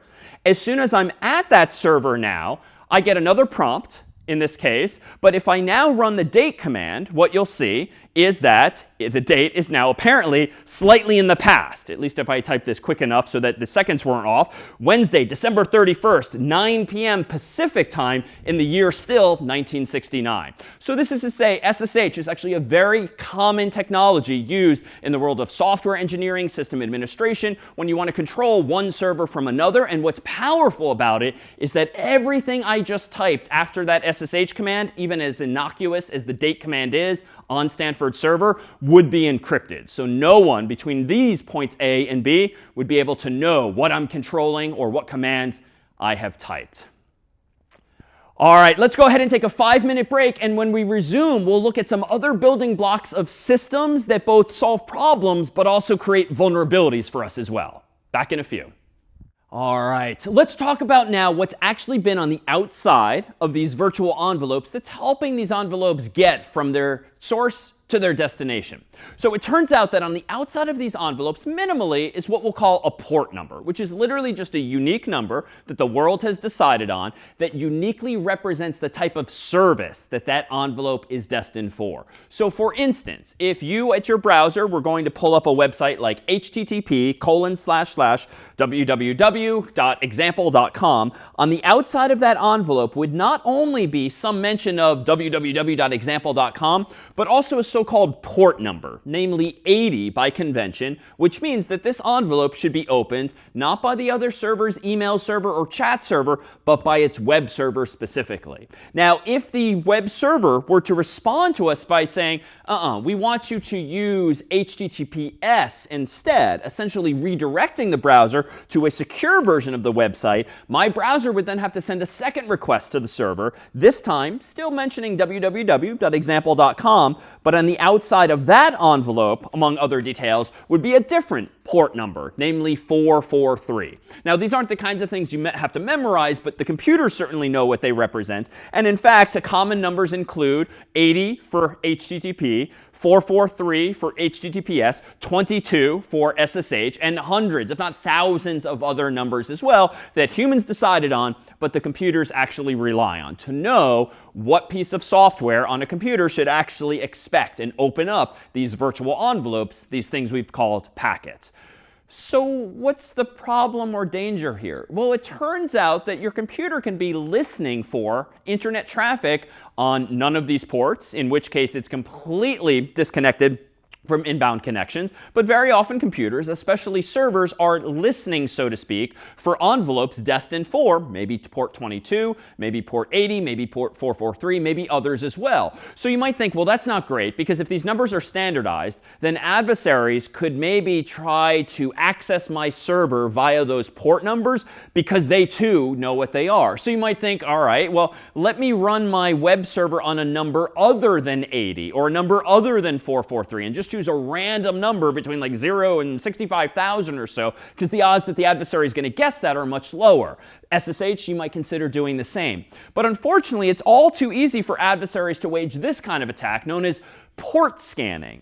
And recall that we did our own brute force attack in classes past on our own passwords, for instance, trying to figure out all possible passwords that might be locking a phone. And it's not that hard to use code very much like that with a loop of some sort that just tries every possible port number between some range, roughly 0 to 65,000. So port scanning refers to the equivalent of knocking on the door of every possible port number on a server. Now, most of those doors might be closed and no one might be home. That is, they might not be expecting any traffic or visitors on those numbers. But by writing software that tries all of those port numbers, you can essentially discover services that are running on certain computers. Now, hopefully that in and of itself is not a problem, because most likely the purpose of these services is to be on the internet. But hopefully these services too are using encryption. Hopefully they're using authentication. But that's not always the case. So security through obscurity, so to speak, running services on random or arbitrary non-standard port numbers is not really a good practice unless you're additionally defending against all of these common attacks. Now, in the world of port scanning, though, it's a specific example of what we might call penetration testing more generally. Penetration testing, or pen testing, is actually a skill, a technique, a job even, whereby you are hopefully not an adversary, but hopefully a well-paid consultant whose purpose in life, or whose vocation in life, is to actually try to penetrate someone's network or penetrate someone's system. And what do I mean by that? Well, maybe quite simply, you try scanning all of the ports on their servers just to see if there are ports that are open, that is listening, that shouldn't be, because no sense in opening a door if no one's meant to go through it. Or you might try to penetrate their network or system in some other way. Maybe you might try to brute force your way through passwords. Maybe you might try to socially engineer the employees of that company or the like. So penetration testing is all about someone who, for good purposes, is trying to find possible weaknesses in your infrastructure so that hopefully you can pay them and thank them, but then fix those problems before actual adversaries try to exploit it for malicious purposes instead. So this might also be referred to as ethical hacking, where you get all of the cachet of being a hacker and really good with computers, but the upside of doing it ethically, which is to say that if you are in the business of trying to find faults with systems, you don't have to do it for illegal financial gain, but for very much legal financial gain instead. As in, someone will pay you to find faults in their system so long as you tell them and only them first, so that they can actually fix the same. And in fact, in this world, there's a gamification of it of sorts in certain companies where you might have a red team whose purpose in life in this game is to actually try to penetrate the network or find some faults, and then the blue team, so to speak, whose purpose in life in the story is to defend the systems against those attacks. And so that too has often yielded better results for some folks, given that it helps them find weaknesses before adversaries who don't work for them do.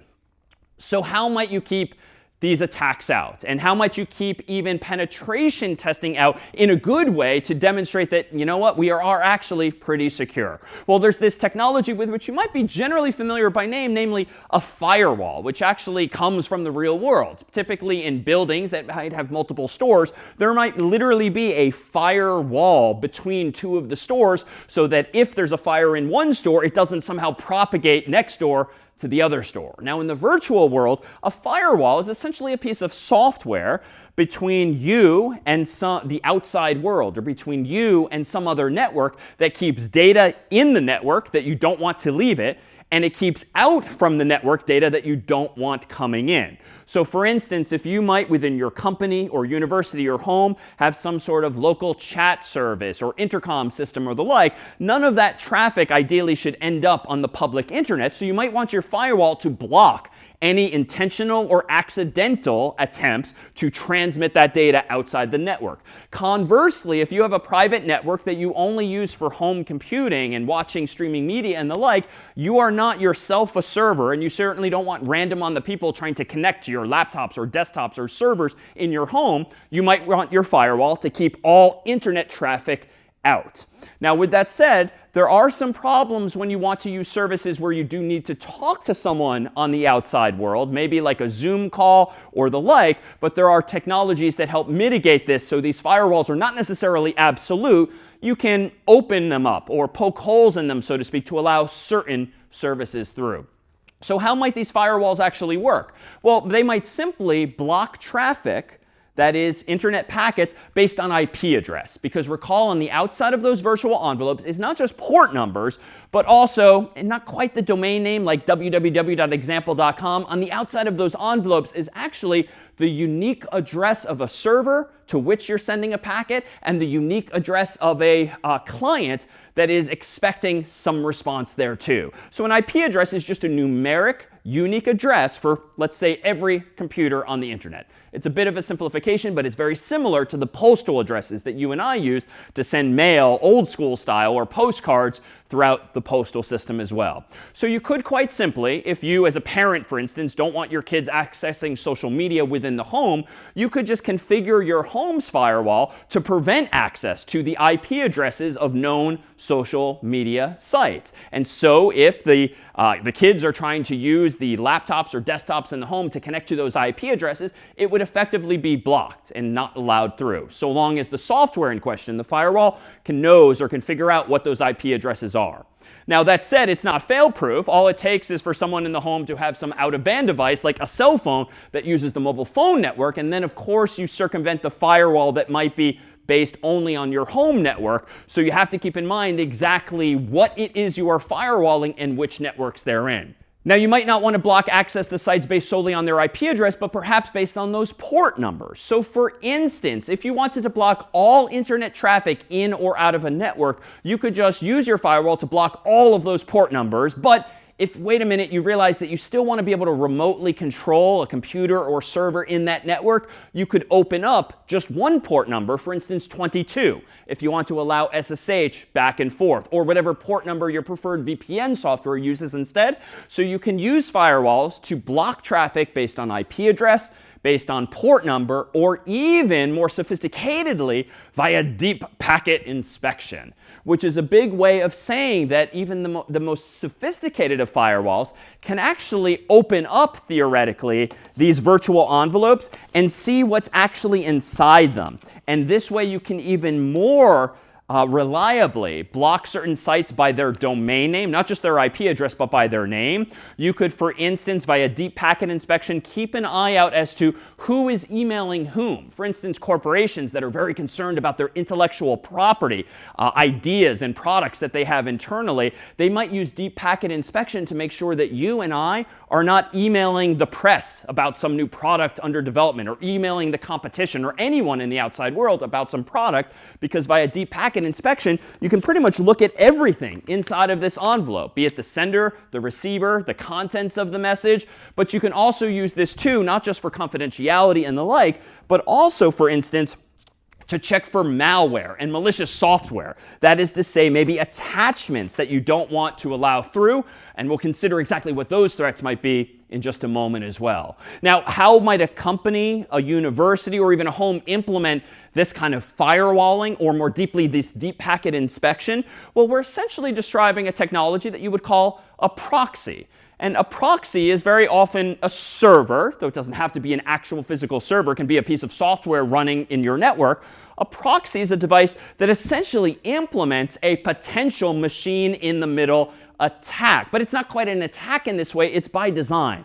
A proxy is a device, a server, or a piece of software that sits between two other points. So in this case, Alice might be someone on the inside of a network. Bob might be someone on the outside of a network. And Eve, in this case, is eavesdropping literally because her role in this story is to be that of a proxy. And the proxy takes data from one side and ideally maybe hands it out to the other. But this proxy might indeed be eavesdropping, might be a little nosy. And so as a packet comes in this way from Alice, might look in the packet and decide, we're not going to send this to Bob, and then it might just be dropped or effectively deleted. So companies, universities, even home networks can use proxies to decide yes or no whether or not to allow certain traffic through. So in that sense, they're very similar to a firewall. But sometimes proxies are something that have to be configured even for your own devices because there might be only one path out of a company network, only one path out of a university. But the catch here is that literally all of that traffic by design now is going through this middle point. And here's where things can get troubling, especially if you do attend a university or you do work for a company where they may be issued your laptop or desktop or phone. So if your company or your school has given you a laptop or desktop or phone, that might be nice that this is one of the perks to have this hardware. But if they have pre-configured it with software, realize that there are implications of that. You might have your own username and password on that laptop or desktop or phone, but they might have installed administratively, with root access, so to speak, some kind of software that could actually be monitoring everything you're doing on that computer. And this is not uncommon in the corporate workplace.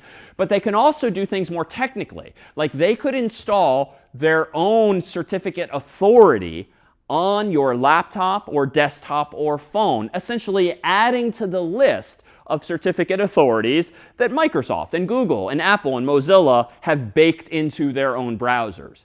The implication of this is that even if you think that you as Alice can securely communicate with Bob, and maybe Bob in this story is gmail.com or amazon.com or facebook.com. Even if you think that Alice and Bob Alice, can communicate securely with Bob and establish a connection between https://gmail.com. If your browser, that is your phone or laptop or desktop, has a certificate installed by your company or university that's acting as a CA, or certificate authority, essentially your computer could be tricked into thinking that you're connecting to the real gmail.com, but you're actually connecting to the company's proxy server. But because you have this additional certificate on your computer, even though the company is masquerading, pretending to be gmail.com, you're actually connected to their proxy server. And they might actually be forwarding your traffic somewhere else, but this is a definition of a machine in the middle attack, but it's facilitated by someone else having used our technologies that we talked about earlier to trick, really, your local device into thinking that this is the real gmail.com, whereas the math might actually be based on the company's certificate, not on Gmail's own. So be mindful of that again whenever you're using a device that has left your control or has not always been under your control, that you do not necessarily know what is installed on it. So how else might a company, a university, be observing or keeping an eye out, either for good or evil purposes? Well, they actually might also be doing something that we might call URL rewriting. So if you have a company or school email address via which you receive mails from the outside world, you might notice that whenever an email contains a link, if you hover over the link and look in like the bottom corner of your browser, it might actually not go to the actual link destination that you think it does. It might actually go to a URL like this, maybe https://example.com URL equals something. And the implication of this here is that what companies and schools might do to combat malware, maybe malicious software that could be accidentally installed or sent your way via URLs, or to prevent you from accessing phishing websites that are trying to steal your or the company or the school's information, they might automatically, through some kind of proxy server, acting in this case on email, change every URL in an email you receive to be example.com, and then embed at the end of that example.com URL the actual URL so that you can still reach your destination. But the implication of this is that if you click on this link here, you're first going to visit example.com. That's going to include some data from that proxy server that has added URL equals something, where something might be gmail.com, amazon.com, whatever the actual URL is. But because the company or the school in the story controls example.com, they know what URL you're trying to visit. Now, one, they could minimally just log that information and know that, oh, David seems to be visiting Gmail again. Or they could actually check in their database, is gmail.com or whatever this URL is known to be malicious? Is it known to be a phishing website? And they can just prevent you from accessing it altogether. So this is another form of proxying that's actually very explicit because you're embedding the machine in the middle quite literally as example.com or whatever your university or your company's domain name is. But it's all toward an end of trying to help protect you from potentially malicious phishing type websites. But the implication too is that now the company, the school, the machine in the middle knows every link you're clicking on as well. Let me pause here and see if there are now any questions about these techniques of proxying. I just want to know what's the difference between VPN and also Tor network in a higher level, like, just the difference. Because what I do know is that these two networks are used to encrypt or anonymize our activity or, the data that we're sending. The second question is that, let's say that I'm using a network at a university or a company, and they also have their own, CA, which means that they've got their own databases, like which websites I can get in and which websites I cannot get into. If I'm using VPN, does that mean that, the university or the company know what I'm doing? Good question. So Tor is the anonymization software I was alluding to a moment ago in my previous answer, and we'll talk about that in our final lecture. Tor really is about privacy preserving. So it's about covering your tracks so that, kind of like the Hollywood movies, when you're here, your data is bouncing sort of across all of these different servers in the world, and it's sort of difficult to trace it back to its origins by design. So more on that in a couple of weeks' time. VPN is an encrypted connection just between one point A and another point B. So even though they can't see what you are doing, it is very obvious where your data is coming from thereafter. So legally, for instance, if the VPN server or company were to be subpoenaed, they might have to disclose information about you. And so it's not quite as privacy preserving. It secures your data, but it doesn't preserve your privacy in the same way. On your other question about what you're doing, especially when you're on a VPN, if someone has installed with administrative privileges software on your computer, like all bets are off. You cannot trust the device. So if they've installed their own certificate on your computer or a CA to the list of trusted things, anytime you use that browser, for instance, like you are vulnerable to a machine in the middle attack or at least a proxying type implication. Beyond that, but honestly, at that point, if they've installed special software on your computer, they could be monitoring everything you do on the internet anyway. So sort of all bets are off.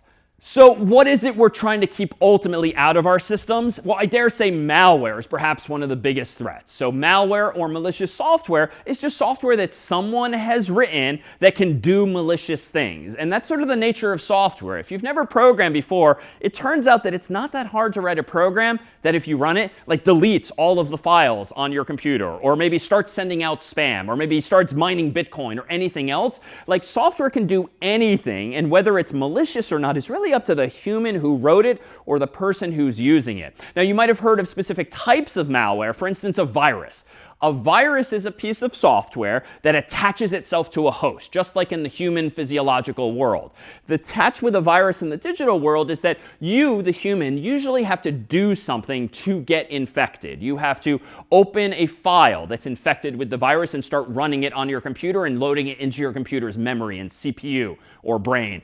You have to click on an attachment in an email that's perhaps infected. So viruses generally require human intervention and really human mistakes. You're exposing yourself unintentionally to a piece of software that can now do anything. And a virus can literally do anything that a piece of software can. So it can delete all the files on your hard drive. It can send spam. It can start Bitcoin mining. It can email all of your files to an adversary. Like once you have a piece of software running on your computer, all bets are off. So you might wonder then, well, what's the line between a virus and like Microsoft Word or Spotify or some other piece of software you install on your computer? I mean, really, it's ethics at the end of the day. We are trusting that Microsoft Word and Spotify and other software you might install on your Mac, your PC, or your phone just isn't doing bad things. Because very often, once you have a piece of software on your computer, it technically can do anything that the operating system, Windows or Mac OS or iOS or Android, make possible, thanks to those manufacturers. And it really is a code of ethics. It really is perhaps capitalistic pressures that ensure that companies aren't necessarily infecting us with software that's doing bad things. Why? Probably bad for business, if nothing else, if they're caught doing something malicious. But with that said, for historically, it's quite possible for software to be written even within the constraints of an operating system that does bad things, and heck, maybe it's even accidental. It has absolutely been the case that sometimes software deletes things that it shouldn't because some human made a mistake. Now, with that said, gradually the world is getting better at designing better and better operating systems that try to sandbox things. And iOS, which runs on iPhones and iPads and the like, is actually particularly good at this, whereby sometimes annoyingly, apps can't do something without your explicit permission. Now, you and I might not give much thought to just saying, OK, OK, OK, because we want the software to do its thing. But more so than operating systems past, you and I are increasingly being allowed to weigh in on whether some piece of software can use the network, can turn on the camera, can turn on the microphone. So thankfully, we're getting more and more building blocks to mitigate some of these concerns. But there are still viruses in the world, and you can be infected by them, whether it is some file you've downloaded and run or some email attachment you've clicked. But more worrisome is another type of malware that we might call a worm. And a worm is very similar in spirit to a virus in that it's just malicious software. It can do anything. But these things can travel from computer to computer even without interaction by humans. Now, how does this work? Well, a worm, theoretically, once it's installed on one computer, having infected it and running, well, it could do that technique called port scanning from earlier. And maybe it can use that infected computer's internet connection and just start scanning the local network or a broader network for IP addresses of other computers and ports of other computers. And if one of those computers' ports happens to be listening, and for unfortunate reasons, that computer is not using encryption, it's not using authentication, and it's vulnerable somehow, theoretically, that worm can travel from computer to computer to computer by making these network connections via these ports at these IP addresses. And that is quite often how they have spread. It's the result of mistakes in software. It's the result of there having been holes in our firewalls, in our systems, by allowing them through via these techniques. So what's the downside, really? Well, beyond just wreaking havoc on your own computer by deleting all of your files, spamming people, Bitcoin mining, and the like, actually what adversaries have increasingly been doing over the years is creating botnets, so to speak.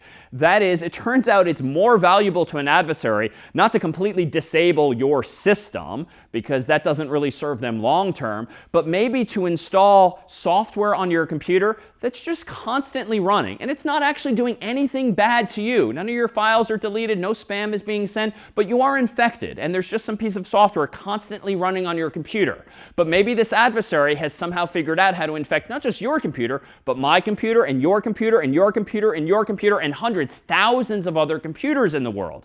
Now, if this software is smart and it's constantly listening for commands, an attacker can send some kind of command, not unlike those virtual envelopes, to this entire botnet of computers and say, OK, computers, now everyone at the same moment start attacking some server. Or everyone at this moment start sending emails. Everyone at this moment start mining Bitcoin. And so you can leverage the network of hundreds or thousands of computers all at once and have a much more powerful attack, therefore, possible. And what form do those attacks take? Well, quite often what we'd call a denial of service attack, or DOS. And this is exactly as the name suggests. Sometimes adversaries' goal in life is just to deny service to everyone else, whether it's for political reasons, financial reasons, or the like. It's one thing for me on my laptop or my phone to maybe visit, maybe I'm a little annoyed at Google today. So I go to google.com, and then I keep hitting reload, reload, reload, reload, or faster, reload, reload, reload, reload. I'm trying to deny service to other people, but realistically, Google has way more resources than me. So a denial of service attack only really works if you have a lot of resources yourself, more resources than the site you're attacking. But with botnets, When you control multiple computers, you can actually wage a distributed denial of service attack, whereby, again, you send a command to this whole network of infected computers, and you say, all right, everyone go visit google.com right now and reload, reload, reload. And when it's hundreds or thousands of computers doing it to Google, or maybe not someone as big as Google, but maybe a small business that they're annoyed at or they're competing with, you can, via distributed network, try to deny service to actual customers or users of that site. Why? Well, a computer, long story short, only has so much memory, only can do so much per unit of time. And if you completely distract a computer or server by all of these requests that are sort of bogus, then the good requests from the real users, the real customers, can't necessarily squeeze in. And so you're denying service to other people. And distributed is particularly malicious. Why? Well, once a company figures out what's happening, like Google, they could just block with their firewall my IP address, for instance, coming from my phone or my laptop or other device. Once they know where the attack is coming from, they can just deny or they can block service there. But if it's distributed, if it's coming from all of us or thousands of people, thousands of IP addresses, then it gets a little harder. Like technically, they could just block all of our IP addresses, thousands of IPs. But very often, you and I share IP addresses if we're on the same campus, on the same corporate network. Even though locally we might have unique addresses, to the outside world, we might all share one public address from our whole company or school.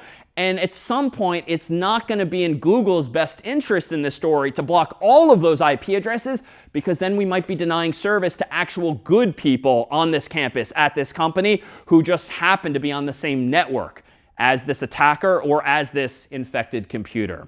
And so that's really the value of attacking computers nowadays. It's not just one thing to get at your computer individually. It's what your computer represents. You are a node, a potential ally on a network of systems. So it's just as well that we try to keep this kind of software out altogether instead. So how?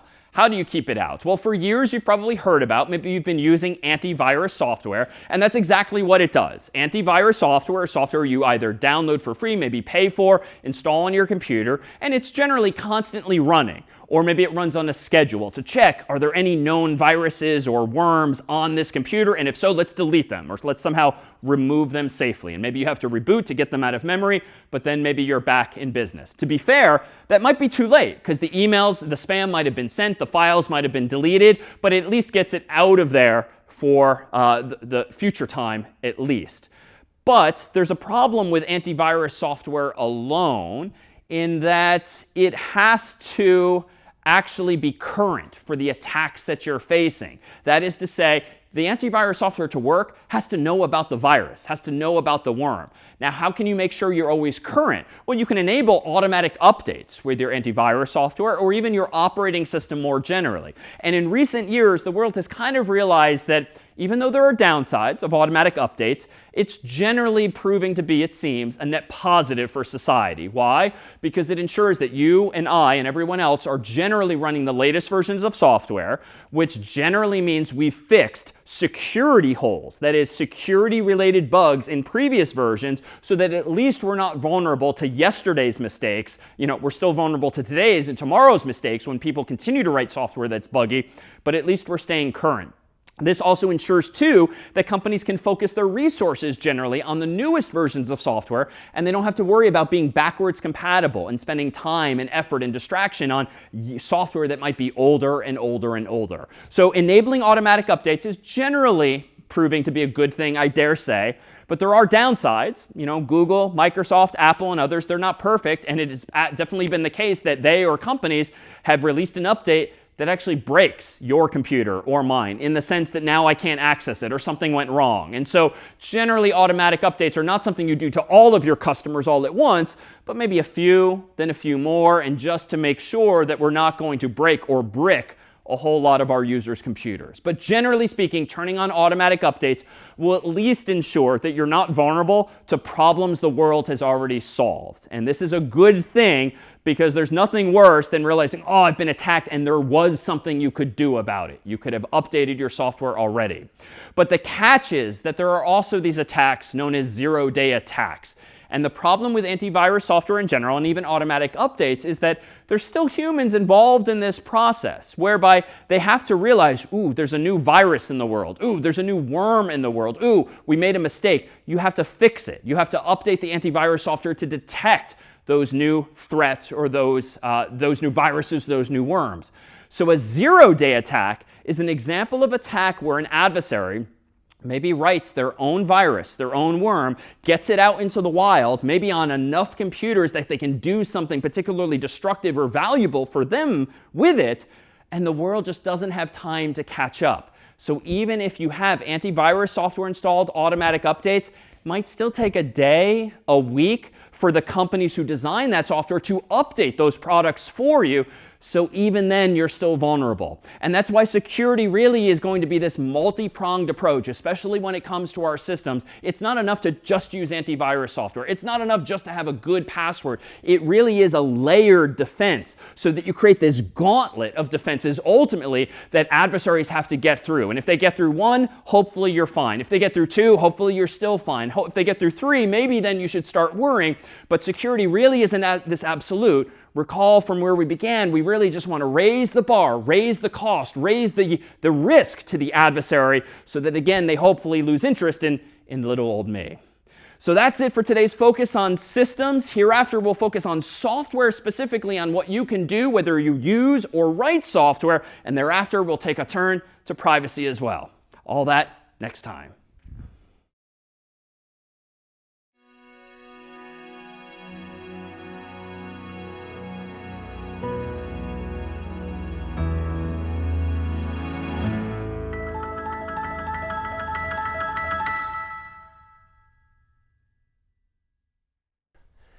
All right, this is CS50's Introduction to Cybersecurity. My name is David Malan, and this week let's focus on securing software, whether it's the software you use or whether it's the software you write as a programmer. Consider, for instance, one of our topics from earlier in the class, namely phishing, this attempt by an adversary to phish or obtain information from you.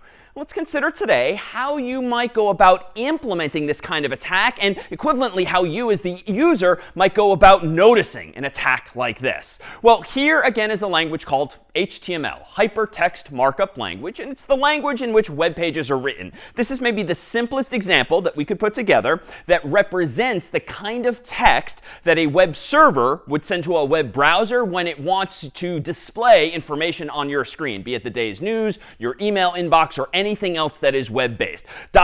is where I've put placeholders just to represent where some additional code might actually go, like the content of this actual web page. Well, for instance, suppose that we consider in the abstract just a simple example of these so-called tags. And in fact, recall that everything that you just saw sort of had these open brackets, but also the same words again and again. For instance, if we wanted to have a paragraph in this language called HTML, we would have this thing here called a tag, or an open tag, or a start tag, and then this thing here at the end, a end tag or a close tag. And those are meant typically to be symmetric. This one sort of begins a thought for the browser. Hey, browser, here comes a paragraph. And this one here with the / inside of those angled brackets means, hey, browser, that's it for the paragraph. So anytime you see HTML in a file, it's really telling the browser what to start doing and what to stop doing. So here is how a browser, therefore, might know that it needs to display a paragraph of text, maybe separated by some white space by other paragraphs of text. Here, for instance, is how a browser might know that there's some code inside of the web page, typically written in a language called JavaScript. So this script tag opening here, and this close script tag here would be, hey, browser, here's some code to execute, ... and hey, browser, that's it for the code to execute. So how might there actually be a threat or an opportunity here for an adversary to phish information from you? Well, here, for instance, is how you might, in this language called HTML, create a link, otherwise known as a hyperlink, in a web page. And it, too, uses an open tag and a close tag. This A tag represents an anchor, like anchor some hyperlink, some link in the web page right here. And this tag here means, OK, that's it for the link. And if we want to link, for instance, to Harvard's website, in between that open tag and close tag, would you actually put the text of what the link is meant to be. So if you want the user to see a link on the page that says Harvard, you would put literally Harvard between this open tag and close tag. But that's not actually enough to link to some other page. You have to tell the browser what URL or what file you want clicking on Harvard to actually lead the user to. So for that, we need to introduce one other concept in this language called HTML, namely an attribute. So href stands for hyperreference, and it's a fancy way of saying this is what I want the browser to link the user to when they click on that word Harvard. Now, at the moment, I've just done a ... but that would, for instance, be the URL of Harvard's own website. So consider this very specific example now, whereby we still have our anchor tag opening here. We still have our anchor tag closing here. We now have, though, an href attribute that's telling the browser that when the word Harvard is clicked, I want the user to end up at https://harvard.edu. So that all seems fine and good, and this is the way the web is supposed to work, and this is what links in your own web pages will look like if you poke around underneath the hood. So where's the actual danger? Well, hopefully there is none, and hopefully when you open this kind of HTML in the context of a larger file with even more tags than just this anchor tag, you'd see a browser window that looks a little something like this. You'd see a link, typically underlined, though not necessarily, to Harvard, and then and only then, if you hover over that link, can you see where you will go, even if you don't actually click the link. So suffice it to say, if you just click the link, you're going to end up on Harvard's own website. But if you a little more cautiously, with a bit more paranoia, a bit more consciousness now of cybersecurity, hover over that link and focus in your browser's bottom left-hand corner, typically, at least on a laptop or desktop, you'll actually see the URL to which you will actually be whisked away when you click on that link. So this actually looks OK. The word here is Harvard. The URL it's going to link me to is https://harvard.edu. So I think all is well in the world. And indeed, you can do this on most any web page on your laptop and desktop if you want to proactively, preemptively see where it is you're going to go before you actually click on that link. So where's the danger? Well, let's get a little more specific and a little more malicious, if I may. So here we have the exact same HTML as before, but let's go ahead now and not just say Harvard inside of this open tag and close tag. Suppose that for whatever reason, I want the user to see a little more obviously the URL to which they are going to be linked. So I might change Harvard, capital H, to harvard.edu. So the actual domain name that I want the user to be led to. Here is now what the user would see. So it's a little more obvious that it's harvard.edu and not some other Harvard website. And indeed, if we hover over that, we'll see that it still is going to the same URL. All right, so that seems fine and not all that enlightening. Let's go one step further. Suppose that you really want the user to see a URL in the body of the web page. So now I'm actually going to put in between the open tag and the close tag https://harvard.edu. Now notice this looks a little redundant, and it is in some sense because I literally have the URL in two different places, but that's because those two values serve different purposes. The one in between the open tag and close tag is what the human sees. The one inside of the quote marks, the so-called value of the href attribute, is where the user will actually end up. So if you want them to be equivalent, you have to type the exact same thing twice in this case. So now, of course, if I go back to the web page, the human is now going to see literally this URL, and if they hover before clicking, they'll see confirmation as much. So where are we going with this? Well, here's among the lessons of the course is to think about now how can you take a perfectly reasonable technical solution to a problem, creating a link and a page in this case, and how might an adversary abuse it? How might you as the end user be vulnerable in this case to a so-called phishing attack? Well, there's nothing stopping me from putting anything I want in either this value or in this name of the link. So you know what? Why don't I be a little malicious here, and why don't I tell the user that they're going to harvard.edu, but they're actually going to Yale.edu instead, another school down the road. So what does the human see now? Well, if we go back to the browser, they still see what appears to be https://harvard.edu. But if they hover over it, and only if they hover over it, will they see this little clue that, you're actually going to be whisked away to Yale.edu. And if they click on the link, they'll actually find themselves at the actual Yale.edu website. So what's the big deal? Well, this might just be a silly prank, in which case it's probably inconsequential. And if you do link from one website to a completely different one, it's not necessarily a phishing attack. It might be confusing because the user thinks they're going to Harvard, but they find themselves at Yale, but there's not necessarily any danger in that mislead. But what if the adversary in this case doesn't link to a very common, popular website like yale.edu, but maybe a website like harvard.edu where just one of the characters is slightly misspelled, as we've discussed in the past? Just that you and I, unless we really, really look carefully, we might not even notice that we're not at the real harvard.edu. And what if further the adversary went through the trouble of copying all of the HTML that implements Harvard's website and pastes it into their own fake version of Harvard's website that lives at, again, a URL that is almost the same?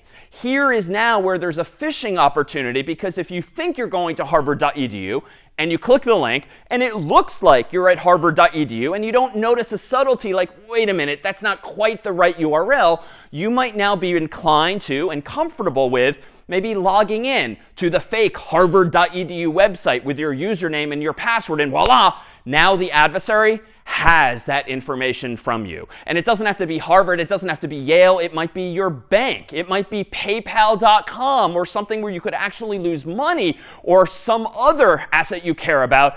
And so that's really the essence of the implementation details of a phishing attack, at least in the context of web pages and or emails. It all boils down to these primitives of HTML being the language in which web pages are written, and adversaries, by knowing HTML, also now logically can misuse HTML by understanding how these basics work. So let me pause here and see if there's any questions about phishing or HTML or this convergence of the two when it comes to this form of social engineering, as we called it before. Would it be possible to write my IP or some other means to get to their website and not the URLs? Short answer, yes. If you have access to dedicated IP addresses, which are these unique identifiers you can use for servers on the internet, you can absolutely have a URL that is like http:// and then the IP address. Now, typically it would be HTTP and not HTTPS when using an IP address, in which case that might be a clue to the user that, wait a minute, this is making me nervous, that this isn't legitimate. But honestly, I think we can all think of people in our lives who wouldn't have the instincts to notice, wait a minute, what is this weird numeric address in my browser bar, and stop what they're doing. That's indeed among the goals of the class like this, is to give you those instincts and that training to be a little suspicious when you see something like a raw IP address in the browser. Technically, there's nothing wrong with it, but it's a little bit of a weird branding or marketing decision for a website. And I think a corollary of this then, logically, is that if you are running a website of your own, or if you're running a business with a website of your own, you should really avoid using many different URL formats or many different domains, or having any sort of curiosities or weirdnesses in your domain names, because you're really just teaching users implicitly that your URL format might change from time to time. And certainly you never want to use just an IP address, because you're going to train people to expect that. And so standardizing on one or very few domain names or subdomains is generally best for that. So what are some other attacks that we should be mindful of when it comes to our own software? Well, a class of attacks or category of attacks are generally known as code injection, which is an opportunity for an adversary to somehow inject code into your software and often trick your software into executing that code, even if you yourself didn't write it. Well, let's consider one example of this. A common attack on the web in particular, too, is what's known as cross-site scripting, or XSS for short. Cross-site scripting refers to this potential opportunity for an adversary to trick one website into executing code that they, again, themselves did not write. So what form might this actually take? Well, suppose that you yourself visit google.com, and suppose that Google isn't aware of this particular attack. They certainly are nowadays, but suppose that they weren't yet aware that this attack exists. And so when someone like you or I goes to google.com and searches for something like cats, suppose they do the following. They show you a whole page of search results, and I won't bother showing the actual results, but as of today, there were 6,420,000,000 cats on the internet that Google knows about. And they would show up, of course, down here. Now, notice a few characteristics about google.com as it typically behaves. Well, one, you still see a text box containing what it is you searched for so that you can change it or at least see what it is. And notice, too, that in smaller text here, in this particular version of Google, it tells you not only how many results there are, but specifically how many cats there are. So that is to say, if Google is using your own input, not only to remind you of what you searched for in the search box, but also in the body of the web page, that very simple idea is vulnerable to an attack. Why? Because who wrote the word cats, C-A-T-S? Well, it wasn't Google per se, it was me. Now, fortunately, cats in and of itself is not dangerous, but suppose I knew a little something about HTML and browsers and how the internet works, and suppose that I now, an adversary, did something like this. And knowing that, Google is probably inside of their web page rendering HTML that looks like this, a paragraph of text per the open paragraph and close paragraph tag, and an English sentence like this, about 6,420,000,000 cats. If I know they're putting my input, cats, into HTML that looks like this, let me see if I can try to trick Google into outputting something that they might not have anticipated. So instead of cats, let me type something of a little weird that looks like this. Now, what are we looking at? We're looking at now an HTML tag, the script tag, both opened and closed here, and a little bit of code in a language called JavaScript. Now, thankfully, this in and of itself is not actually a compelling attack. It's literally just going to display attack, quote unquote, on the screen. So it's just meant to be representative, I claim, of how I could potentially trick a website like Google into executing code that I wrote, not that they wrote.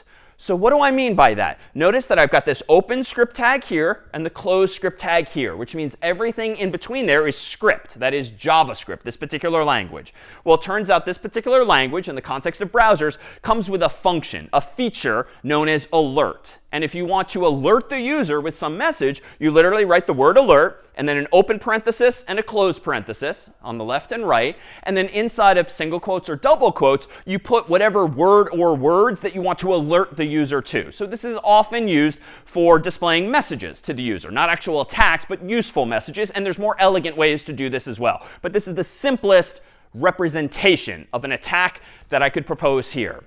Now, I haven't yet hit enter on this page because indeed we still see that we're on the page relating to cats as my search result. But as soon as I hit enter, after searching for this string of JavaScript code, or really HTML inside of which is JavaScript code, what might happen? Well, this could potentially happen. Now, again, this is not a bad thing in this specific case. It's just throwing up an alert to the user. And in this sense, too, I'm really only attacking myself. Because if I'm the adversary, and this is my browser, and I've just tricked Google into executing some JavaScript code such that a pop-up appears saying attack, well, I'm just like hacking myself. So this is inconsequential. But again, it's representative of how we could potentially trick a website into executing code that they did not intend. Now, why is this displaying? But notice no more cats and no input here that I typed myself. Last time when I searched for cats, I saw the word cats here. But now I'm seeing nothing at all. Now, why is that? Well, underneath the hood previously, I claimed that Google was probably rendering HTML like this. A paragraph of text, open tag, close tag, and then the sentence about 6,420,000,000 cats. So HTML, and they were just plugging in whatever I, the human, typed in. Well, this time I conjecture that if I typed in what looks like and is HTML with a bit of scary JavaScript code in between, what Google is probably going to try to output in the body of the web page they send to my browser is this: an open paragraph tag and a closed paragraph tag. Still the beginning of a sentence, assuming that there are this many attacks in the world, 6,420,000,000. But notice this. Because I, the user, literally typed in the script tag and the closed script tag, and then that JavaScript code in between, the browser doesn't know that that came from me and not Google. So the browser is just going to read this as, hey, browser, start a paragraph about 6,420,000,000. Hey, browser, here comes a script. That is a program that you should execute. What do I execute? Alert, quote unquote, attack. Hey, browser, that's it for the script. Hey, browser, That's it for the paragraph. So if Google is just blindly copying and pasting what I, the human, am typing in, I might trick Google into rendering HTML that Google did not intend. And the side effect in this case is that I see this alert, but really that's indicative of a potential exploit in Google's website if they were not detecting this on their own. So this is the code that's dangerous. And what then is the fundamental problem? They are just literally outputting what I, the adversary, typed into their page. So how do we go about mitigating something like this to avoid this kind of attack? Well, let's first propose that what we want the effect to be is something a little more like this. Assuming, again, that there are 6,420,000,000 attacks in the world, what I want to see is literally that English sentence here. I don't want any sort of pop-up. So this, I would propose, is the correct behavior, assuming we see more search results down below. I have searched for this. Google is telling me or reminding me what I searched for, but there's no pop-ups in this case. So somehow or other, based on this screenshot alone, there must be a way of ensuring on Google's end that even if the human types in HTML with perhaps some JavaScript code in the middle, that they don't actually treat it as HTML and JavaScript code in the middle. They just display it literally, character by character, whatever I, the user, typed in. So what is our concern with this particular symptom? Well, it turns out that an adversary can wage what we would call a reflected attack, whereby we could leverage this symptom in such a way that maybe we could construct a URL that, if clicked by a user, actually triggers this kind of behavior. But moreover, doesn't just trigger this fairly innocuous behavior like alerting the user with a message like attack just to scare them. But what if we wrote even more malicious JavaScript code that maybe steals their cookies or does something more than that? Well, how do you wage what's called here a reflected attack? Well, let's first consider what a basic link in a web page or an email looks like. It's, again, an anchor tag that starts and ends. It has an href attribute that represents the URL or file to which we're going to link the user, and then some text that the human will actually see in the web page.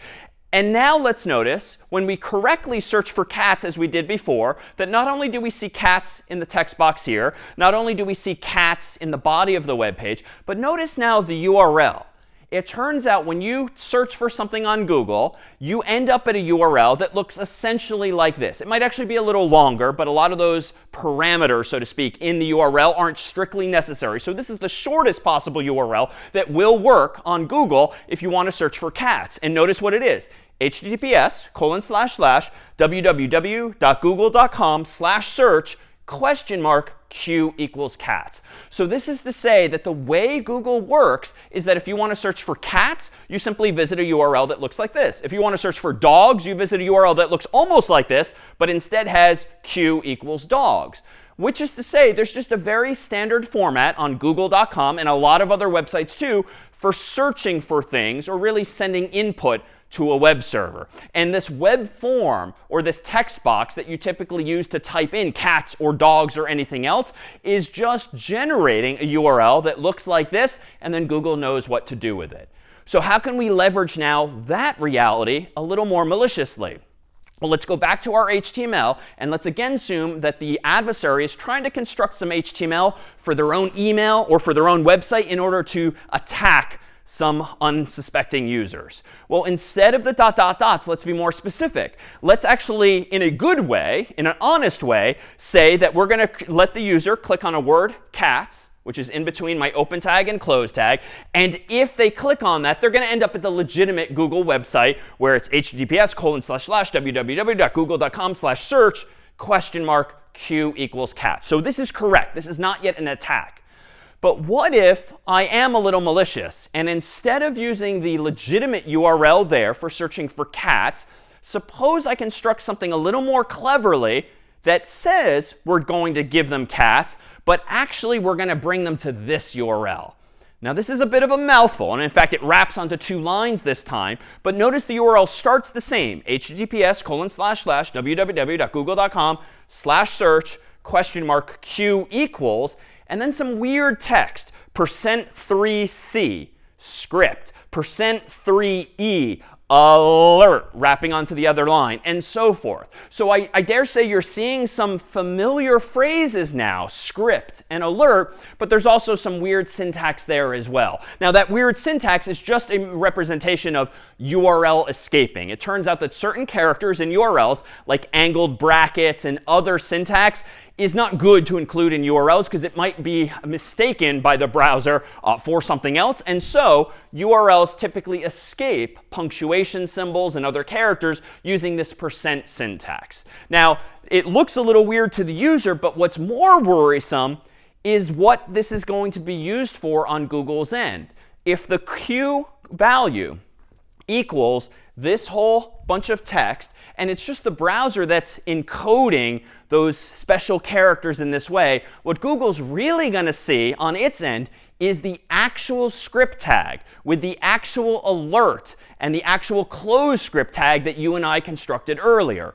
That is to say, what Google's going to receive from that URL is no longer cats, quote unquote, but this, quote unquote, because the servers aren't going to automatically convert the % signs and those weird characters back to the original automatically. That's how URL encoding works. So what the server is going to receive is this. And again, if the server is vulnerable to naively just outputting literally whatever the human typed in, the risk is that they're going to now execute that code. And what if the code isn't just an alert? Maybe it's something like this, which still isn't in and of itself a bad thing because it's just an alert. But this is actually some JavaScript code now, alert, open parenthesis, document.cookie, close parenthesis, that would actually throw up a dialog window that shows the user the value of the cookies they have there on Google's website. Okay, not such a big deal. It's not all that different from just saying quote unquote attack. But what this means is that in JavaScript, you have access to all of the cookies for a website, at least those that are made available to JavaScript. And if an adversary doesn't use the alert function, but maybe uses a little more code to send the value of document.cookie to their own website, or to somehow send other information from the web page, the user's username, or any other personally identifying information, suffice it to say that by being able to write code in JavaScript and by being able to trick a server, like Google in this story, into executing that code, you can effectively, by transitivity, trick a user's browser into executing that code for you. So the adversary is sort of sending the code into Google, and it's being reflected back to some user if they click that same link in an email or a website. And at this point, things like their own cookies might be vulnerable. And again, to be clear, this in and of itself should not hurt you. I'm just using alert as demonstrative of what could be possible, but you could do any number of other things with document.cookie or other values from a web page as soon as you have this ability to write JavaScript that's reflected back into someone else's browser. Any questions then on this particular attack? I just wanted to ask a question about the JavaScript blockage, because many of the browsers uses to block the JavaScript. How can you use the website and browser which blocks the JavaScript without getting tricked into the JavaScript? It's a really good question. And the short answer is nowadays that that's not really the best technique to just block JavaScript. The reality is, in this point in time, so many websites, most websites dare say use, if not rely on JavaScript to do any number of features or render their own content.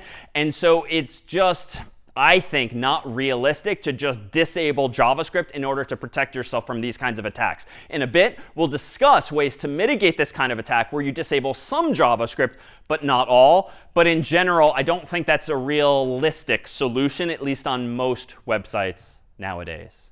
So how else might these same principles be misused? Well, it turns out there's another class of attacks known as stored attacks, whereby the adversary's input isn't just immediately reflected back from the server to some unsuspecting user, as it might be when you're using the URL to contain the code. But suppose that a website were vulnerable to actually storing the user's input, even if the user's input includes HTML with some JavaScript inside. Well, that would be a stored attack, and it might work as follows. And at the risk of picking on Google, suppose that when using Gmail, suppose that if you sent someone an email with that exact same code, whereby you're just alerting quote unquote attack. Again, that in and of itself isn't going to hurt anyone, but it's representative of what you could do with code. Now, presumably, when you send an email in Gmail or Outlook or any other service, that email is going to be stored on a server until it's read and until it's deleted, perhaps by the user. And if it's never deleted, it's going to stay stored on the server. So this type of attack assumes that the server might actually be saving in a database or a file somewhere the user's input. Now, suppose that here too, Google didn't know about these kinds of cross-site scripting attacks, and they just allow you and me to input HTML and JavaScript into an email, and they just blindly save it into their database. And then when the recipient opens this email, they just show the recipient the contents of that email. Well, what could go wrong? Well, if the recipient opens that particular email, and Google is literally rendering the script tag with the JavaScript inside, the recipient of that email, when they open their inbox, may very well suffer some kind of an attack. Again, it just says attack on the screen, but it represents being tricked into running code that someone else wrote. And in this case, someone else sent you. Ideally, what we would want to have happen instead is not have Google show us the attack message here, but rather I would like my inbox to show me the code I was sent, but not execute it. That is, just like I wanted to know that there are 6,420,000,000 cats among the search results, so would I want Gmail to just show me what it is the adversary typed in without actually interpreting it or executing it as HTML with some JavaScript inside. So that could be a stored attack and would be a stored attack if, thankfully, Google weren't actually protecting us against this, which they are. So how do you go about preventing an attack like this in software? Well, the general answer is character escapes.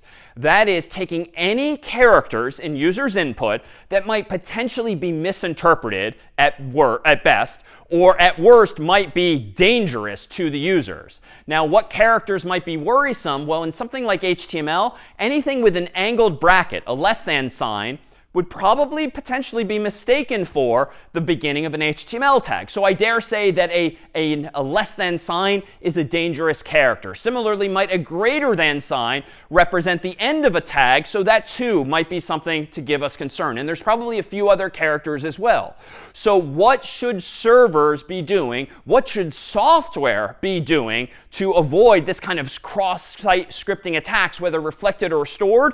Well, ideally, something like this would not just be blindly outputted by Google or by Gmail, but rather it would be escaped in this very weird looking way. But let me highlight just a subset of these characters. Highlighted in yellow now are only the character escapes to which I'm referring. It turns out that this language, HTML, has standardized some special sequences of characters that represent the less than sign, that represent the greater than sign. They're a little more verbose to type. You have to type out like 4 characters in this particular case. But browsers are designed to know that when they see ampersand, LT, semicolon, they should not show on the screen ampersand LT semicolon. They should show a less than sign. And similarly, when browsers see ampersand GT semicolon, they should display not literally that, but a greater than sign.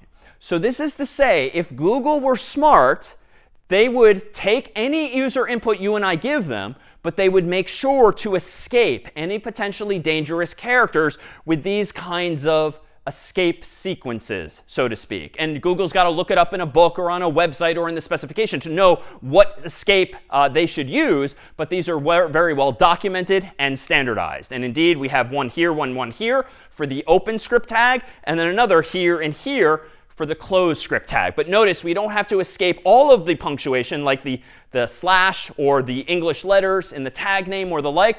We're only escaping a certain list of these characters. Well, what is that list? Here are the 5 that minimally we should generally be escaping depending on the context. The less than sign should be ampersand LT semicolon. The greater than sign, the ampersand sign, for the very reason that we're now potentially creating a new problem. If we're using ampersand all over the place, what if the user's input has an ampersand? We don't want to confuse the ampersand in the user's input for a character escape. So there actually needs to be a more verbose way, ampersand AMP semicolon, to represent literally an ampersand.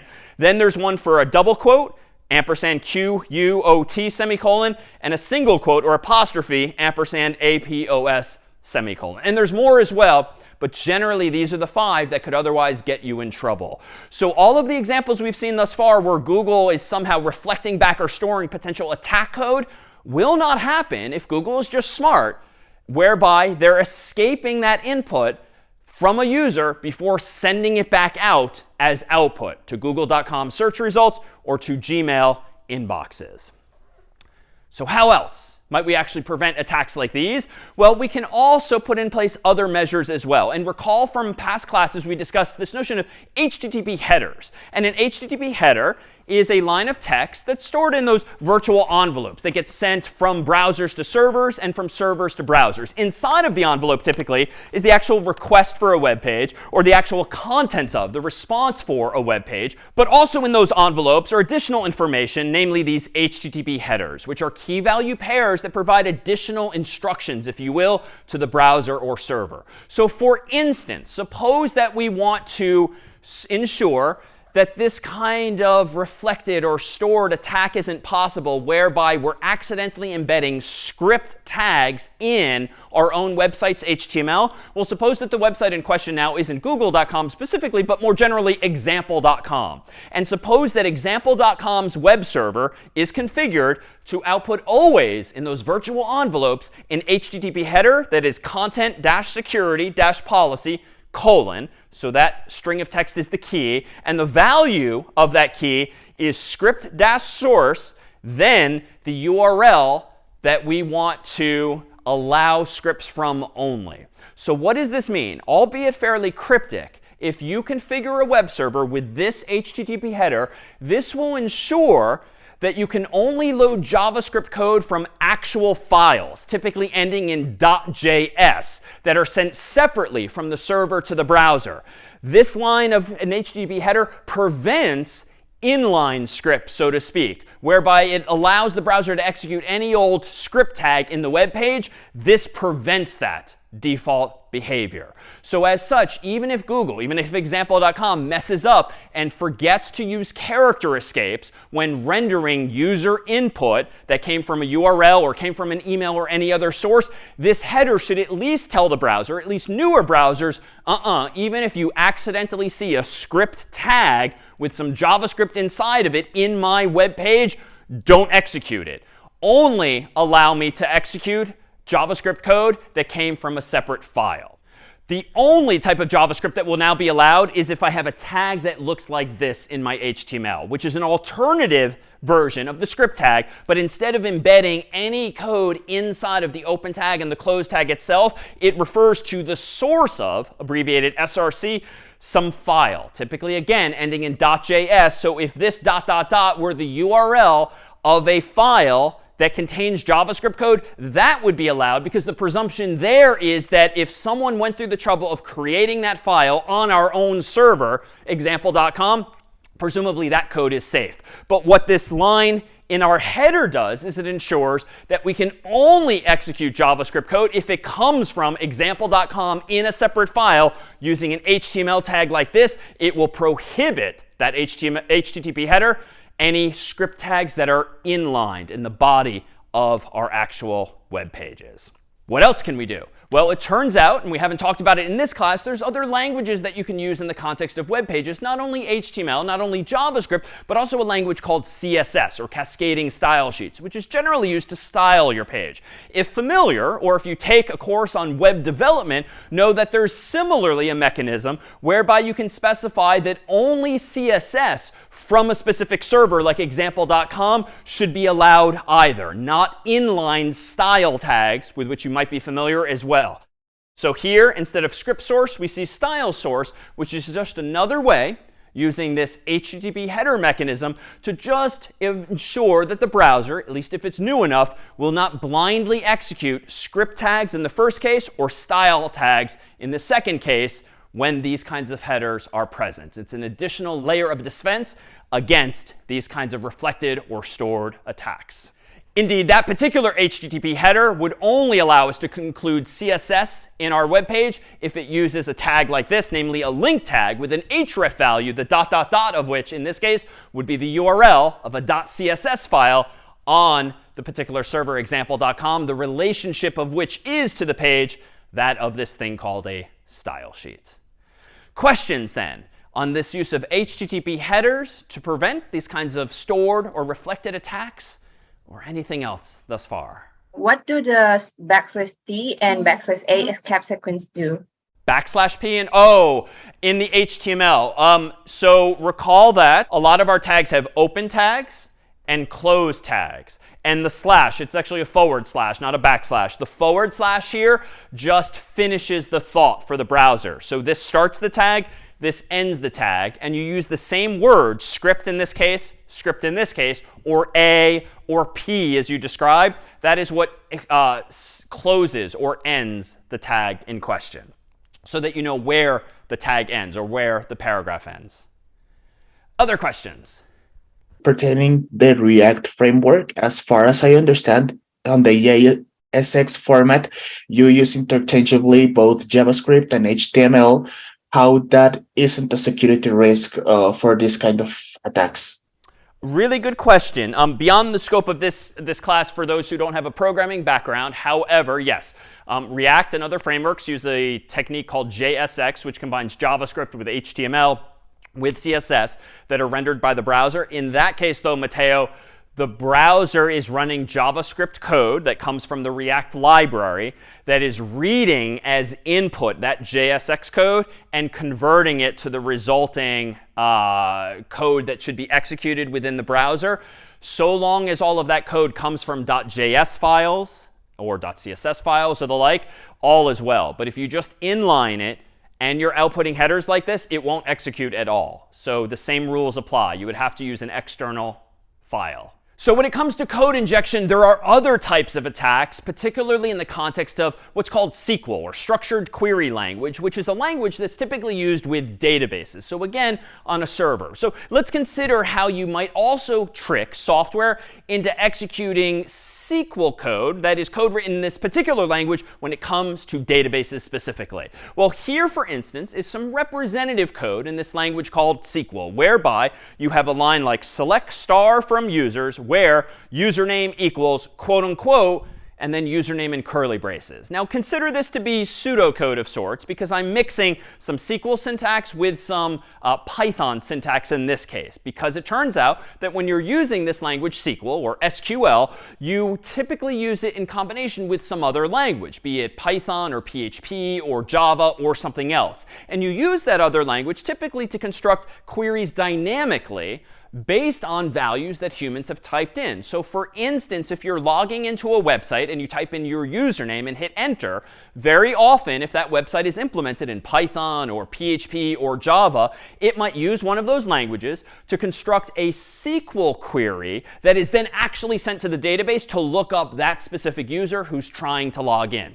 So what I have here then is mostly SQL syntax, except for, in these curly braces, some Python specific syntax. And what this curly brace with username inside of it represents is, hey server, plug in whatever the human typed in as their username into that part of the string. So the curly braces and the word username should be replaced with literally something like Malan if that is the user who's trying to log in. And that will then the resulting code will be sent to the database to select everything we know from the user's table, so to speak, in that database about that particular username.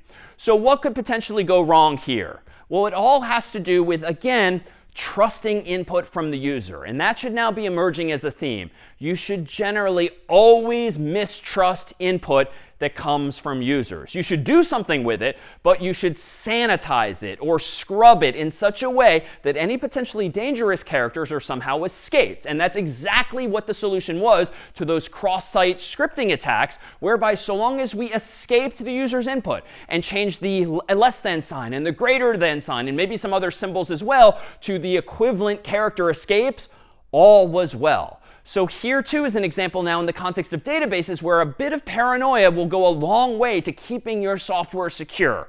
Why? Well, suppose that my username is indeed Malan, but suppose that's not what I type into the website when trying to log in, for instance. So instead of typing just my username, suppose I am suspicious, as the adversary, that this website is probably using a database, and that database is probably using this language SQL. So what could I do to kind of mess with the owners of this website and try to trick their database into executing my code and not just their own? How do I inject code of my own? Well, instead of Malan, let me a little cryptically type this in to the website where I'm prompted for my username. Now, this does look cryptic, and odds are an adversary is not going to know exactly what to type the very first time they try to hack into a server. Rather, it's through trial and error very often that an adversary might eventually realize, this is what I could probably type into that website to inject some code of my own. So to be clear, what have I typed? I've still typed my username, Malan, but then I've typed a single quote and then a semicolon, and then delete from users, and then another semicolon, and then a dash dash. Now, if you don't know SQL, and you are not expected to know SQL for this course, this looks weird, probably, but each of these symbols, each of these punctuation symbols in particular, means something specific and serves a particular purpose. Now, what might that be? Well, let me go back to the original query, and now let me assume that in yellow here, the curly braces with username is where my username is supposed to go. And my username is supposed to be Malan, but what if I type in that long sequence of cryptic text? Here's what's going to happen on the server. Because it's using a language like Python or PHP or Java, this yellow value is going to be interpolated. That is, replaced with whatever the human typed in. So let's do that. Let me paste in what I, the adversary, typed in. And notice I've kept yellow the user's input. So everything in white is still the part of the SQL query that the designers of the database came up with in advance. But everything in yellow is what came from like a form on the web, an adversary in my case. And this looks a little cryptic still, but even if you've never seen SQL before, you might have an intuition for what could go wrong.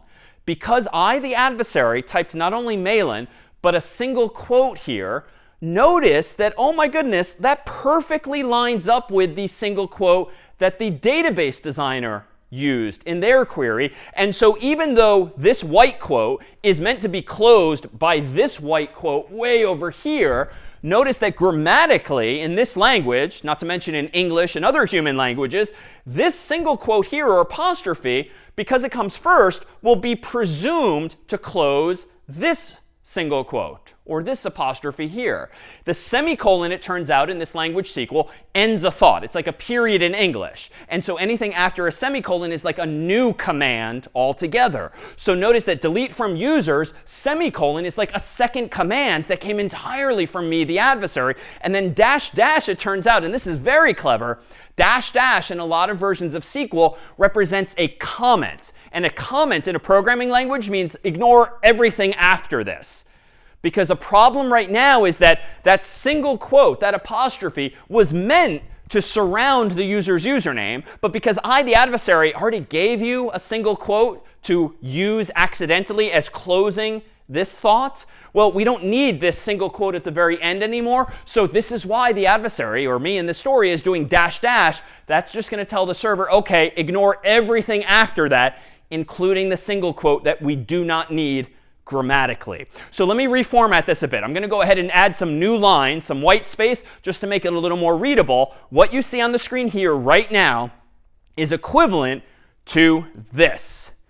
Notice that I've moved the delete command to its own line, just for readability's sake. I've gotten rid of the final apostrophe, the single quote, because it was after a comment, which means by design it's meant to be ignored. So what I have done as the adversary, because I presumed or inferred or figured out that this website is using single quotes and they're just blindly interpolating, that is, replacing those curly braces and username with literally anything I type in, I can trick the server into finishing this first command by saying select star from users where username equals quote unquote Malan, semicolon.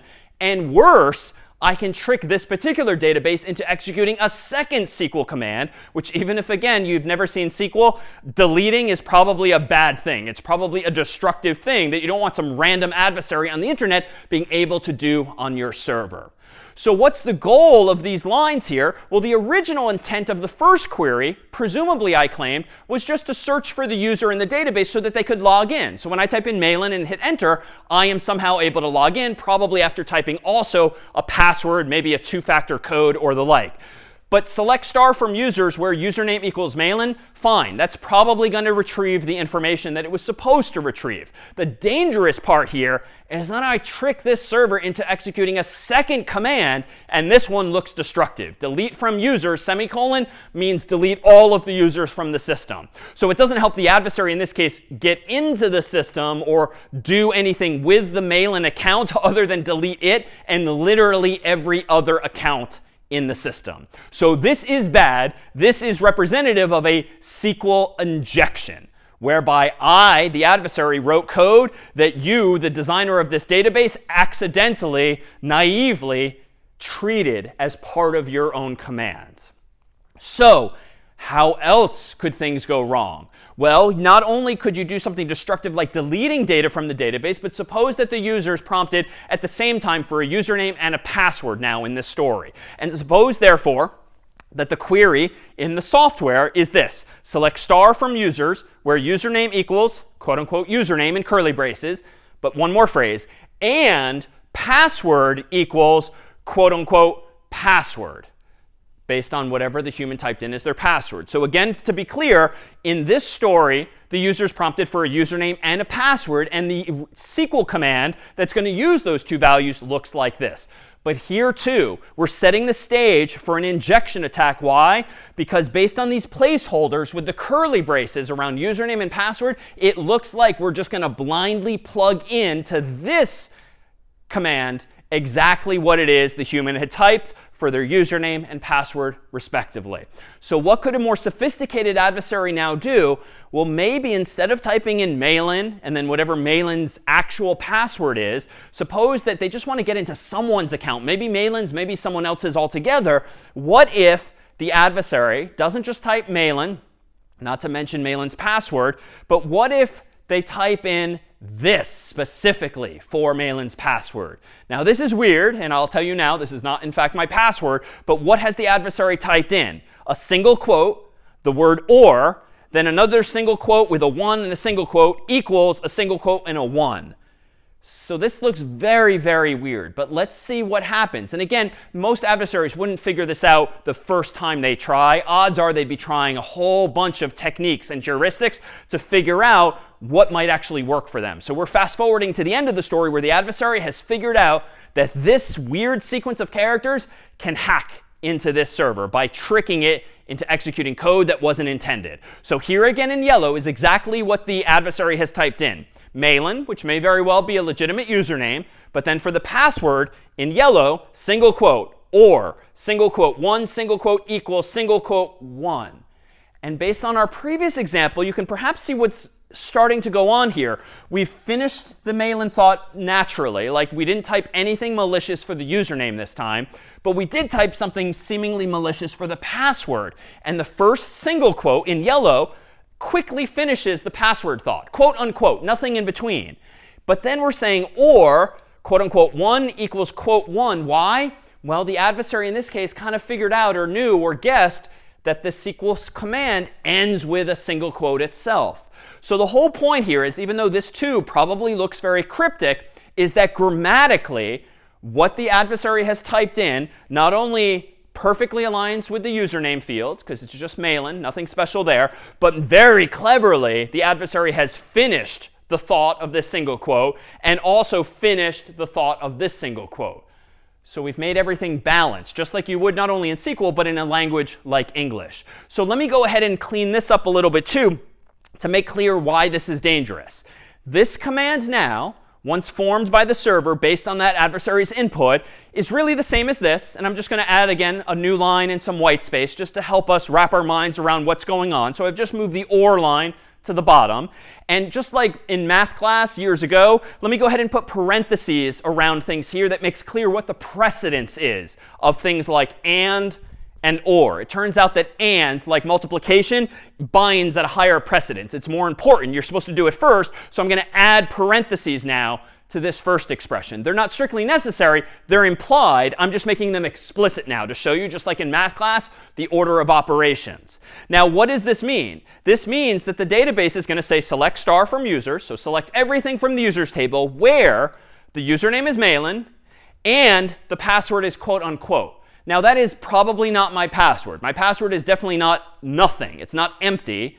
But that doesn't matter now. Why?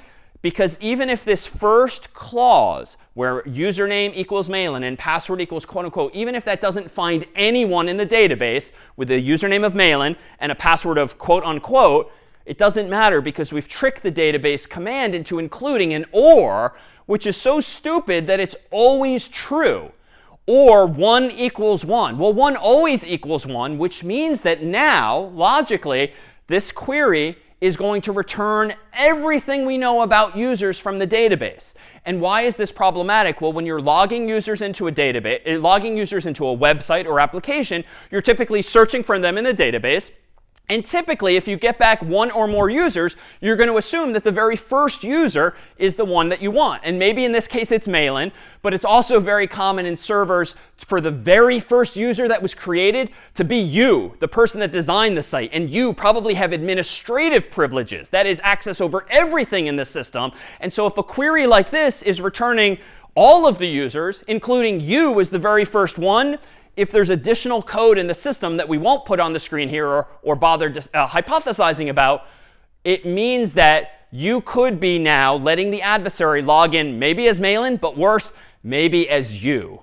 All because you trusted user input. But you should never trust that your users, if called Malan, are going to type in just Malan. You should always assume that there's someone out there, very annoyingly, very maliciously, that's going to try using some single quotes, some semicolons, or in HTML we saw a less than sign, a greater than sign. You should always expect that someone on the internet will have enough time and interest in hacking your website or application that this might indeed happen to you and your software.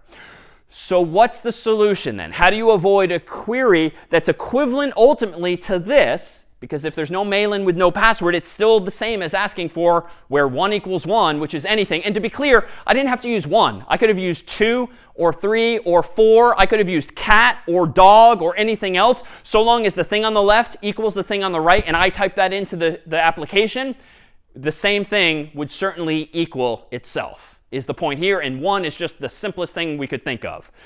So what is the solution here to SQL injection attacks specifically?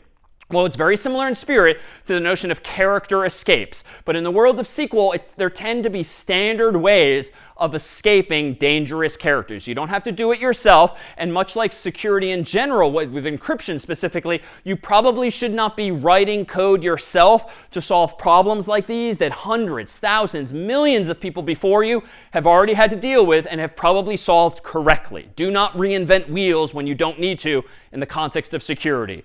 So this is to say, in the world of databases, most databases support what are called prepared statements, which is a fancy way of saying that you provide the code for your SQL query, you provide placeholders for wherever you want user input, but let the database itself replace or interpolate those placeholders with the user's actual input, and let the database handle escaping anything dangerous. And we've seen that things are dangerous, like apostrophes thus far. So for instance, instead of writing a single apostrophe, and this is weird admittedly, in the world of SQL, the way you typically escape an apostrophe is not like HTML. You don't do ampersand, APOS semicolon. You don't, like in some languages, put a backslash in front of it typically. The way, weirdly, you escape a single quote or an apostrophe in SQL is very often by putting 2 of them in a row. So why? We'll defer that to another day, but this is just the convention. Now, this means that you could write code that changes any single quote to 2 single quotes, but again, don't bother doing that. Use functionality that comes with the database or whatever library you're using. So for instance, if we go back to that very first query that was vulnerable to being injected with something like delete from users, what if we now do this? Let's change our Python-based placeholder using curly braces in yellow here. And let's change that and get rid of the quotes and just put a question mark. This is one of the common conventions in prepared statements where you put a question mark, not because you don't know what to put there, but because you want the database to replace that question mark with a user's own input. Then what happens? Well, if the user types in that dangerous command with the delete inside of it, notice what happens. Here's the single quote. Here's the closed single quote, and the database has given that to you automatically. The prepared statement adds those single quotes for you. Notice that even though I, the adversary, only typed in Malan single quote, semicolon, the prepared statement has gone ahead and escaped a single quote or apostrophe with two of them instead. And nothing else here thereafter is actually too worrisome. That alone is sufficient to solve the problem. Now, this looks a little weird, right? Because it kind of looks like logically, well, you still have this quote and this quote which line up, and you still have this quote and this quote which line up. So it looks like we haven't really fundamentally solved the problem, but we have. It turns out in SQL databases, anytime they see two single quotes back to back, they don't try to pair them with something to the left or something to the right. They just treat it as one special escape sequence, so to speak. So that would then fix this query. And if we go back to the second query, which had two placeholders, username and password, using this Python syntax, let me go ahead and change that to prepared statement syntax using, in this case, question marks without quotes, and trust that the database itself will add any necessary quotes and escape any potentially dangerous characters. Now, what did the adversary type in that second scenario? Well, it was just innocuously Malan. And so that comes back from the prepared statement as being prepared with quote unquote on the outside. No problem there.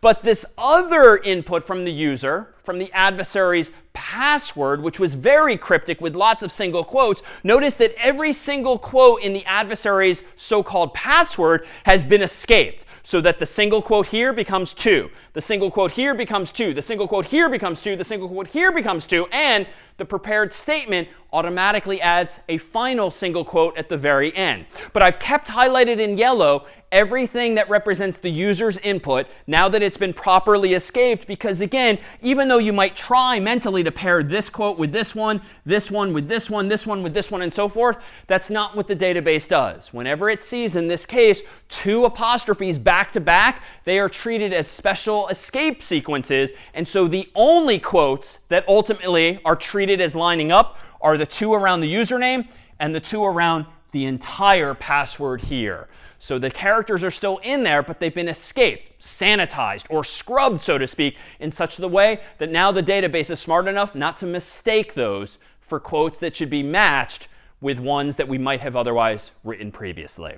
Now, there is another class of attacks that similarly involve injection into your software, particularly command injection. Those of you familiar with a command line interface in the context of a terminal window or the like might be familiar with how on a system you type commands as opposed to always using your mouse to point and click on menus and buttons. The problem with command injection is that it's all too easy in a lot of today's programming languages to write code that invokes commands on systems, whether it's to copy files, delete files, move files, execute other commands altogether. And that's because a lot of programming languages come with functions. That is a feature called system, which is literally a feature of some programming languages that allow you in your program to execute a command on the underlying system, a command on the underlying operating system. And that might be useful for you because in addition to writing your own code in some higher level language, you can occasionally run a command on the system itself. But the problem is that if you, the programmer, somehow take user input and you just blindly pass that user's input to the command line, so to speak, to the terminal window, to the underlying operating system, that is yet another context in which potentially dangerous characters like semicolons or the like could accidentally finish your thought, but then start a completely new one from the adversary, so that they too on your system can not only delete things like data from your database, but even files from your file system. They could perhaps send email or spam or do anything in a command line environment that you yourself could do on the same. In other programming languages, the same idea exists in the context of another function called eval, which evaluates whatever you pass to it. So there too, if you're in the habit of using system or eval, taking user input and passing that user input as part of the input to system or eval without having sanitized it or scrubbed it or more generally escaped potentially dangerous characters, you're putting your entire system at risk, and any and all software that's installed on or running on the same. So what's the solution here? In any of those programming languages to which I'm alluding that have functions like system or eval, they almost always come with another function, or built into these functions, a way of escaping the user's input. So I would always take care to read the documentation if you yourself are or want to become a programmer, that whenever you take user input, you always figure out and think to yourself, wait a minute, how can I escape this properly so that I can't be tricked into executing some command, some SQL, or some HTML and JavaScript within my own software? All right, that's been a lot. Let's go ahead here and take a 5-minute break. And when we resume, we'll look at a whole other category of potential attacks on software. All right, we're back. Let's go ahead and return to this world of HTML and the web, if only because so much of today's software is actually web-based. And indeed, even on your Macs or PCs or phones, what looks like a native application, so to speak, might actually still be implemented in HTML with that other language, JavaScript and CSS. Well, it turns out in the context of a browser, there's very often a feature called developer tools. And indeed, if you've done any web development of your own, you might have played with this feature. And these developer tools, which might be called something slightly different across different browsers, allow you to poke around the HTML, the CSS, and the JavaScript that compose some web page, either that you yourself have made or that someone else has made and you have downloaded or accessed via your own browser. Let's consider now, though, what you can do if you have access to these developer tools. So for instance, here is some HTML using a tag called input, which would create a checkbox on a website. We haven't seen this one yet, but it's similar in spirit to the paragraph tag and the anchor tag, in which case it is interpreted as the browser as meaning, hey browser, here comes a checkbox. The only thing different that's worth noting here is that some HTML tags don't actually need a close tag. Because whereas a paragraph starts somewhere and then ends somewhere else after some number of words, a checkbox is either there or it isn't there. So there's really no conceptual notion of it starting and stopping. So some HTML tags don't even need end tags or close tags. This then is one of them. This then is an input tag that gives us a type of input, namely a checkbox. And another curiosity about this is that some HTML attributes don't need values. We saw the href attribute for the anchor tag earlier, and that, of course, had a value. In quotes was the URL that you want to link to. Here we see that same paradigm, type equals quote-unquote checkbox, to give us specifically a checkbox type of input. But you'll also notice here another attribute, specifically for this input tag, that's literally called disabled. And strictly speaking, you don't need to give it a value because it's either there or it isn't. And if it is there, that just means that this checkbox is exactly that, disabled, which means you can see it, but it's not checked and you can't actually check it. It's disabled and lightly grayed out typically on a browser. So why might this be? Well, maybe there's some feature in the browser that you don't want to give some users access to. Maybe based on who has logged in, they should or should not have access to some feature. The problem, though, with HTML and CSS and JavaScript, or really anything that is web-based or using those languages, is that you're sending this HTML to the user's own device, to their browser on their phone or laptop or desktop, which means they can not only see this HTML code, but theoretically they can edit it. They can't edit it on the server because that's your own copy, assuming they can't hack into the server, but they can edit their own copy thereof. Now, usually that's not such a big deal because what's the worst that can happen? They can hack themselves by changing HTML on their own computer or phone. But it is problematic if you are using HTML or even JavaScript to try to prevent certain user interactions with your server. So for instance, if you simply don't want a user to be able to check this box so that when they submit a form, they're not agreeing to something or they're adding something to their shopping cart by using this checkbox, Well, you might rely, therefore, on this HTML attribute disable. Just prevent them on the client in the browser from checking this box.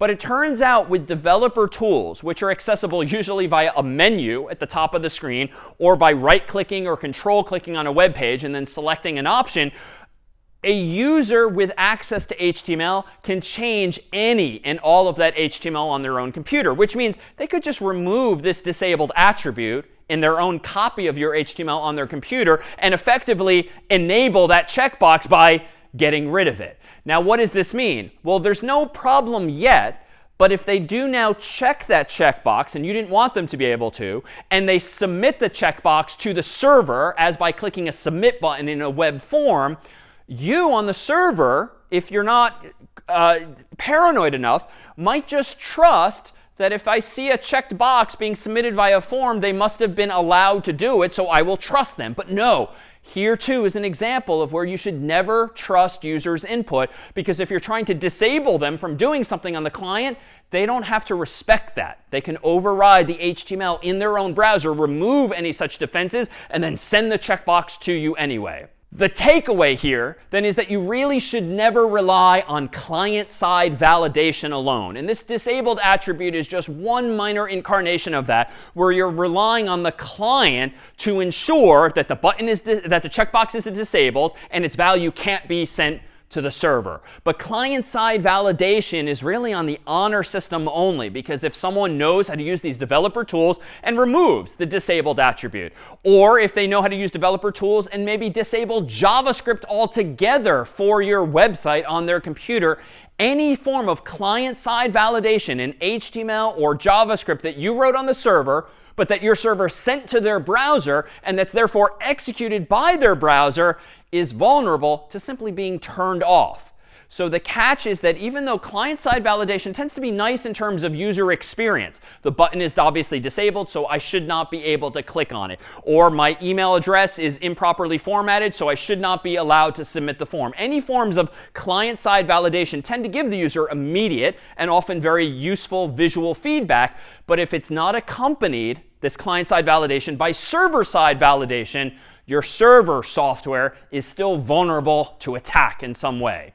So what other form might this take? Well, here's another example of an HTML input. This time it's of type text, which means it's a text box on the field. Suppose that you really want them to provide that value. Maybe this text box represents the user's name or their email address or their password or something like that. And so if you know a little bit of HTML, you know that there's not only a disabled attribute available to you, but also a required attribute. And it doesn't have an equal sign or a quote mark. You don't need that. It suffices just to say this input is required.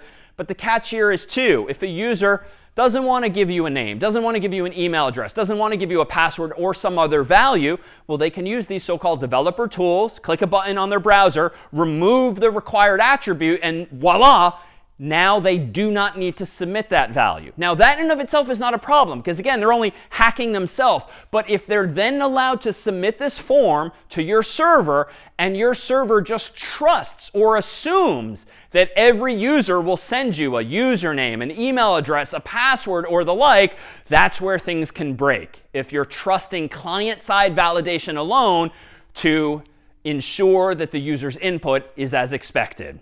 So if they're allowed to get rid of something as simple as this required attribute, effectively making the input like this, you might be missing some value. And so you must, therefore, use server-side validation again. And we won't get into the particulars of how you do this, because it will completely depend on the type of server software you're using, the programming language that you're using. And so it's really the principle today that's important, that client-side validation, whereby the browser or the user's own copy of your software tries to preempt mistakes and require or disable certain inputs, that's fine. That tends to give good, immediate, useful user feedback. But it must still be always accompanied by server-side validation, so that you have the final say over what the user input looks like and if and how it's actually stored into your system. Again, the particulars of how you do one or the other is a topic for an actual programming class or a class on web development specifically.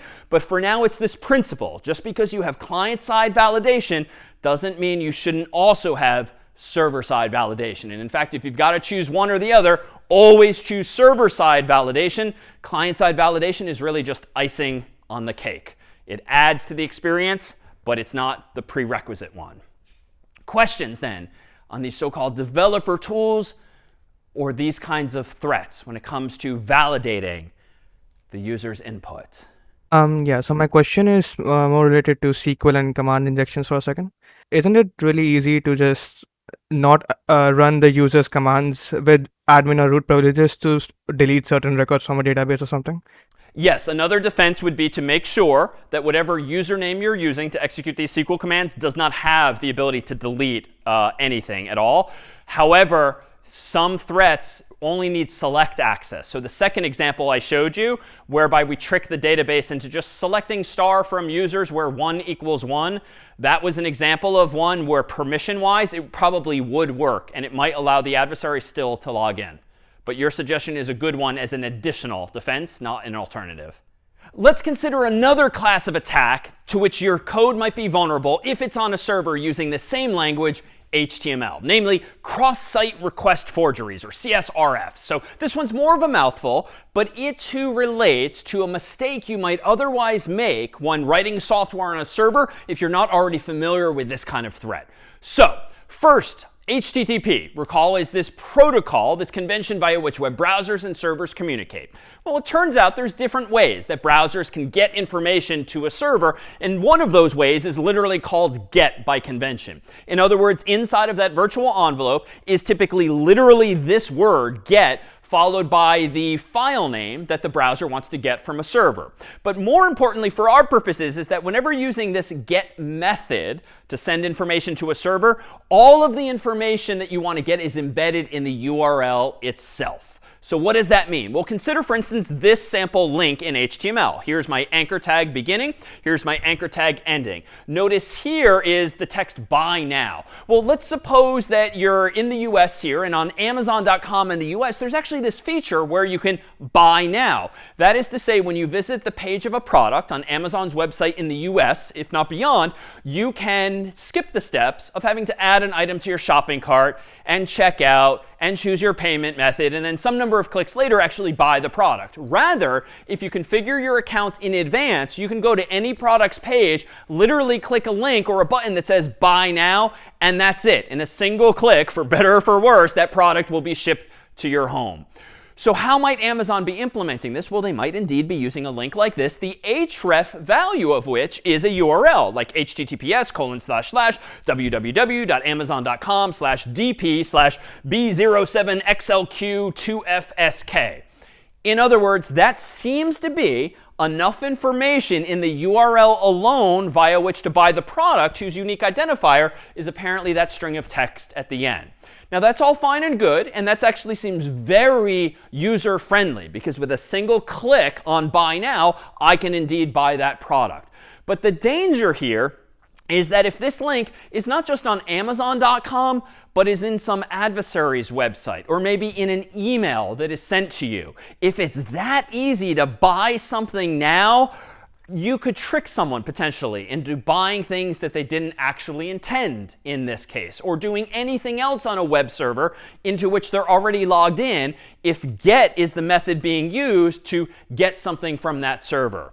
Well, why is this exactly, that this URL is problematic? Well, consider, for instance, the following HTML instead. Suppose that you visit an adversary site who just likes to create havoc in the world, and that adversary site doesn't even have an anchor tag or a link that they want you to trick, so it's not even as deliberate as a phishing attack that they want you to click some link. Suppose they're using something like an image tag, which it turns out in HTML, IMG for short, is how you embed an image on a web page. And how do you specify what image? You specify the source thereof, src for short, the value of which can be the URL of or the name of the image you want to display. But strictly speaking, that URL doesn't have to actually lead to an image. It could actually lead to an Amazon product page. But the way images work on web pages, recall, is that typically when you visit a web page, the images automatically load. You don't have to click or do anything typically for the images to appear on a web page. Maybe in emails, and that's an anti-phishing mechanism, but in web pages,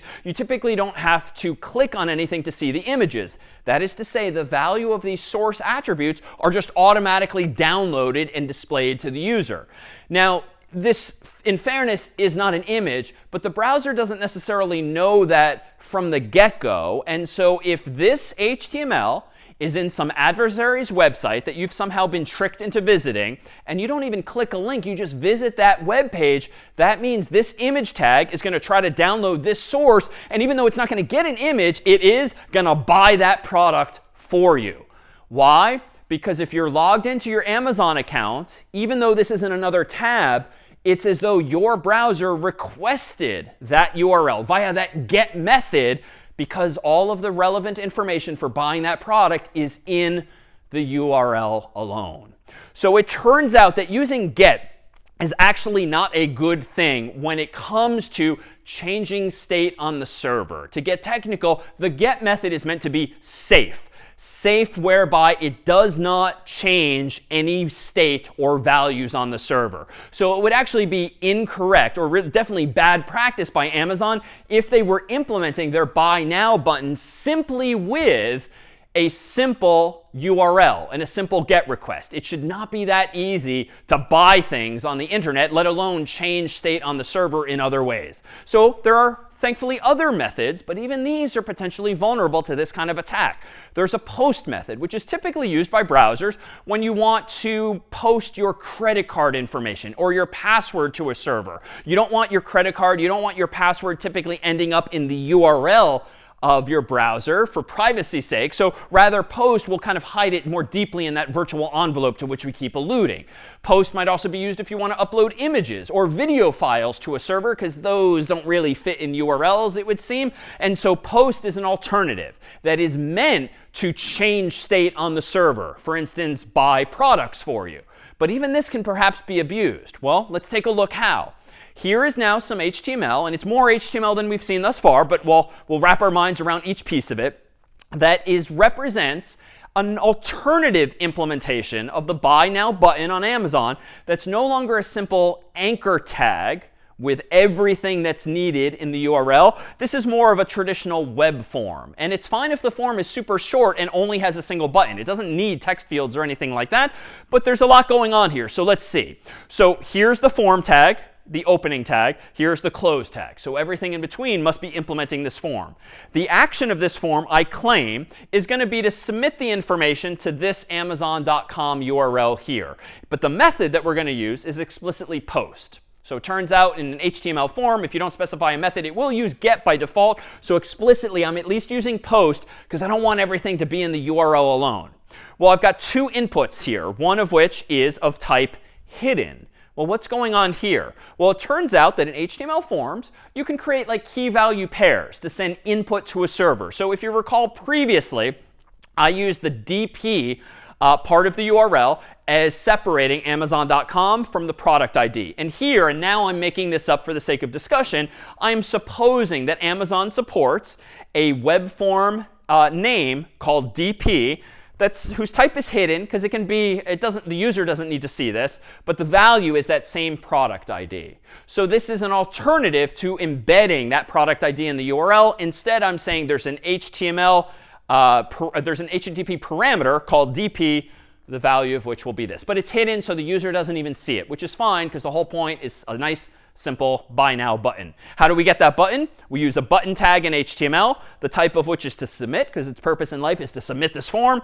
And the text that the user sees for this button is indeed Buy Now. So what am I doing? This will make more sense, admittedly, to those of you who've already studied a bit of web development, who have written HTML yourself. But I'm essentially making it harder for an adversary to automate an attack on a user's Amazon account. Why? Because I am not just using a link anymore that the user might click, or a URL that could be subtly hidden in an image tag. Now I have an actual web form. And at least based on my naive understanding of HTML at the moment in this story, this would seem to require that a human click an actual button. Like, I cannot use this as the source of an image. It's not a URL. It's all of this complexity. So if you're familiar with get versus post, you might be inclined to think that, OK, post surely solves the problem by using this web form, because you make sure in this way that someone clicks the button before they can buy anything. Now, why is that indeed naive?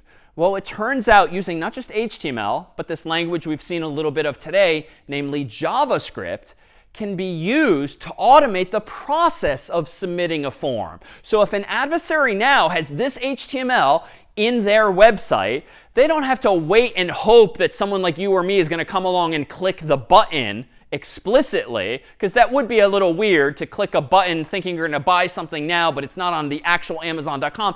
That alone doesn't matter. If the adversary can just trick you into visiting their website, and their website contains this HTML and this additional JavaScript, they can immediately submit this form for you to Amazon without you clicking a thing. Why? Well, inside of this script tag that I've added down below, I've simply said document.forms bracket 0. So this means get me the first form on the page, and I'm presuming there's only one in this story, and then submit it. So this is to say, in JavaScript, not only can you do things like trigger alerts on the screen, those dialog windows, you can similarly, through code, automatically submit forms. So it doesn't matter that you're using post. It doesn't matter that you have an actual button that must be clicked. It doesn't have to be a human that clicks that button. It can be their browser automatically executing this JavaScript code in the adversary's website that just submits that form for them. So this is the essence now of a cross-site request forgery. If HTML like this exists in the adversary's website, some other website, you can nonetheless trick users into executing operations across websites, on Amazon.com in this case, even though the users themselves are not on Amazon.com. So that's the cross-site aspect of these attacks. And it's a request forgery in the sense that it's sending all of the right information, but it's forged by the adversary. It's not coming from the Amazon.com developers themselves. But it is this simple, because if Amazon does not defend against this attack, there is nothing stopping you or me or any adversary from including code like this on our websites, somehow tricking users into visiting our websites, and boom, having products sent to them automatically, assuming they have an Amazon.com account and they're also already logged into it in another tab, or at least earlier in the day, for instance. All right. Any questions now on this particular attack, these cross-site request forgeries, whether implemented using get with simple URLs or even implemented with post using actual forms? How can AI model and quantum computing change the way that we look at cybersecurity? Quantum computing, let me address that another time, because I dare say that's a bit far from today's goals. But quantum computing is bad if the bad guys have it and you and I don't. I'll put it that way. All right, so how can we defend against this threat even when there's JavaScript code automatically inducing submission of these forms which have enough information in them in order to buy something on our behalf? Well, it turns out that we could include something like a special token. And it turns out a common way to address this problem is by having the server not just output a simple HTML form, but to output an HTML form that additionally has another value, often hidden as well. And by convention in some worlds, it's called the CSRF token, which is just a fancy way of saying an extra value. But its value is typically meant to be random. And I've chosen something fairly pronounceable here, 1, 2, 3, 4, A, B, C, D. But assume that that value is randomly generated by the server. And it might have a bunch of numbers, a bunch of letters in it. But the point is that it's randomly generated by the server. Now, why is this important? The implication of this mechanism, by having a web server output not only the product ID and also the button inside of a form that they might be using to implement this buy now feature, the point is that the server should also be generating some secret randomly generated piece of information in that server as well, in that HTML as well. And the server should remember that value. as by using its own database or some other mechanism. The point here, though, is that only the server, Amazon.com in this case, knows what that value should be for you, a specific user. And so an adversary, even if they trick you into visiting their website where they have HTML that looks quite like this, the adversary, unless they've hacked Amazon.com, which is not part of this story, they would have no idea what this random value is that Amazon.com is using for your buy now buttons. Because again, if it's just an adversary on the internet, they haven't taken over Amazon.com, they haven't taken over your computer itself. They are just trying to trick you into visiting a web page of their own that has HTML like this. They won't know what value to put there. Now they can try to guess, and maybe they could guess 1, 2, 3, 1, 2, 3, 4, A, B, C, D. But assuming it's more random than that, the odds that that adversary guesses your CSRF token value is just so small and low probability that it's just not going to happen realistically.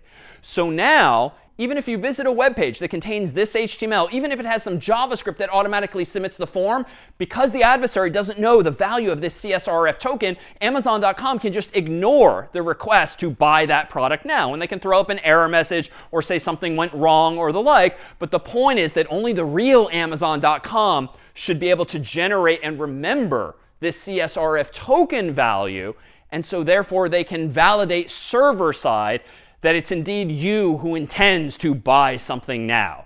The adversary, if they put a blank value there or any other value, it's not going to be validated server side because the server realizes, that's not the value I'm using for David. That's not the value I'm using for you.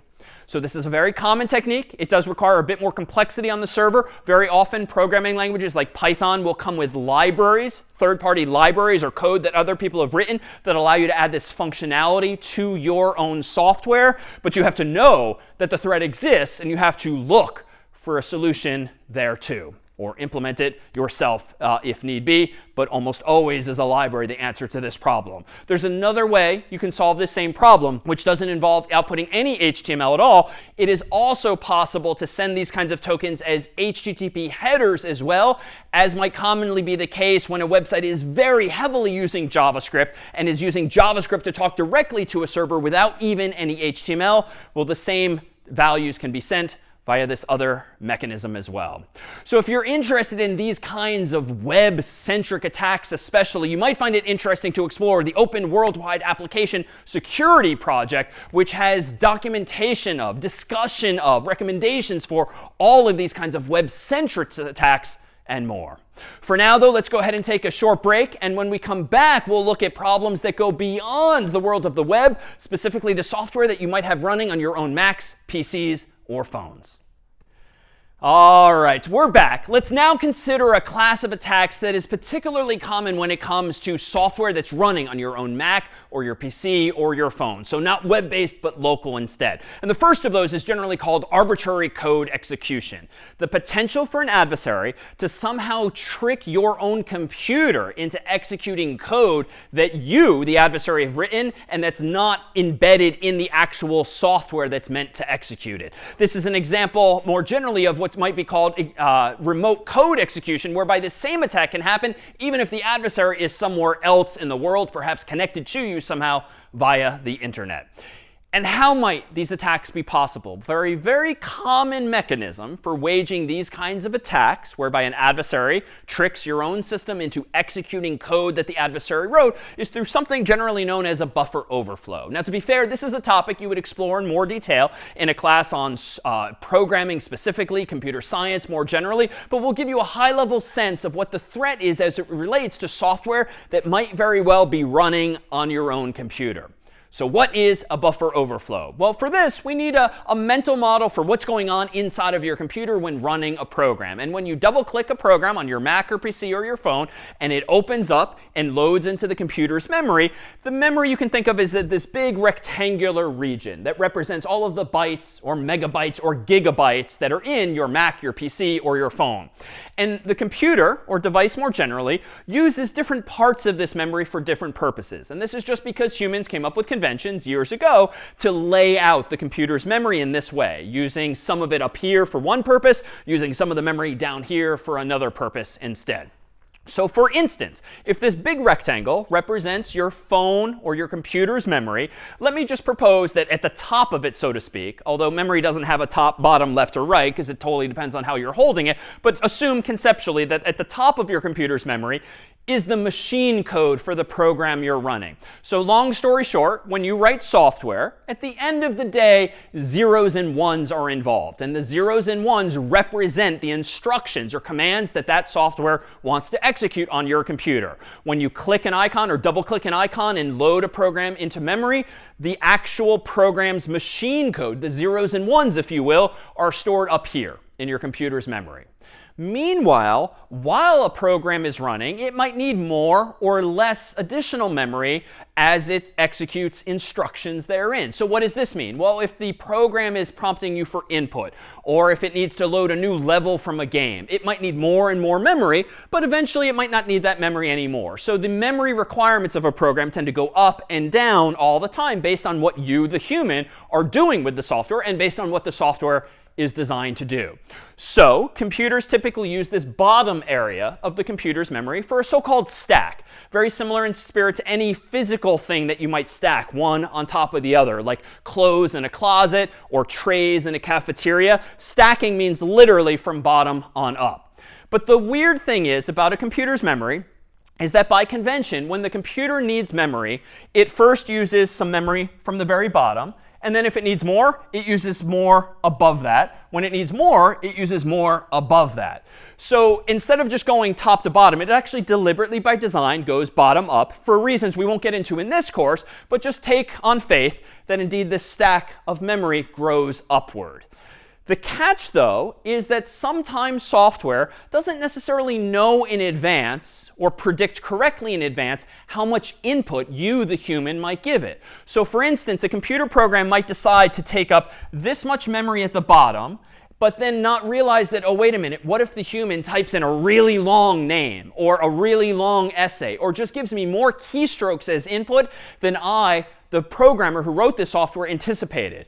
That might mean that even as you allocate what are called frames of memory on this stack, the user's input might not stay confined to that particular frame. If they type in too many characters at their keyboard, what's supposed to go here might end up going down here. So overflowing these frames of memory. So the computer or the programmer makes hopefully an educated guess as to how much input the user might have. But if they're wrong, that input might be too tall and therefore overlap other parts of the computer's memory. Now, there are ways to defend against this. So the scenario we're worried about here is often when programmers don't know how to anticipate this, or when you are using software written by programmers who didn't anticipate or implement the solution properly. So what might go wrong? Well, for instance, when a program first starts running, one of the first things it does, if it's calling another routine or another function, when you click on a button, when you start typing keystrokes, the computer might start using some of this memory, and it might be moving around among these zeros and ones, executing different instructions. If you click this menu option, it'll use this code. If you click on this menu option, it'll use this code. So in other words, the computer logically is kind of moving around among all those zeros and ones and executing them accordingly. So one of the first things your computer does when a program is running is it just jots down at the bottom of the computer's memory, what is the address to which I should return after doing this? So it's kind of like in the real world, if you go off and do something over there, eventually you want to remember to come back over here to pick up where you left off. And that's what we mean by return address. It's a little reminder to yourself that no matter what you go off and do right now, you got to come back and resume where you left off. And what this return address then does is it refers to some specific location in the machine code, some specific pattern of zeros and ones that eventually the software should come back to pick up when the user leaves off. So for instance, if you open the file menu and go to print, and you go through the steps of printing a document, the return address might be to go back to whatever you were doing in that document before you initiated the print command. So the software is constantly jumping around in this sense. Suppose now that the user just clicks some button within the software to search for something. Maybe it's like cats. Well, because this is a new function that's being called, the search function, what the computer might do inside of its memory is this. it might put a little note to self to say, go back to this location in the machine code once the user is done searching, just like the user might be done printing. And then suppose the user types in cats. Well, cats is stored in the computer's memory just above this frame on the stack, because again, I said by convention, whenever the software uses memory, it starts at the bottom, then goes up, then goes up, then goes up. So after now this software is done searching itself for cats, then that frame on the stack is sort of removed because we don't need to know about cats anymore. We're done searching for them. So the last thing in memory is this reminder, go to machine code. And this is how the software knows to go back to a particular location in code, where maybe it's just sitting there waiting for me to click some other menu option instead. But what if an adversary is the one at the keyboard, so to speak, and it's not a good user just typing in short phrases like cat, but maybe it's an adversary who's typing something more. So suppose that an adversary actually pulls up the search feature, and in general, therefore, the software is going to remember to put the return address there. So specifically something like go to this location in the machine code. But suppose that the adversary doesn't type in cats, doesn't type in dogs, but types in, for the sake of discussion, some pattern of zeros and ones that represents actual code. Maybe it's the pattern of zeros and ones that represents delete everything from a server, or start sending emails, or the like. Or maybe, more cleverly, maybe it means skip whatever menu keeps prompting me to register or activate my software. In other words, the adversary wants to trick the software into running zeros and ones that didn't come with the software. Now, in practice, you can't just type zeros and ones at the keyboard. It would be a different way that the adversary inputs this data. But for the sake of discussion, assume that the adversary is not typing in cats, but is typing in these zeros and ones. And they know enough about binary, zeros and ones, that they know what patterns to choose. Now, suppose that this code, this so-called attack code, is way longer than CATS, and it's many more characters or bytes long.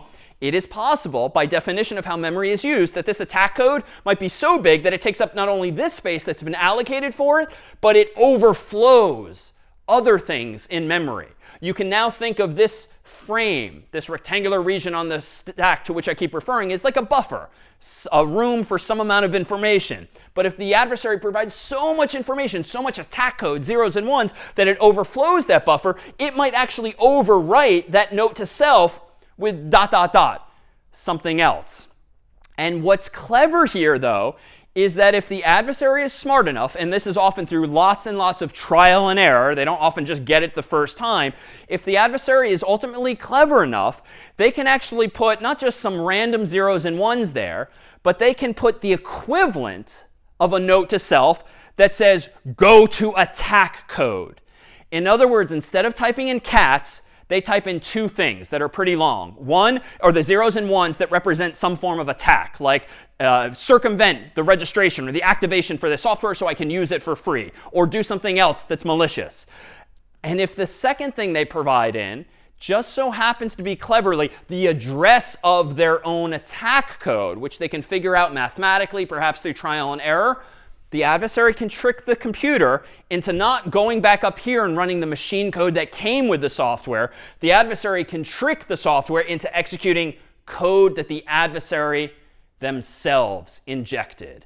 Now, what does that mean? If you are running the software under your username, whatever you can do on the software and the system, be it your Mac or PC or phone, so now can the adversary. And maybe they'll now delete all of your files. Maybe they will now all register this software. Maybe they will now start sending spam. Anything at all is possible based on what the adversary has passed in here.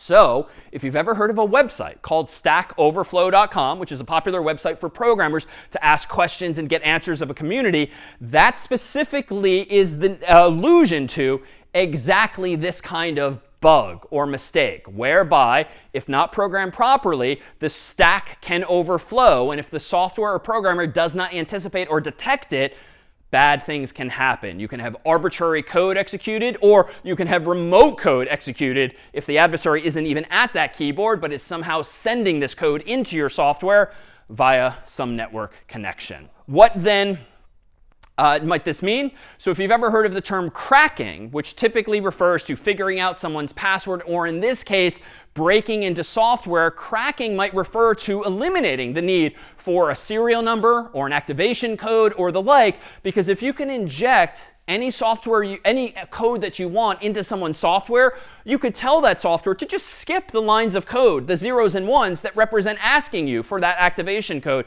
or they can do something much more malicious. So this is an example in some sense of what we might also call reverse engineering. Reverse engineering refers to the ability for someone to figure out how something was engineered, how it was built. Now, at the end of the day, most of the software that you and I install on our Macs or PCs or phones is pretty much just zeros and ones. So it's very non-obvious to an adversary even what is actually going on. But with certain techniques, with certain trial and error, they can actually figure out what those zeros and ones represent. And depending on the language that was used to generate that software, they might be able to glean even more information than that. Now, there's a good side of reverse engineering, whereby if you and I are in the business of figuring out how malware was implemented so that you and I can contribute solutions to antivirus software and the like, well, malware analysis uses these same kinds of techniques, trying to figure out what's going on underneath the hood of software as by reverse engineering it. So using trial and error, maybe injecting some code of our own to figure out exactly what instructions are embedded among all of those zeros and ones. Now, how might you hedge against these kinds of threats of remote code execution, arbitrary code execution with software of your own? Well, you could start using open source software, for instance. Open source software just means that the code that implements that software, be it in Python or PHP or Java or C# or C++ or any number of other languages, is itself open source. That is, you and I and anyone on the internet typically can read the source code and see exactly what instructions will be executed on your computer or phone. Now, that doesn't necessarily mean that the version of the software that you are running is exactly the same as the open source version. There's still a threat whereby the code might be open source, but maybe you were tricked via some phishing email or some malicious website into installing a fake version of some software that actually has malicious code in it. So malware might still be a problem. But a lot of folks think that open source tends to be a good thing because you can audit. Smart people on the internet can audit the code and make sure that there are no backdoors or malicious instructions that might do things that you wouldn't expect the software to do. Now, again, that's not necessarily the case that the version you're running doesn't still have some form of infection, but this might give you at least a bit more reassurance. Now, the flip side, though, is that if code is open source, even if it's devoid of anything malicious, it might still have bugs, mistakes that human programmers accidentally made, which might very well make open source software or any software vulnerable to attack. I mean, you're literally giving the adversaries the plans to your software. It's like the plans to the Death Star in Star Wars, such that they can probably figure out what the weaknesses are in your software because you're giving them the blueprint therefore.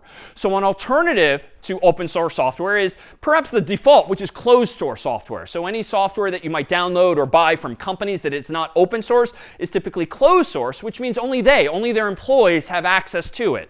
Now, the downside is that you, the user, do not have access to closed source software. Only the authors, therefore, do. But the upside, arguably, is that now so do adversaries on the internet not have access to it. So maybe the probability that that software not only has mistakes, but those mistakes are exploited is perhaps lower. And so this is perhaps more of a debate, and you yourselves, as you consider this, might require your own opinions on open source versus closed source. But another argument in favor of open source is often that with so many people around the world having eyes on software, perhaps that actually increases the probability that we will detect bugs or detect potential exploits because so many more smart people are looking at it and therefore weighing in. The downside, of course, if one of those smart people is an adversary, they find it and don't tell anyone, then we're back to a problem from a previous class wherein we discussed those zero-day attacks. But this is one way, one mental model you might have for evaluating just how secure your own software might be that you're either using as a user or developing as a company. What's another way that you might gain some assurance that the software you're installing and using is not infected with some form of vulnerability or malicious intent?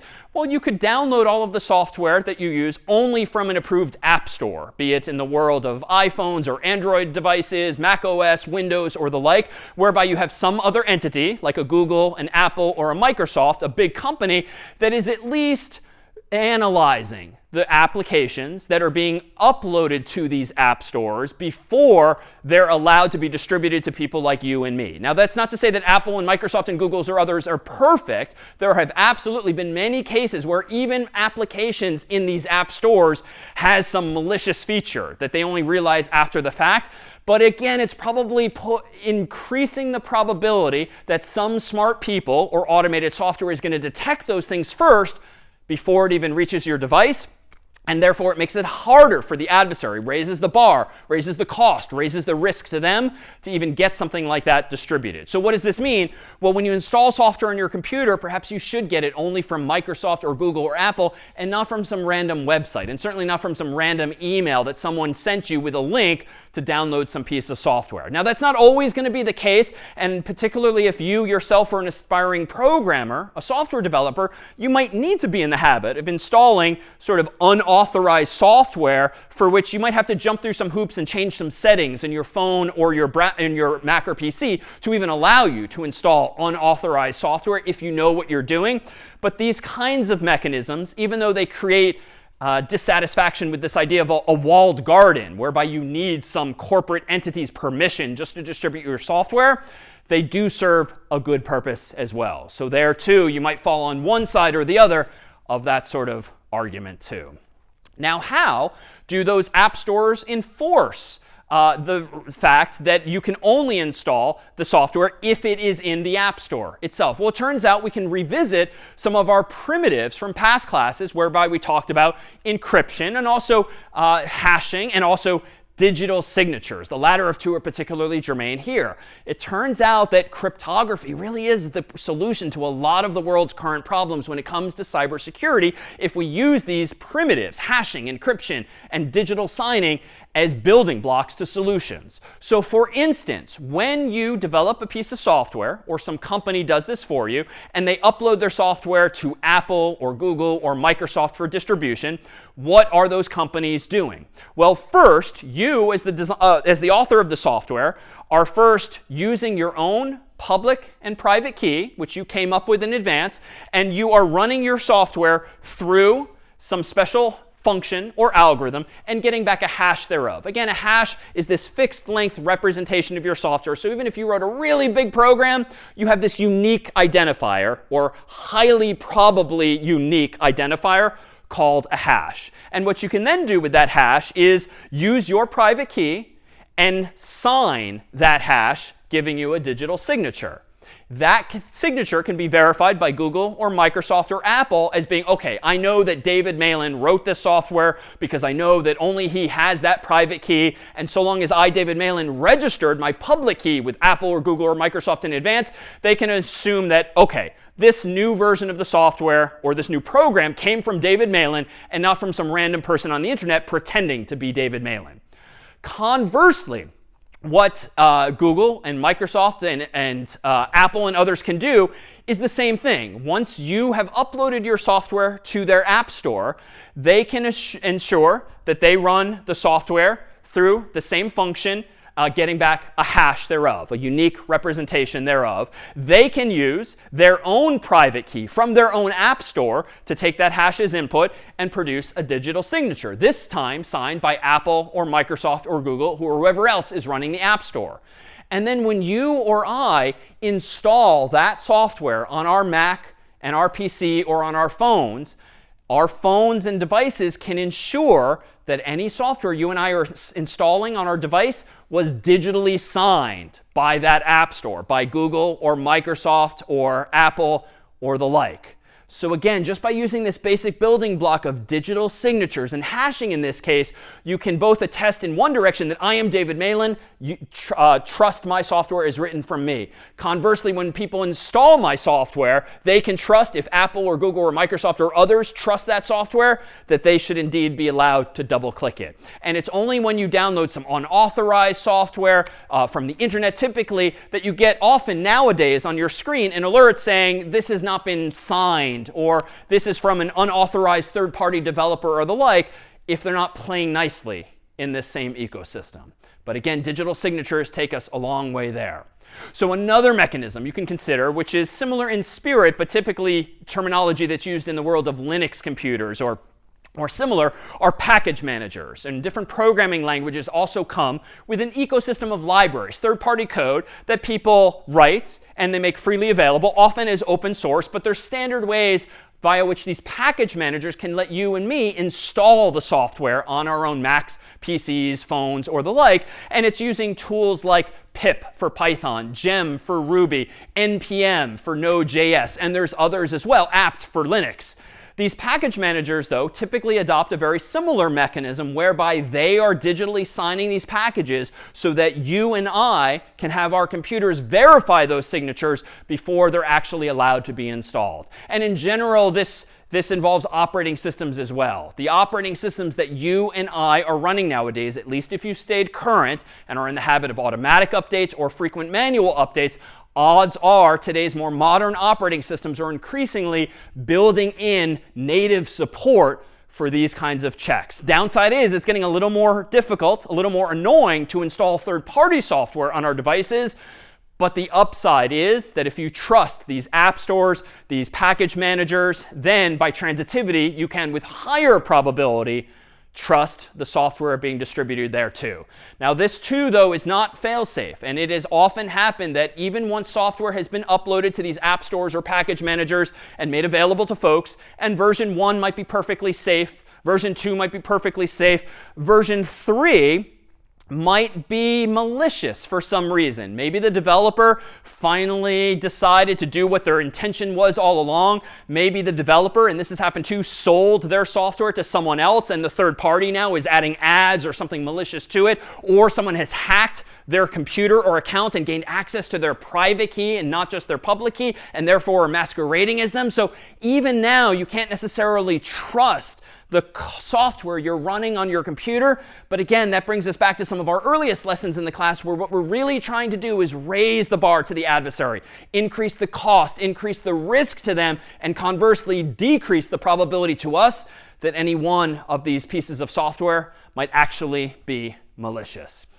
Now, there are models that the world has been experimenting with over time to try to figure out how best to reduce these probabilities further. And there's this notion of bug bounties, whereby some companies will actually steer in to the reality that there are people out there with the skills not only to do malicious things with their software, but also good things as well. For instance, people who might very well want to try to find bugs in software, particularly ones that relate to security, if they know that the company in whose software they're discovering these bugs is willing to pay for it. And not in a ransom sense, not in a malicious ransom sense, but in a bounty sense, whereby there tends to be this marketplace for some companies and some products, whereby if you do discover a bug in their software and you disclose it only to the designers of the software, at least during some window of time before you tell the world about it, they will pay you. So that once they can therefore fix the bug, then pay out because it's a net positive for everyone. Win-win. You have benefited, they have benefited, and hopefully no adversaries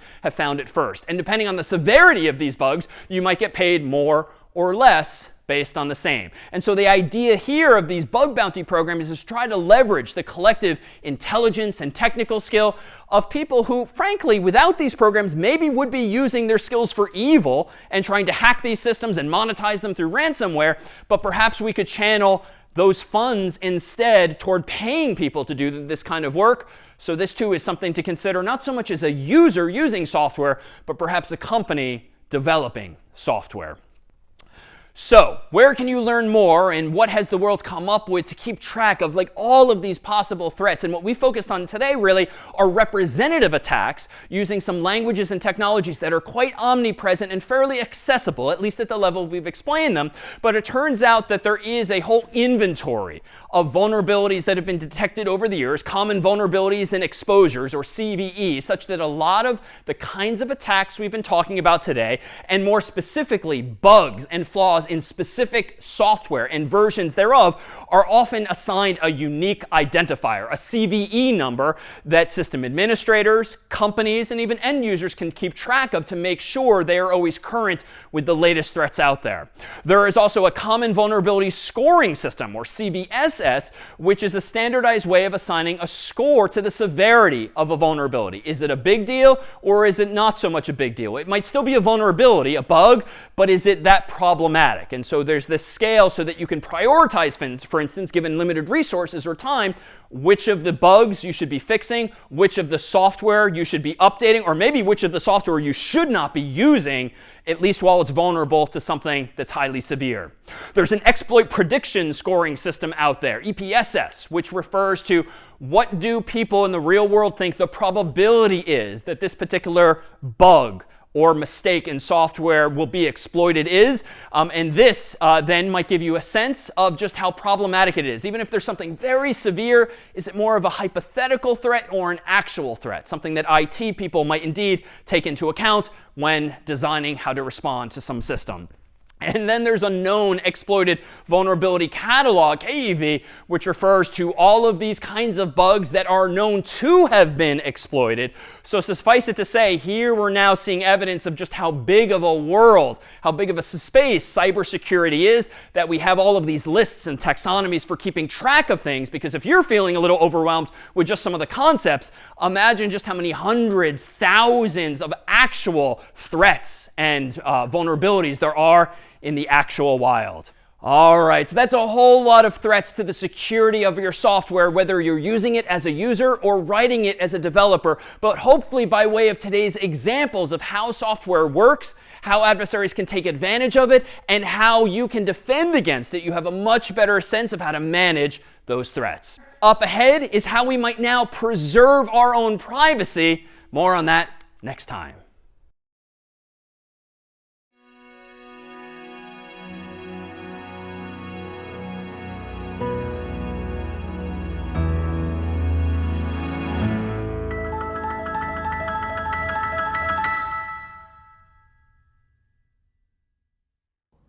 All right, this is CS50's Introduction to Cybersecurity. My name is David Malan, and this week let's focus on preserving privacy. Indeed, over the past several weeks, we've focused on securing your accounts, your data, your systems, your software, and all of that is really about keeping communications between points A and B, for instance, secure, so that no one in between can actually access the information you're trying to share.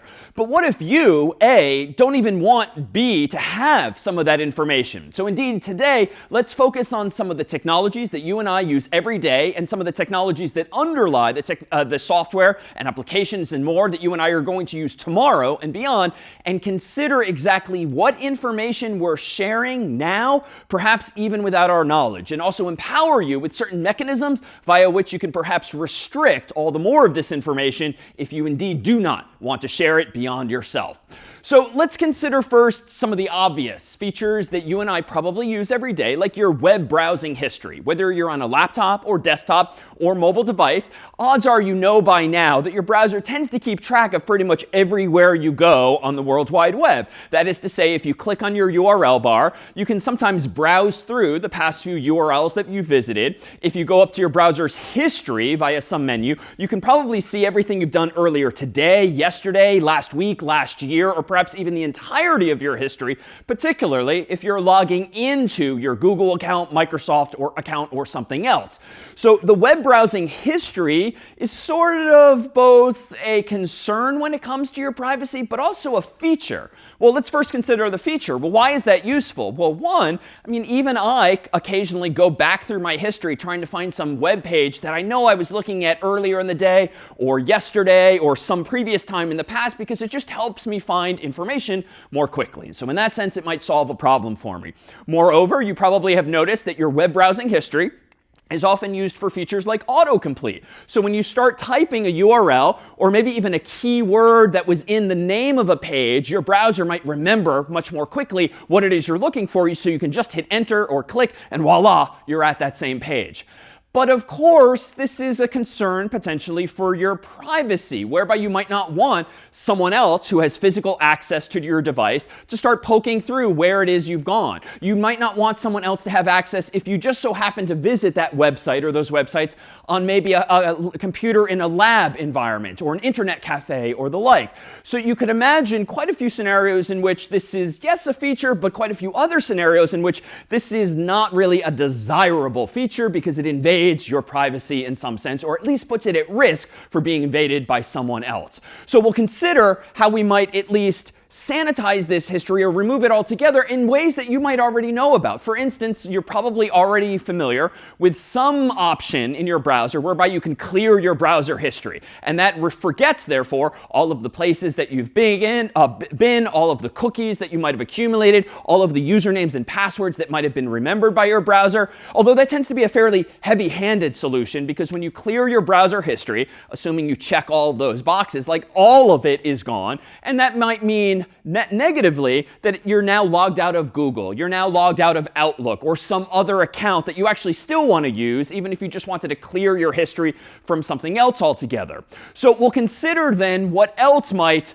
be a concern when it comes to your privacy beyond your own browser. And in fact, it doesn't even matter if you sanitize your own web browsing history and delete the entirety of it, because it turns out that typically any website you visit is itself, on the server side, also keeping track of a lot of that same information. That is to say that servers typically have logs, and these are not only for diagnostic purposes, in case anything goes wrong. The IT staff can use those logs to sort of reconstruct history and figure out who was doing what and when, and how that might explain some problem. It might be used for auditing purposes if they want to keep track of exactly what was accessed on a system. It might be used for advertising purposes or analytical purposes more generally, to kind of mine or analyze that data to figure out how we might monetize it or do something else with that same information.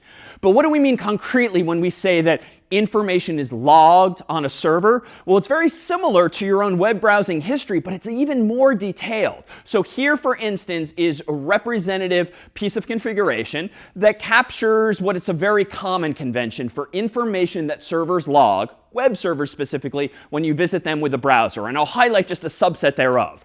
This log format, the so-called combined format, indicates to me that it's very common for a server, when you visit some web page on it, that the server will log, that is, remember your remote address, otherwise known as your IP address. It will remember the day and time at which you access that page. It will remember exactly what you requested, so the name of the file or folder on the server specifically that you sought to download or look at. It'll remember the referrer, that is the URL from which you came, and it will even remember the user agent that you use, that is to say, your browser. So perhaps unbeknownst to you, every time you use your browser to visit some website, inside of that virtual envelope is quite a bit more than just the request that you're making of the browser, of the server rather. It includes, yes, your IP address, and on the outside of the envelope as we've described it in the past. It includes some number of HTTP headers as we've discussed in the past, but in particular, it includes information that you might not want being stored on servers in perpetuity, and you have no control over deleting necessarily, unless there is some regulatory requirement or law that requires that the server delete it for you on some schedule. You have much, much less control over this information. So let's consider in a bit more technical detail what some of this information is and how you might at least exert some control over just how much of that information is being shared. So let's revisit first this building block of HTTP headers that we keep coming back to, if only because in the world of systems and software nowadays, things on the web are just so common. Using HTML, CSS, JavaScript, using web browsers and web servers, that's driving a lot of today's interactions with technology, whether it's in native applications or whether it's with mobile websites or desktop websites or the like. So HTTP headers, recall, are just like key value pairs that are inside of those virtual envelopes that indicate some kind of setting or some kind of piece of information that the browser is sending to the server or that the server is sending to the browser. So for instance, if I go on google.com and I search, as I often do, for cats, well, what might be going on underneath the hood? Well, in that web page that Google gives me with like 10 or 20 or 30 or 6,240,000,000 cats, there might be HTML that looks like this. And recall that this HTML, which I'm proposing exists somewhere in Google search results, is an anchor tag for a link. There's the end tag over there. The hyperreference for this link, or href attribute, has a value of https://example.com, for instance. And the word that the human will see is cats, literally in this case. Now, I'm assuming for the sake of discussion that today, example.com is a website full of cats. And that's why it might be appearing among Google search results when I search for cats as my keyword. But when a user, like you or me, clicks on that link on google.com, because that is literally where you're looking at the search results in this story, it turns out that your browser not only goes and requests that web page, your browser includes an HTTP header like this in that virtual envelope that's specifically called referrer. That's the key in this case, the value of which is the URL from which you came. So for instance, if I have just gone to google.com and I've searched for cats and I've hit enter, recall as in past classes, I proposed that the shortest version of the URL that you might see in your browser upon searching for cats is this: https://www.google.com/search ? Q=cats. Now that is what you'd see in your URL bar. Below that, you'd see the 10 or the 20 or the 30 or the 6,240,000,000 cats, each of which has a link that when clicked leads you to a search result. But the implication of this HTTP header is that by default, perhaps unbeknownst to you indeed, your browser is telling the whole world from which web page you came when you visited some other web page via a link. Now, why in the world is this compelling? Well, it's actually useful for the website at which you end, because it might be useful for their analytics. They might want to know, well, how are people finding my website? How are people finding my business on the internet? Oh, it looks like I'm getting a lot of users, a lot of customers perhaps, from google.com specifically when someone searches for cats. Not dogs, not something else, but cats. So you can imagine, especially in the world of commerce, that just being useful information to know how people are finding you, or conversely, how people are not apparently finding you. But this is very invasive, because now this website, even though it's arguably none of their business, they know I use Google instead of Bing or some other search engine perhaps. And you can imagine that there could be links on CS50's own website, on any number of other websites in the world. And just because you happen to visit them and you clicked a link, now they're broadcasting your business to whatever website you're ending up on by revealing where you came from where you were referred, so to speak. But this has long been a feature of HTTP, and this has long been a feature that's enabled by default unless the website, or perhaps you as the user, turn this off or somehow moderate its response. Now, some of you might be noticing that there's a bit of a typo on the screen, and I promise this isn't actually mine.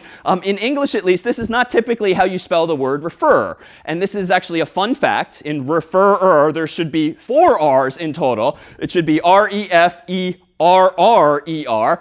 However, fun fact, years ago, when the specification for this standard was being written, the poor individual who wrote the specification made a typo that has been immortalized in history for years to come. And so this is what browsers and servers have been using and expecting for years. There are other variants of this header that the typographical error has been fixed in, but it's sort of a fun fact from our internet history. But this is indeed what you might see going from your browser to your server.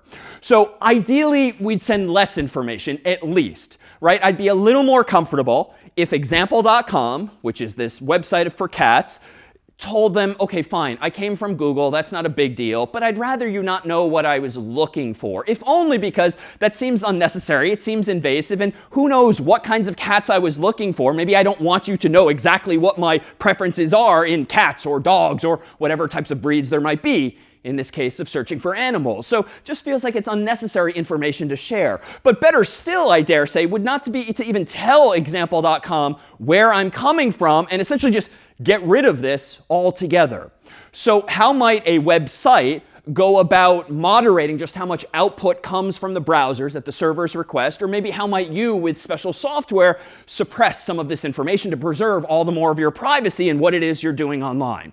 Well, for instance, this is a common tag that web pages can put in their own HTML code that indicates to the browser that, yes, you may send the referring address, but only send the origin. That is https://www.google.com/. And that's it. No search path, no question mark q equals cats. Tell them the website you came from, but not the specific page or not the specific search query or search results. Notice here in the world of HTML, the typographical error has been fixed. There's 2 R's in the middle there. But otherwise, this is an HTML solution to the problem. The browser, assuming it respects this HTML, will therefore send and refer HTTP header, but with less information. Not the whole URL, but just the origin. So really the domain name itself and a bit more like the protocol. If you don't want any of that to be sent for your users, for your customers, you could do this instead. Now, Google does not do this. Google currently actually sends origin, so part of the URL. But if you want to be an even better citizen and not make it easy for browsers to send more information than they need to, you can include this HTML in your page instead, informing the browser that you can don't send a referrer at all because the value of this meta tag, so to speak, is actually none instead of origin. And there are other values as well that allow you a bit of range of opportunities when it comes to these settings, but these are perhaps the most common or ones to consider. There's an alternative too. If you happen to be a little more technical and you have control over the web server and not just the HTML on the server, you can actually configure a referrer policy, HTTP header, that goes from the server to the browser. So in this case, the referrer policy can indicate that you only want the origin to be sent, for instance, the shorter form of the URL, or you can actually indicate that no referrer should actually be sent in this particular case. So a second mechanism for actually controlling the same. Let me pause here and see if there's not only some concerns perhaps now that you understand better, hopefully, how the web works, at least by default, or how we might mitigate this concern with your privacy. Is there a way that is like easy enough for us to delete those traces as a client, like in case that we don't want to be tracked or something like that? A really good question. We'll refer you to some URLs outside of the context of class itself. But yes, there is actually client-side software that you can install on your own Mac or PC typically that will scrub some of this information so that when your HTTP requests go from your browser to servers, you can ensure that this third-party software removes a lot of that information automatically for you. Because in that way, you don't have to trust that the website, like the Googles of the world, will actually reduce the amount of information for you. You can instead do that for yourself through client-side software, and we'll provide a few links online.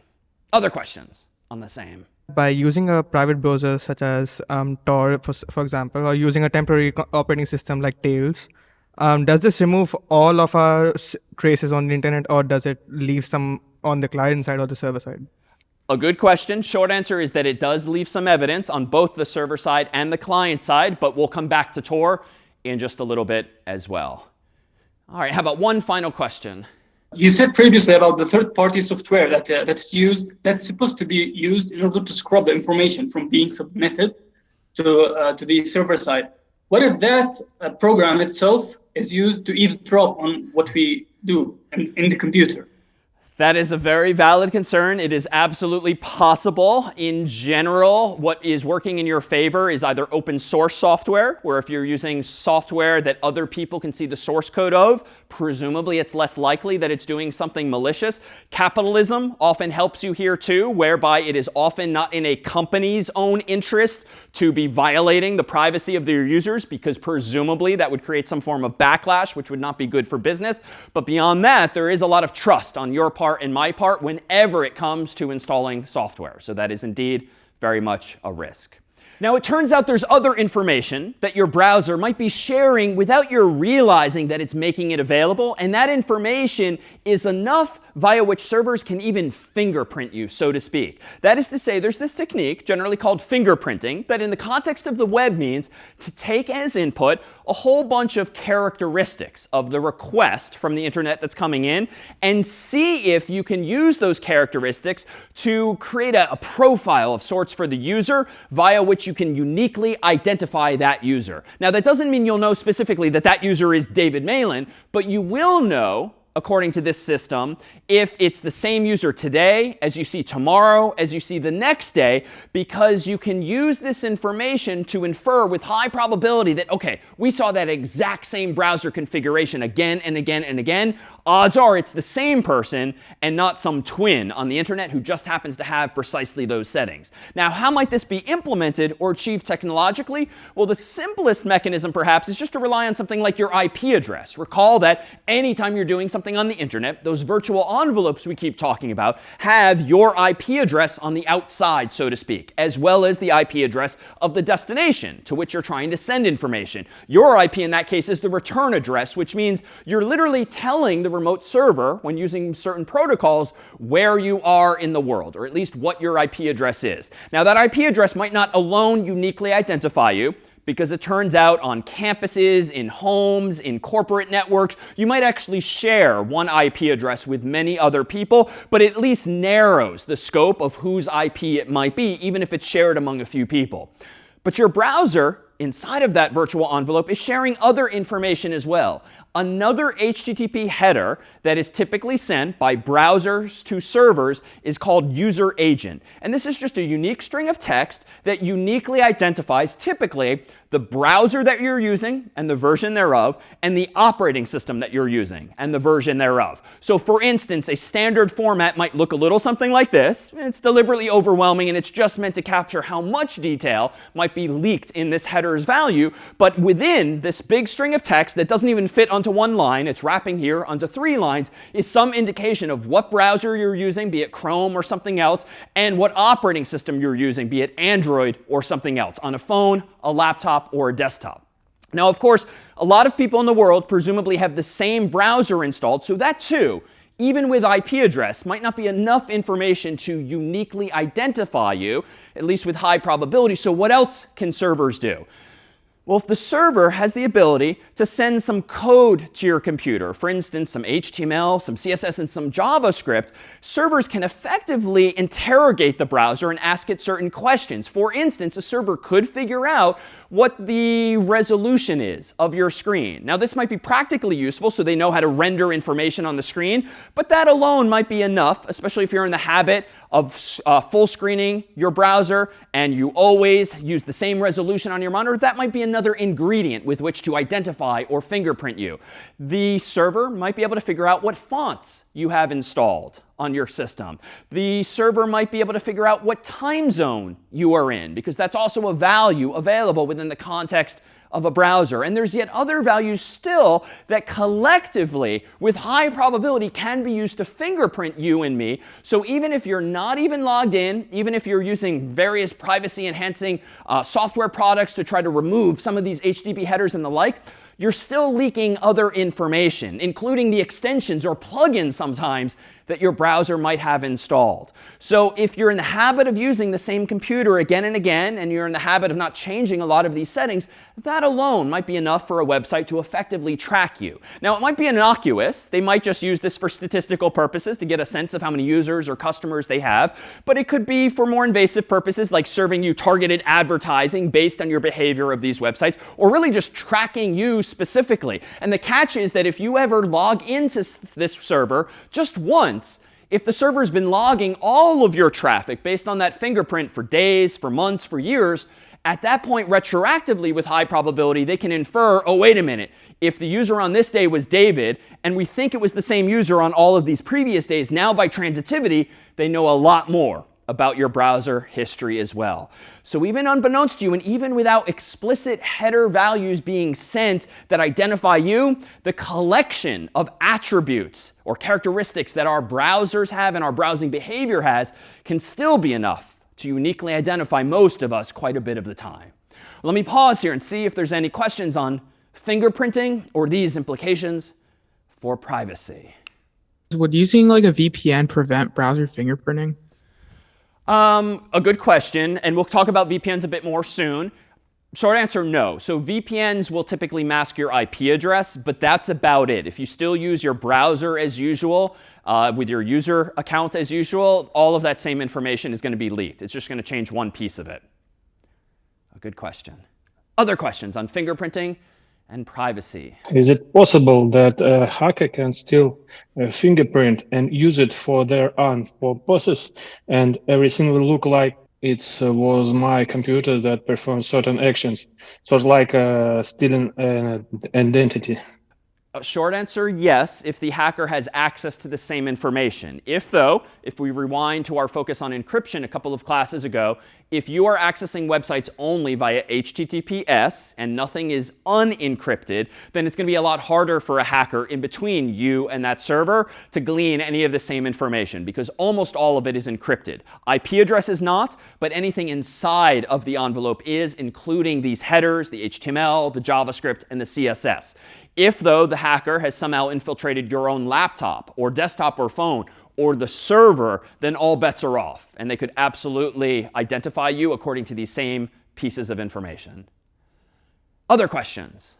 I was just curious to understand the difference, perhaps, when you are on mobile. My understanding is that they can even get much more information when you are on mobile. That's a fair question.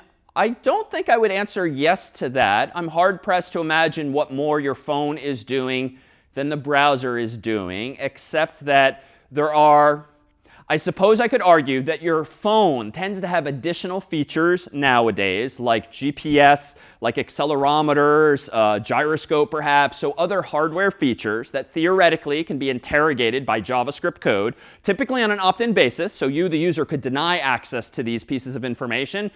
But those characteristics, I suspect, could be used to identify you a bit more uniquely, because laptops, at least today, have less of that functionality. Other questions? When storing and retrieving data on the front end, is it more secure to use cookies, local storage, or another alternative?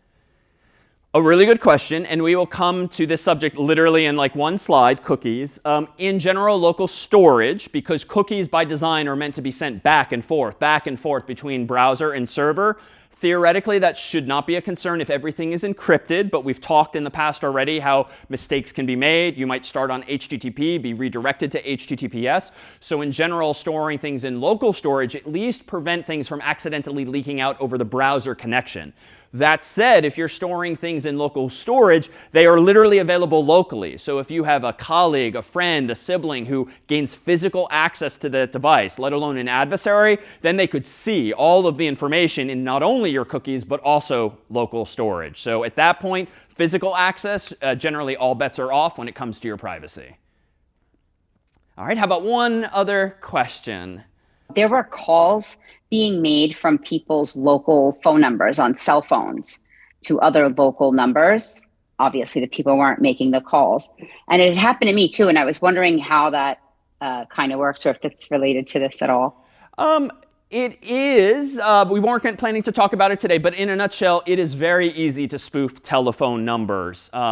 And this is how a lot of spam calls are sent, particularly internationally or abroad, where they might not be regulated in the same way as someone's home country.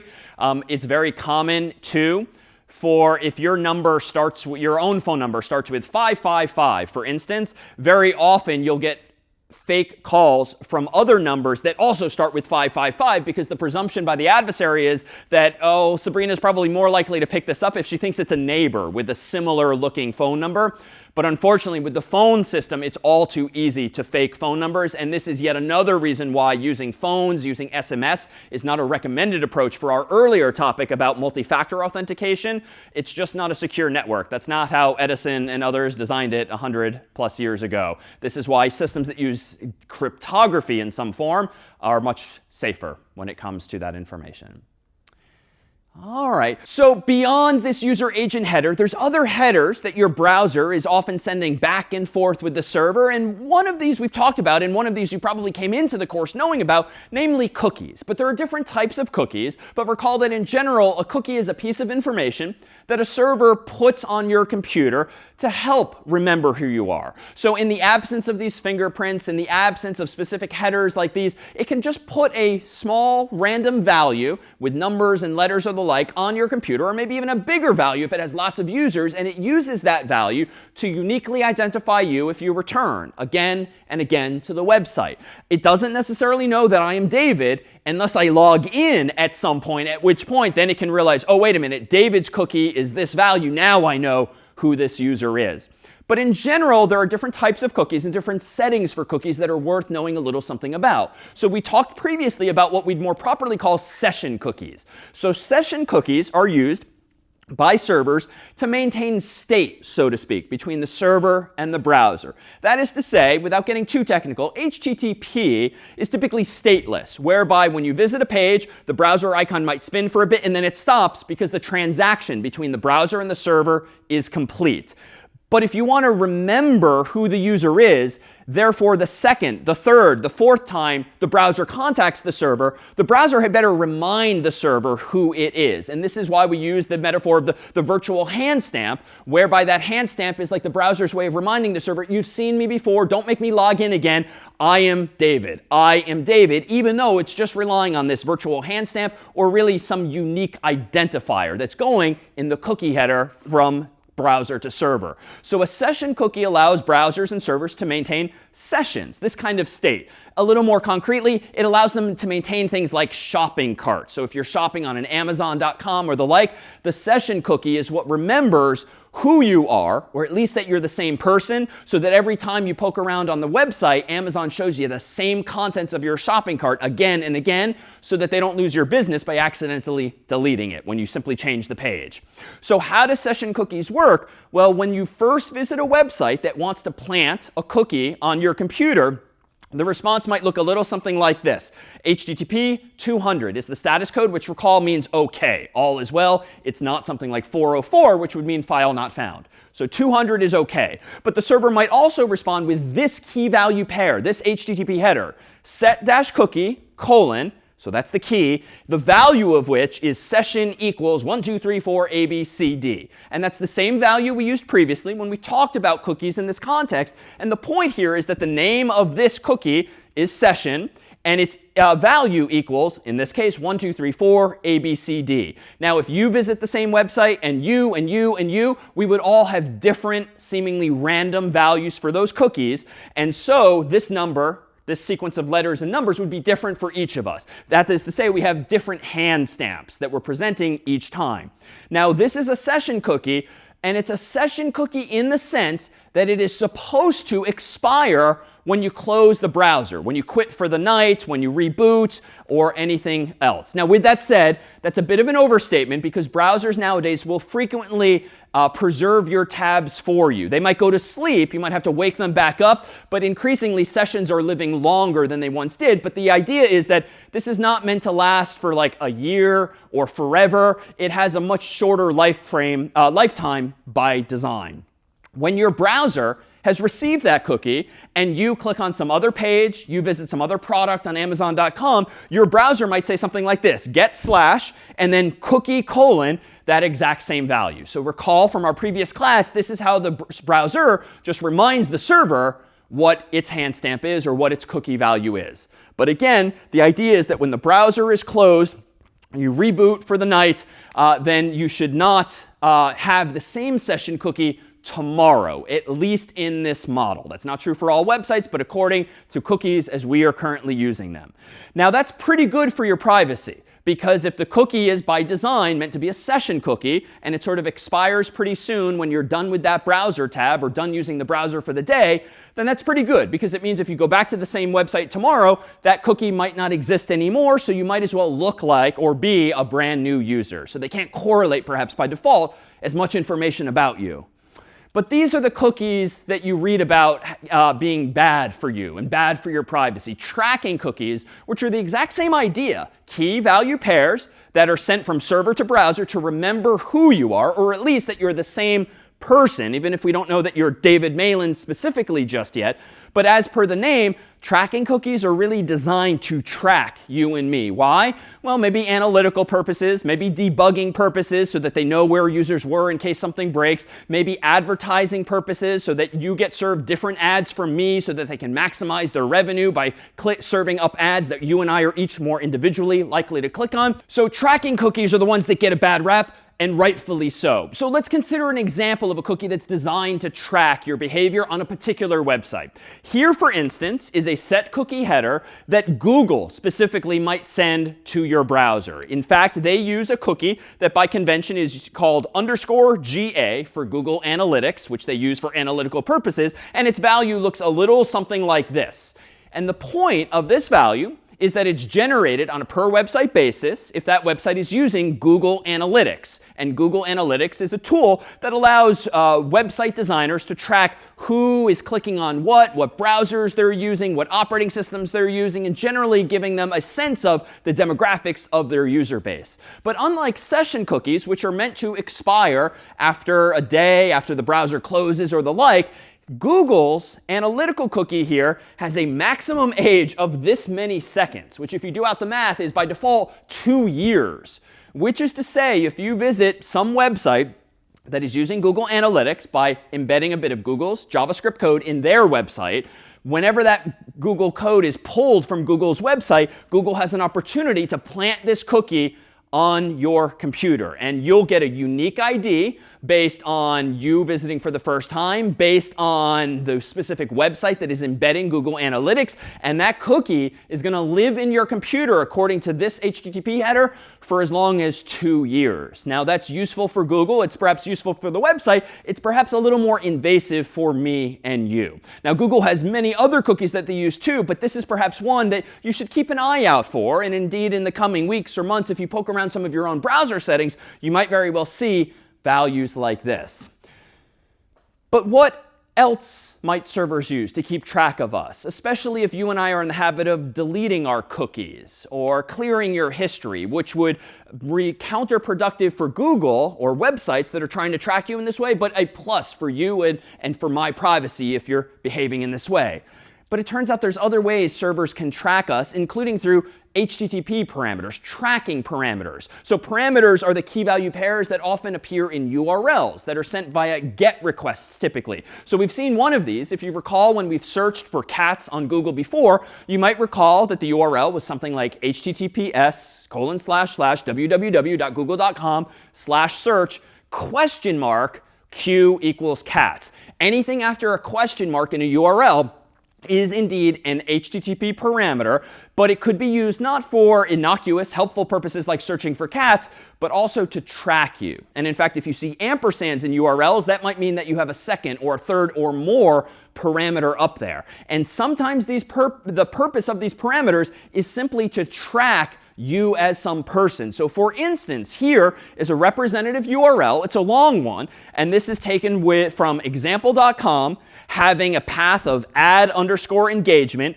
question mark, and then I'll highlight here, click ID equals, and then this long, seemingly random string. But there's a second HTTP parameter in this particular URL, ampersand campaign ID equals 23. So the campaign ID, certainly with such a small number, is not meant to track you. That's meant to be sufficient input to the website to know what types of ads should be served to you, what ad campaign should be served up. But this click ID, which is sort of a euphemism for tracking cookie or tracking parameter in this case, is what's actually keeping track of you specifically, because different users are going to find that whatever link they click on has a slightly different value for click ID. So recall that a tracking cookie is something that's sent via an HTTP header, and so it's harder for you and me to see it unless we're more comfortable with our browsers and can poke around some underlying settings. But these tracking parameters are right there in front of you, at least if you click on the URL in your browser and take a look at its entirety. Now, wonderfully, at least for us end users who are concerned about privacy, browsers and even third-party software are increasingly removing values like this for us. As soon as the browser manufacturer or as soon as the third-party software developer knows that, wait a minute, Click ID has no good purpose other than tracking our users, they can simply automatically remove it for you. After all, when you visit a web page and you get the HTML that represents that web page, the browser could certainly poke around there before you even have a chance to click on anything, and it could scrub or sanitize these kinds of tracking parameters.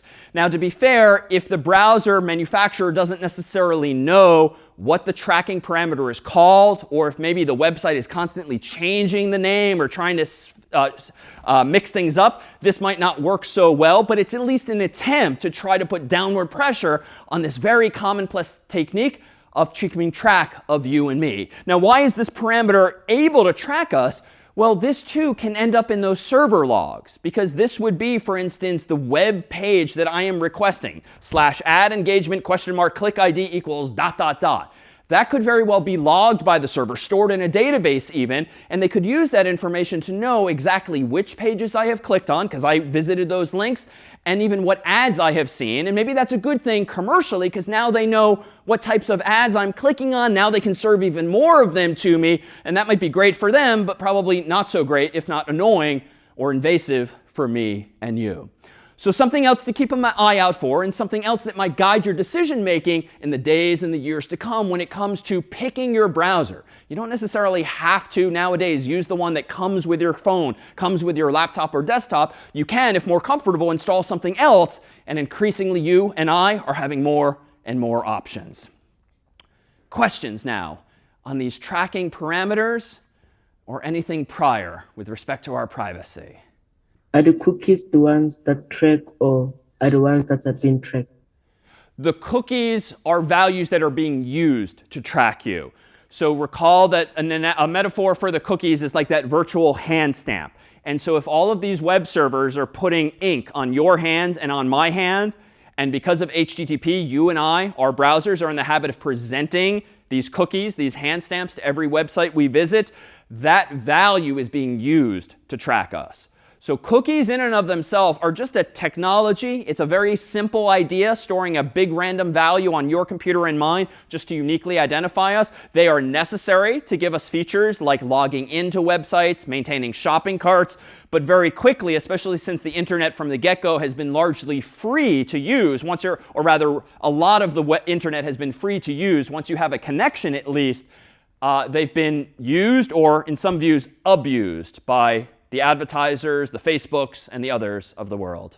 So another way to think about tracking cookies is to consider them to be third-party cookies, because indeed, even in the Google example, that's how they're being used. If a website like example.com is embedding Google Analytics, and therefore some kind of HTML tag that mentions google.com, well then example.com is the first party in that story, so to speak, and google.com is the third party in that story. What that means is that your browser might get cookies from both example.com and google.com, but the most important ones, presumably, are the first-party ones from example.com, because that is the website you chose to go to and whose functionality you want to use.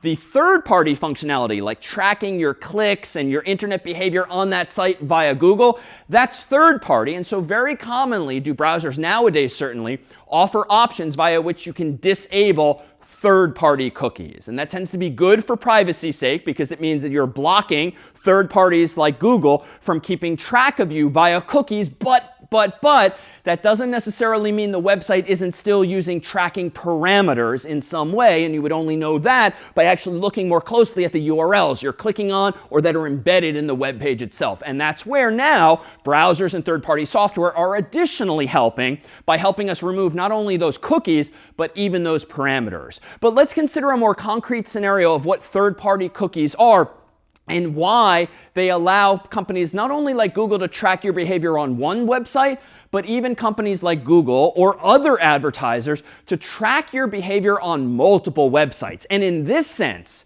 third parties have increasingly been more powerful, more omniscient, for instance, than the first-party websites that you and I are actually visiting. Why?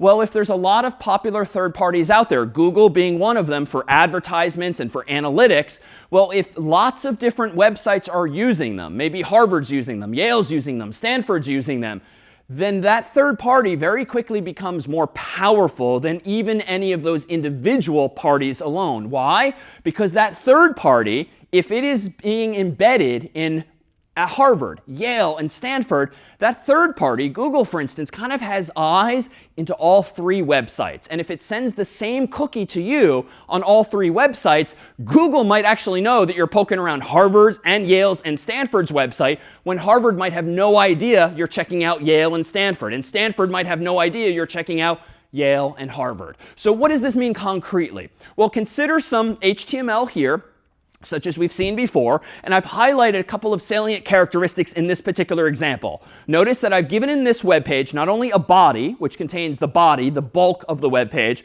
I've also included a head for the web page, inside of which is another tag called title. And I'm doing this just to, one, demonstrate there are more tags than we have seen in this language thus far, and specifically this, I claim, is meant to represent harvard.edu's own website, the title of which would be Harvard, like in the tab along the top of the screen. And inside of the body of this page, for simplicity, let's assume that for now there's just one big advertisement. There's no content for the sake of discussion. There's just one advertisement. Well, where is that advertisement coming from? It's coming from, in this case, example.com, or our friends at Google, specifically a file called add.gif.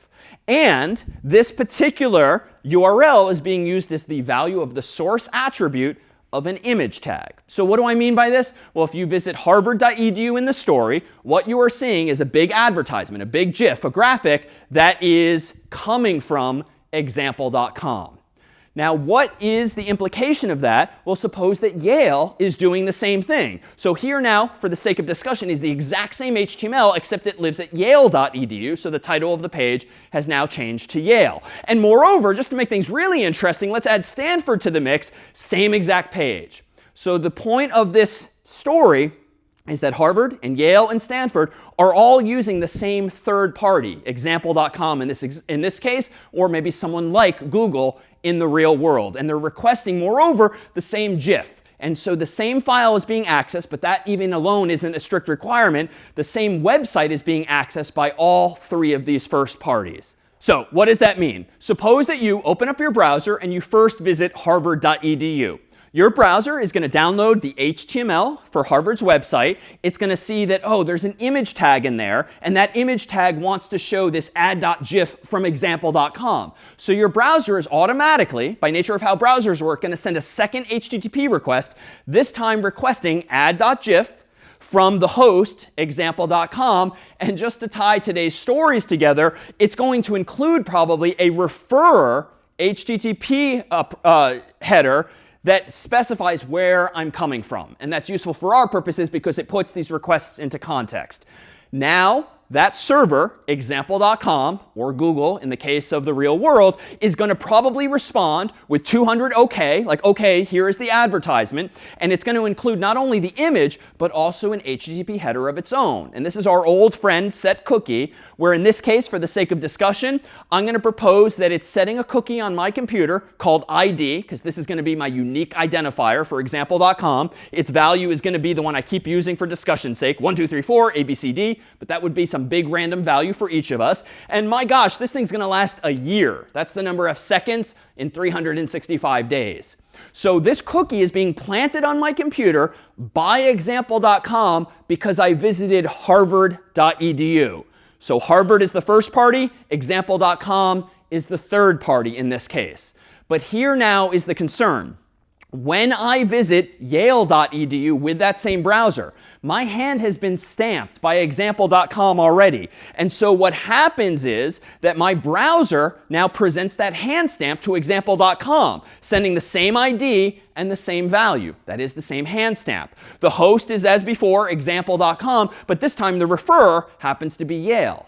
So in other words, after I visited Harvard and my hand has been stamped with this tracking cookie, this third-party cookie from example.com, my browser, when I visit yale.edu, is going to present that same hand stamp again, this time to example.com with this referrer. The next time I use my browser to visit stanford.edu, the same message is going to be sent from my browser to example.com to request that same ad, this time now from stanford.edu's website. Now, what's the implication? Via these 3 HTTP requests, example.com knows that I'm visiting Stanford, and before that Yale, and before that Harvard. And none of Harvard or Yale or Stanford necessarily know that I'm visiting any of those other websites. The third party is the more powerful. It's the more all-seeing, simply because example.com, or in the real world Google, is just so darn popular that it's embedded in so many darn websites. Google and others know almost everything, dare say, about what you and I are doing on the web, because these ads are all over the place in this way.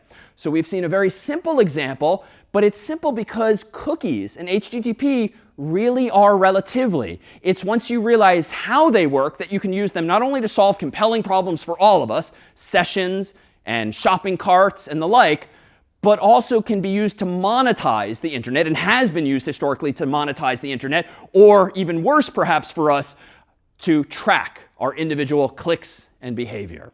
So let me pause here and see if there's any questions now on third-party cookies, and why, therefore, it's perhaps so compelling for you or me to opt into disabling them, or better yet, to use browsers that are starting to block them for us. What browser are more secure among other, considering tracking parameters? Sure, a quick tweak. I wouldn't say that some browsers are more secure than others in this context. I would say that you want browsers that are more privacy conscious or privacy preserving, because that's what we're talking about today. Hopefully all of them are just as secure when it comes to HTTPS and the encryption that's just keeping our data protected between points A and B. So generally, Safari has been pretty good when it comes to privacy, and they are the ones that very recently, that you're using now, announced that they're going to start giving people the feature of removing tracking parameters from URLs. In fact, the sample URL I gave was actually from Apple's recent announcement about exactly that. DuckDuckGo is probably the most popular third-party browser that is very privacy conscious and tries to disable a lot of these tracking behaviors. Another one is Brave. Perhaps the worst offender is probably Chrome, even though I myself am guilty of using it myself because it's so integrated into Google's ecosystem. But Google, of course, has made their business on monetizing your behavior and mine. So that is perhaps one to put toward the bottom of the list if you're concerned about this. So that's kind of how I would rank things. And there's yet others, but I think those are some of the most popular. And then, of course, in the Microsoft ecosystem, there is Edge. And Firefox, too, has actually, I should have put them higher on the list. They are more privacy conscious, I do believe, than Google. So with all of these mechanisms for tracking in mind, what can we do to protect all the more of our privacy? Well, you might already know of this feature, private browsing. So you don't necessarily have to delete all of your browser history and delete all of your cookies. You can instead, on occasion, open up a special type of window, which most of today's browsers support, that puts you into private mode or incognito mode. And you can think of this as giving you just a different chunk of memory in the computer that doesn't know any of your past browser history, that doesn't have any of your past cookies, that doesn't remember any of your past usernames and passwords. You're starting fresh so that everything you do in that window is brand new. The catch, though, is that everything you do in that window still works exactly as the web works, as we have been describing. So you still might have tracking parameters. You still might have tracking cookies. You still might have server logs. But when you close that private window or you close that incognito mode, at least the information is discarded from your computer. So that if tomorrow you do the exact same thing and open up an incognito window again, then it's as though you're starting fresh with that server. Except for the reality, as per our past discussion, that fingerprinting is still a possibility. Your IP address can still be factored in, as can be other information that your browser might still be leaking. But what you're not doing is contaminating, so to speak, your general browsing history with specifically what you're using that window for. What you should realize too, that private browsing or incognito mode is entirely client side. So particularly those logs that we have mentioned are still being stored by the server. They might be storing perhaps a different tracking cookie or parameter for you because it doesn't necessarily recognize you when you're in private or incognito mode, but it doesn't mean that your tracks are completely absent from the internet. Rather, it's really just scrubbing them from your local computer and decreasing the probability, but not eliminating the probability that a server still knows that it's you. So I would use with care, but with that said, if you take a course in web development or you already design your own websites, using private browsing or incognito mode can also be useful for development purposes because it's a way of opening a brand new window that has no recollection of maybe past bugs that you had or past web pages that you clicked on, and it's very commonly used as part of development tools to actually facilitate and mimic the idea of starting fresh with some site. Super cookies, though. These sound delicious, but these two are kind of the worst of cookies that we've discussed already. We saw session cookies for maintaining state. We saw tracking cookies for tracking you. Super cookies are not so super really. These are cookies that are typically injected by a third party, like your company, your university, or your internet service provider into your HTTP requests. Which is to say, if you, from your browser, visit some website, that traffic, of course, goes from your laptop or phone through some internet service provider, whether it's on campus or home or wirelessly in the real world. And if whoever is providing you with that internet service can see the contents of that virtual envelope, there's technically nothing stopping them from opening up the envelope, so to speak, and adding one or more HTTP headers of their own. And so mobile phone carriers, for instance, in the past have been known to do this, whereby if you are just requesting a website like example.com from your phone, they might, halfway between you and that server, they might inject a cookie of their own. For the sake of discussion, I'm going to use the same name and value as before, ID equals 1234 ABCD.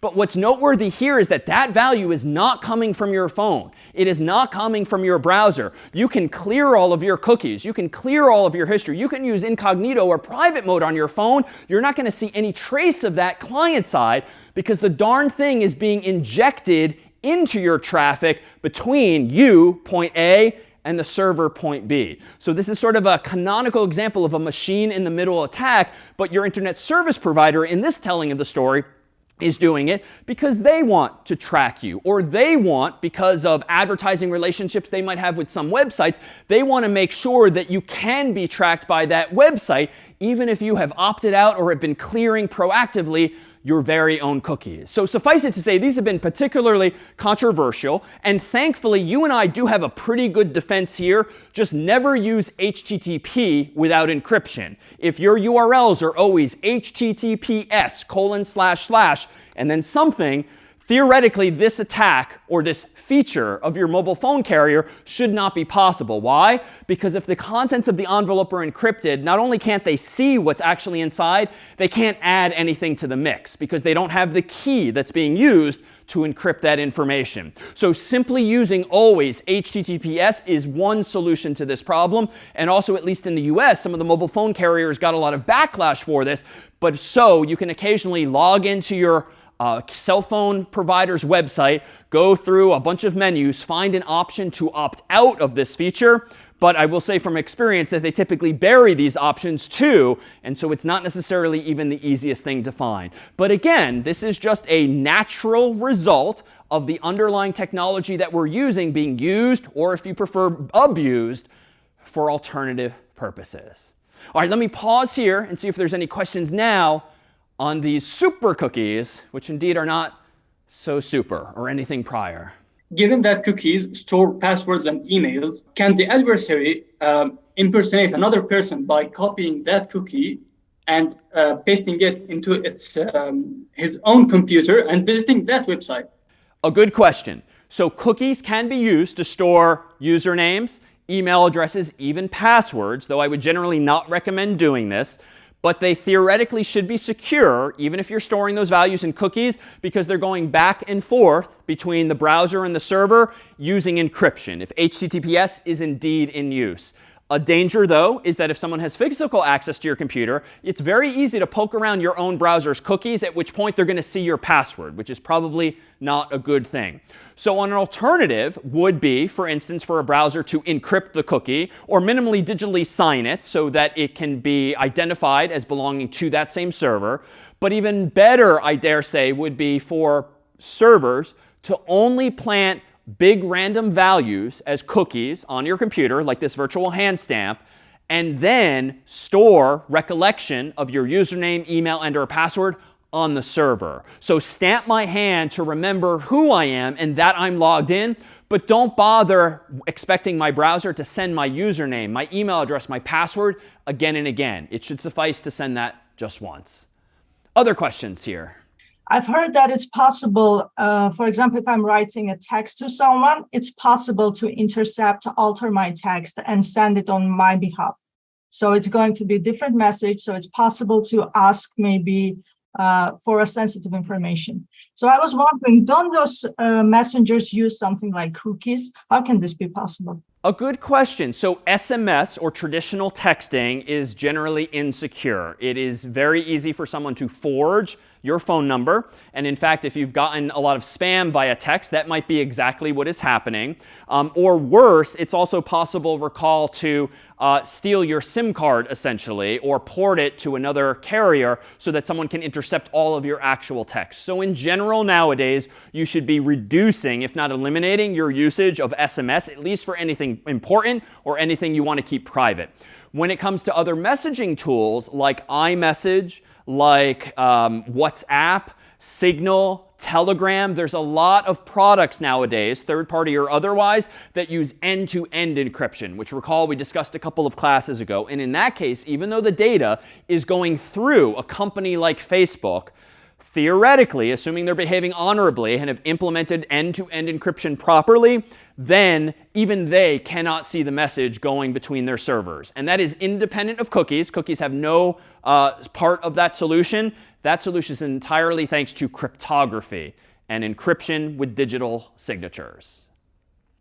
All right, let's consider one other threat to your privacy that you might not necessarily have thought about, that doesn't relate just to the web, but really your use of the internet more generally, namely DNS, the domain name system. Thankfully, even though computers on the internet all have IP addresses, these unique numeric addresses that we've discussed, you and I don't have to remember what servers' IP addresses are, because servers typically have domain names, something like harvard.edu, yale.edu, stanford.edu, google.com, amazon.com, and others.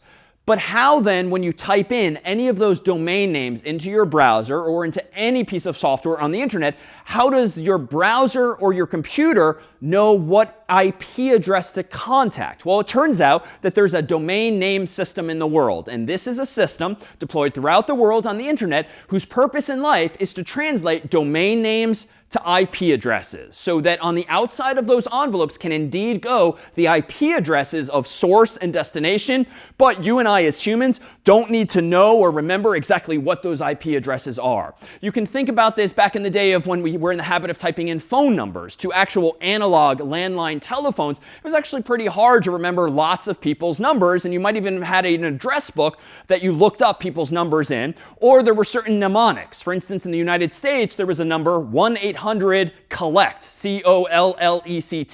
which was just much easier to remember than the actual numbers for making a collect call. The equivalent on the internet is DNS, which just automates this process for us so that every website, every service can have its own unique name, but it's translated automatically for us via DNS servers throughout the world to the corresponding IP address. But why is this problematic? Well, it turns out that DNS servers are typically in a few different places. One, you probably have one in your home or your company or your university. And it probably is built into, if in your home, the router, the device that you're using just to connect to the internet. But your internet service provider also tends to have a DNS server. And that DNS server probably knows about way more IP addresses than your own home does, because why would your own home network know about all of the IP addresses in the world? But with that said, why would your internet service provider know about all of the possible IP addresses and domain names in the world? Well, suffice it to say, for our purposes, there's a hierarchical system. So even if your home router doesn't know, even if your internet service provider doesn't know, there's some other server on the internet that can eventually give you the answer to a question like, what is harvard.edu's IP address? What is yale.edu's IP address? And so forth. And for efficiency, once that answer has been figured out somewhere, then your internet service provider might remember or cache the answer, and even your home router, and heck, even your device or your browser might remember the same answer for efficiency, so that we don't have to keep asking this same question. And it turns out, by convention, DNS uses port 53, if you recall our discussion of also using unique numbers to identify things like HTTP or 80 or HTTPS or 443 or 22 for SSH. DNS tends to use 53. But the catch is that the traffic used for DNS is typically unencrypted, which means that when your phone or your laptop or your desktop is asking your home device or maybe your internet service provider or someone else, what is the IP address for harvard.edu or yale.edu or the like, you're actually announcing to the world what website you are about to visit. Why? Because you're waiting for a response from the DNS server to actually tell you the corresponding IP address. So this isn't great. And moreover, your internet service provider, therefore, knows all of this information about you, because every time you ask for a new website that you've never been to before, your home network probably doesn't know the IP address, so you have to ask your internet service provider. And again, they might ask someone else, but the internet service provider is going to know now that you asked. So your internet service provider, be it for your home network or for your cellular phone, pretty much knows every website you've ever been to, assuming they're logging this information, which they probably are, unless there are regulatory or legal requirements that say they can't, or they can't for very long. Now, why is this the case?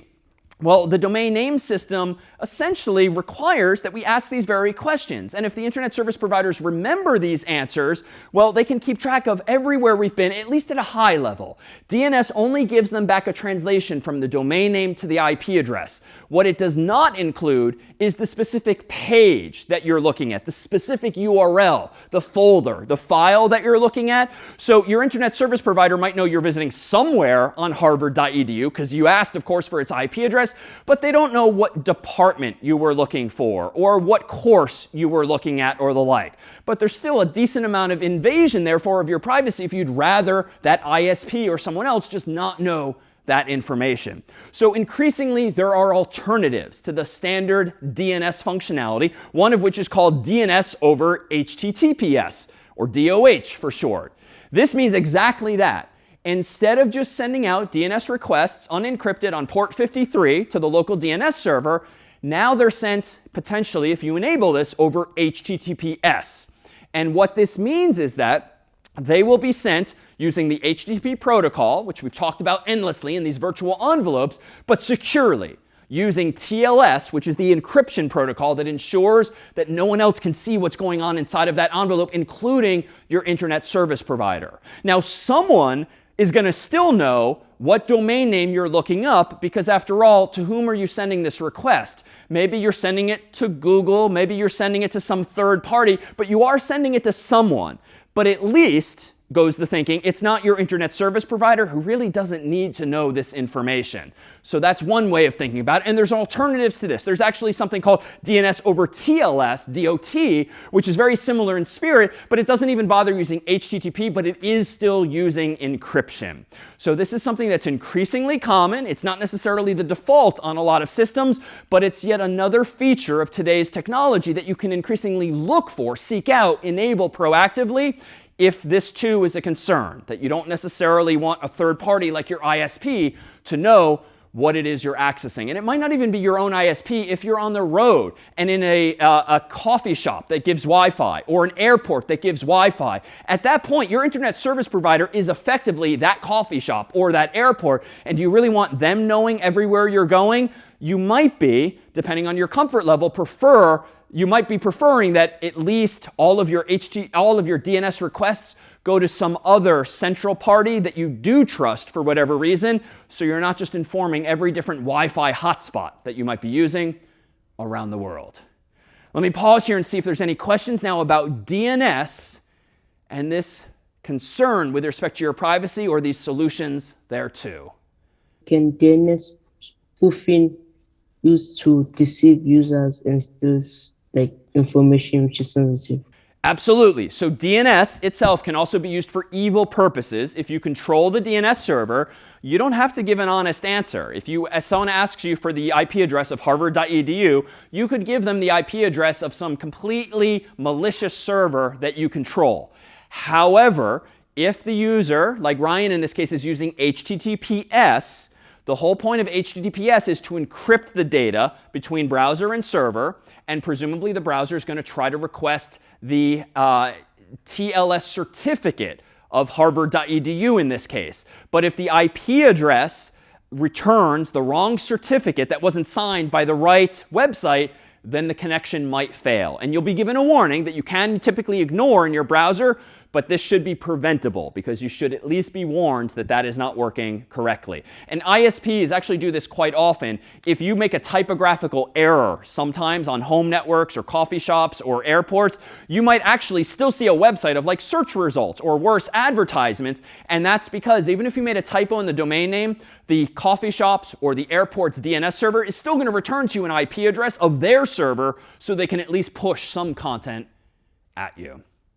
So let's consider some of the mechanisms via which we can push back on some of these more invasive privacy practices. And one is something we've talked about before, namely a virtual private network or VPN, which is an increasingly familiar technology, but it's worth knowing exactly what problems it is solving for you and exactly which problems it is not, particularly if you're using such a service to protect your own privacy. Well, what is a VPN? It allows us, recall, to connect from point A to another point B using a completely encrypted tunnel. So it doesn't matter if there are machines in the middle, as indeed there will be on the internet, all of the traffic between A and B on a VPN is encrypted or scrambled. So what does this do? This allows you to access sometimes a corporate network or a university network that might have servers or services that are only accessible if you are on physically or if you are on virtually that particular network. This ensures that even if you're at home or in a cafe or an airport, at least you have an encrypted, more secure connection to the campus or the corporate network, at which point the campus or company might be more comfortable with you accessing those services. Now, this does not prevent you still from being hacked, because if you're running malware on your own computer accidentally, it doesn't matter if you have an encrypted connection to the company or campus, you might very well have an infected connection now to the company or campus if you yourselves are infected. VPNs can also be used to create the illusion that you're actually in one country and not another. Why? Well, if point A is where you are and point B is somewhere abroad, well, to the rest of the world, if you start using this VPN, this virtual private network, you will appear to have an IP address that is in that foreign country, because all of your internet traffic for chatting, video conferencing, the web will be sent through that VPN by design. That's what a VPN is for. And it will come out the other end in that foreign country and then continue on its way to the chat service, the email service, the web service, or the like. So each of those services will think that you live or are physically in that foreign country, even if you are not actually. So what's the implication of this? A virtual private network only guarantees that the connection between you and that point B is encrypted. It doesn't necessarily mean that once you're out of that VPN, it's going to stay encrypted, especially if you're using still HTTP and not HTTPS, but it does at least encrypt everything between points A and B. It also does change what your IP address appears to be, so that you will indeed appear to have an IP address that's from that foreign country and not your domestic IP address, which might have some value in covering your tracks or decreasing the probability that you'll be identified. But again, we've seen so many other mechanisms today whereby your browser can be fingerprinted in the context of the web that someone might still be able to realize that, okay, your IP is different today, but this still looks like you, even if they don't necessarily know that you are David Malan or you yourself. But it at least does solve at least one problem, which is encrypting end-to-end all of your traffic. Well, there's another piece of software that's been popular for some time called Tor, the onion router. So this is a piece of software that you can install on your own Mac or PC or other device, and this uses encryption to solve the problem a different way, using additional encryption to try to give you a higher probability of privacy. And here's a picture that Tor themselves puts on their website, and it has depicting here you on a very old school PC connecting to a whole bunch of nodes inside of this Tor network connected to ultimately maybe the websites that you're visiting. And what happens here is that when your computer is running the Tor software first figures out, okay, who else in the world is using the Tor software? Because it's going to use those other computers to route your traffic up, down, left, and right. And kind of like the movies or TV where you see a map of the world and the traffic is bouncing back and forth and back and forth, that's kind of the spirit of Tor. And what happens is, if your computer here wants to send a request to a website that's maybe over here, and it decides, for instance, to route it through 1, 2, 3 computers, what the Tor software will do is encrypt the request at least 3 different times. Whatever web request you are sending, whatever email you are sending, whatever chat message you're sending, whatever service you are using between point A on the left and point B on the right is going to be encrypted with this node's public key, with this node's public key, with this node's public key. And so here's the onion in Tor, the onion router. You are encrypting layer upon layer upon layer of data so that mathematically, recall per our discussion of public key cryptography, only this node can peel off one layer, only this node can peel off one layer, only this node can peel off one layer using their own respective private keys, which undoes the effect of your having encrypted your traffic. So what you're really doing here by choosing perhaps a different path every request, a different path every day, is you are with Tor effectively covering your tracks in some sense. And by design, the Tor software doesn't remember much information at all, so it doesn't have the sorts of logs that I propose can be worrisome, at least in the context of web servers. By design, Tor is meant to preserve your privacy with higher probability, and so by design, it just doesn't keep nearly as much information around. Now, this isn't to say that if you're doing this for malicious purposes, trying to evade the authorities, this isn't to say that this computer, this computer, this computer couldn't be subpoenaed, so to speak, by some government entity, and they could reconstruct the path that your data took. But the point is that it's generally quite laborious. By this time, all of that data has disappeared from those interior nodes, and so they don't have much information to share. And so increasingly, it does provide you with some higher probability of privacy by layering your requests with encryption, encryption, encryption, and sort of trusting that these interior nodes are going to relay it to the final endpoint. So something to consider if of interest, but realize too that because of how the internet works with IP addresses, because of how the internet works with port numbers, it's still possible on a network to know who is using Tor, for instance. So if you happen to be the only person at home, the only person on a company or on a university network who's using Tor at the moment it's being used for malicious purposes, odds are you could be targeted as the source of that attack. And so realize in particular that this just raises the bar to detection. It raises the bar to your privacy being invaded, but it does not, as do none of the technologies we've discussed, give you an absolute protection of these same properties. So there's one final mechanism when it comes to preserving one's privacy that's thankfully increasingly available to us on devices, on desktops and laptops, and especially on phones. And that's this notion of permissions, which isn't anything new, but as iOS and Android and other operating systems have evolved, increasingly you and I are being asked by our operating systems, do you want to allow this? Not only do you want to allow this program to run, but do you want to allow this program to access your camera, for instance? Do you want this program to access your microphone, for instance? Do you want this application to access your contacts, for instance?